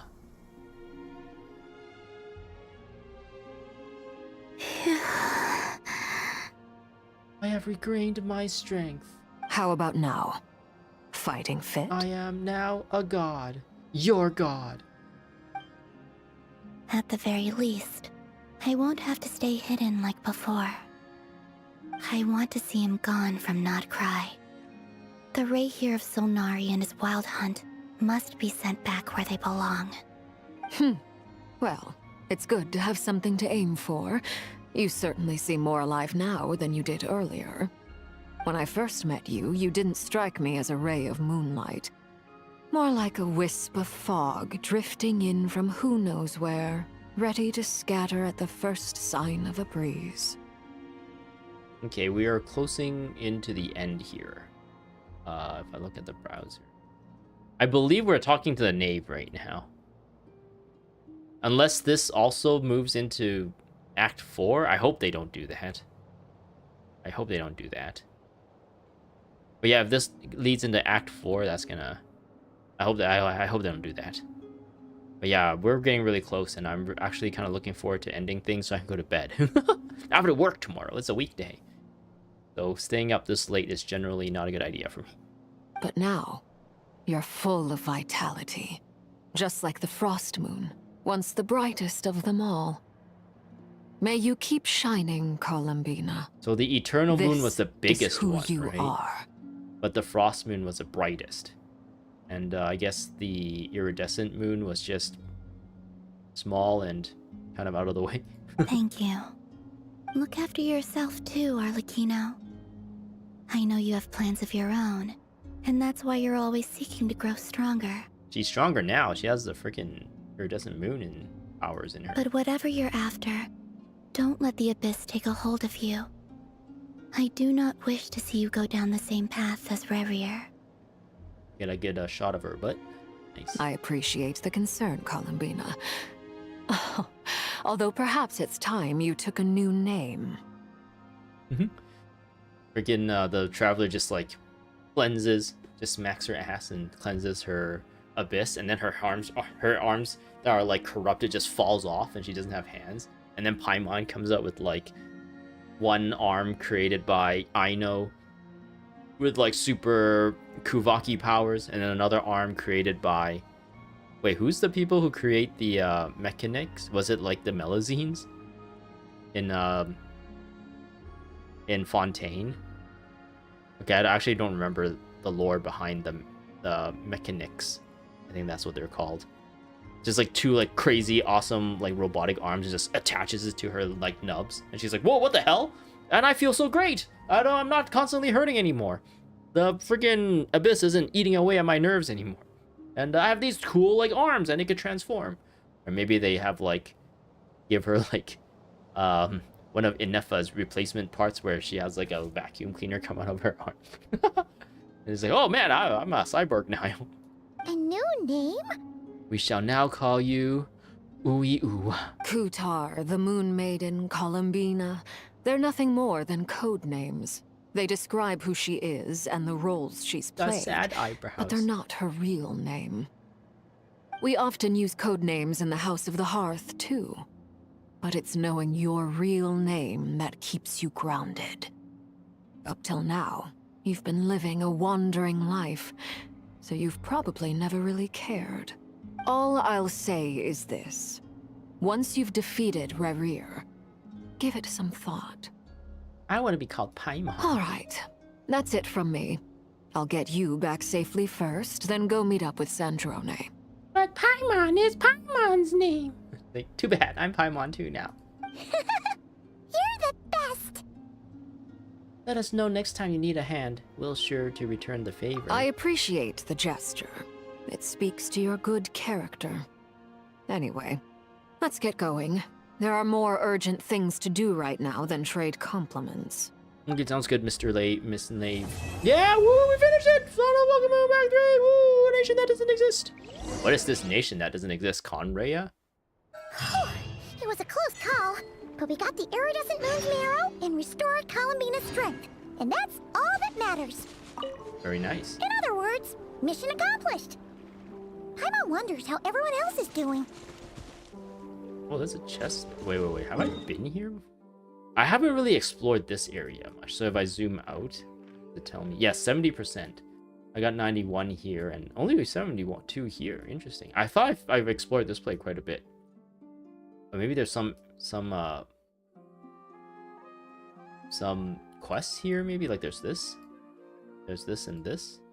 There's definitely a person who's giving a quest. Where is it? Like by the statue here, I think. Like standing.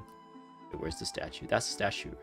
I think there's like a person standing like over here that's giving a quest that I haven't like accepted yet. But yeah. Okay, let's see what the next thing is. Oh, it just says return to base. Nice. Oh my goodness, thank you. This is like, if this said like wait 2 days again, I would have been like really, I would have been like, oh, really disappointed. But yeah, that just tells me to go back to here. So as long as I don't go here, I don't have to worry about accidentally triggering it. So I can kind of do my dailies and stuff and not have to worry about accidentally triggering the story. So that next time, in the next stream, I can continue the story into Act 4 of Song of the Welkin Moon. I'm kind of looking forward to it. The story is like not too bad. It seems like they are hinting at Dolonus being a little bit more. I don't know if they're going to keep going into that part of the story. It seems like that is now like done though. So maybe we'll get more of that story. It'll get revealed a little bit more when we confront Rerir. But we'll just have to see, I guess. So yeah, I was thinking combat data updated. I was thinking I had to change characters so we don't hear enough talk. I was thinking like if I finished the Archon quest early, I was gonna like actually do this and see what this is all about. But I don't think I'll have time for that now. Maybe I'll do that on my own just to unlock the character. But yeah, I guess this is all I have for you for today. Yeah, it's been pretty fun. The story is... I think I nitpick a lot of stuff on the story, but overall it seems like good enough. I'd probably give it like a above average. I guess 6 or a 7. There's so many areas in the story that I think could be improved, but overall I think it's still like entertaining enough. It's still captivating enough for me to continue to see where this leads. I think the story is like kind of the one last thread that's keeping me in this game, unfortunately. If the story was like going downhill, like continues to go downhill from when we left Natlin, I probably would have been the last straw on the camel's back or whatever, and I would have probably decided to quit. Because I don't know, I feel like the game plays me more than I play this game. Every day I'm like logging into the dailies just to like grind out more of Have this, you decided? just like slowly build this up, which I don't know, day by day feels like it's not worth it. But then when you're pulling like the characters, then you're like, oh, thank goodness I decided to do it. And I don't know, I think the root of it is that this is kind of not really fun, pulling for characters and stuff. And then on top of that, you're kind of designing the game around this not very fun mechanic that makes it like even less fun. And yeah, at first, when I first started playing the game, like getting new characters was fun, leveling up was kind of interesting. But now I'm just like so tired of leveling people up that I've unlocked this guy for like a while now, I feel like. I unlocked him at like the beginning of the month, or maybe the end of last month. And I still haven't had the motivation to actually like get him to like past level 80 or whatever, like get him to his like last wait, is it the last star?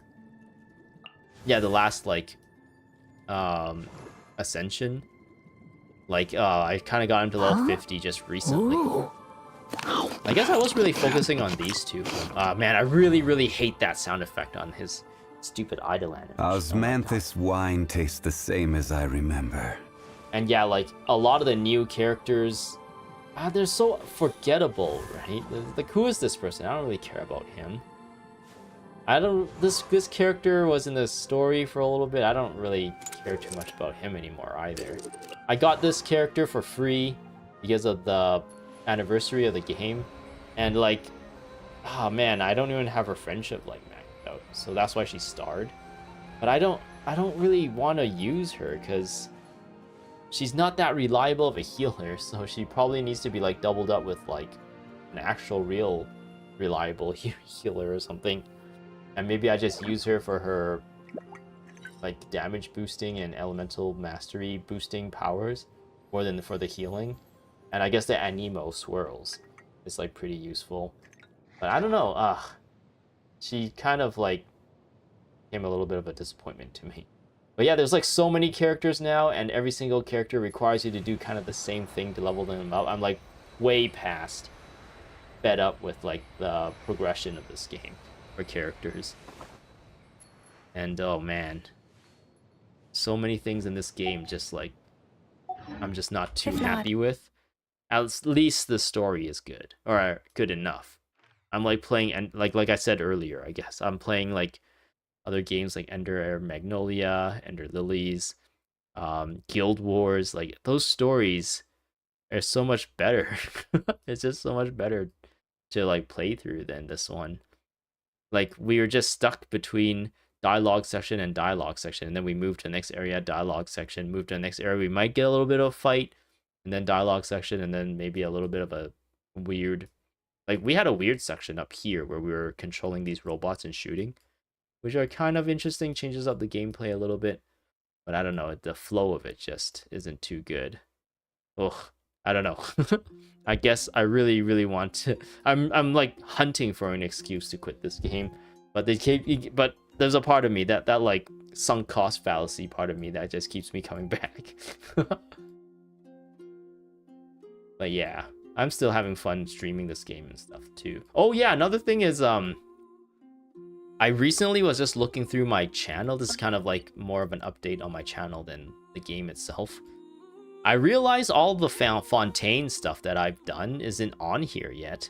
And I realized it's because I upgraded my computer, and a lot of my Fontaine, like before I live stream things, I used to just record myself play it and then like put it through DaVinci Resolve and like cut out a bunch of like, I don't know, uninteresting sections, maybe add some text here and there, maybe add some funny like references, or put up a picture of something I'm referencing or something. Just like really simple editing, and then throw it up as a video. That's what I used to do before Natlin. And I actually have a hard drive. The hard drive is actually right next to me. This thing right here. This thing has all my Fontaine gameplay from like 3.8 all the way through 4. Whatever version 4. Like all of the Fontaine stories is on here that I've recorded and never edited. So I'm thinking maybe I should like go, like after I finish off Ender Magnolia, probably put a little bit of priority in getting that edited and put on my channel, just for completionist's sake more than anything. I don't know how much people are actually like coming to my channel to watch these kind of things, but for my own like sanity, for my own like completionist and what do you call it, OCD? I don't know, just to have like all of the content on here is what I would like to do. So just for that, I want to like start going through that, editing it and post it on my channel, just so people can, if some random person who's maybe like 5 years down the road or is curious to see how like the Archon stories went, and maybe some other side stories here and there, they can like look at my channel and just like kind of hang out, just get like a bit of content for a few months to just like have as background. I don't know, and it'll just kind of like sequentially, chronologically go through like all the different versions of Genshin Impact. So yeah, I'm pretty much missing all of version 4, all of Fontaine stuff. So right now, if you look at my channel, it's like, I think Li Yue or Mondstadt Li Yue stuff is kind of a little bit in a weird playlist, because at the time I was really new to YouTube, and I didn't really have an organizational structure to anything. So those playlists are a little bit weird. But then when Inazuma came out is when I started like trying to organize things a bit more. And then yeah, of course, it just starts like iteratively getting better and better, in my opinion. As we got through like Sumeru, and then yeah, all of Fontaine is just gone, and then all of a sudden Natlin is there with just live streams, and then of course now we're in Notcry with live streams as well. So yeah, ooh, I have a whole lot of resin here to use. I should probably use that after the stream. Okay, I'm gonna go now. Thanks for watching. Thanks to Strategic VTubers for being in chat. That was really nice. It was nice to have someone in chat for a little bit, so I appreciate that. That's cool. I hope more people come in chat and kind of like hang out. That'll be fun, and then we can kind of have like joke around. We can just chill. Okay, I'm gonna go now. Thanks for watching. Hope to see you in the next one. Bye bye. If ever you find that the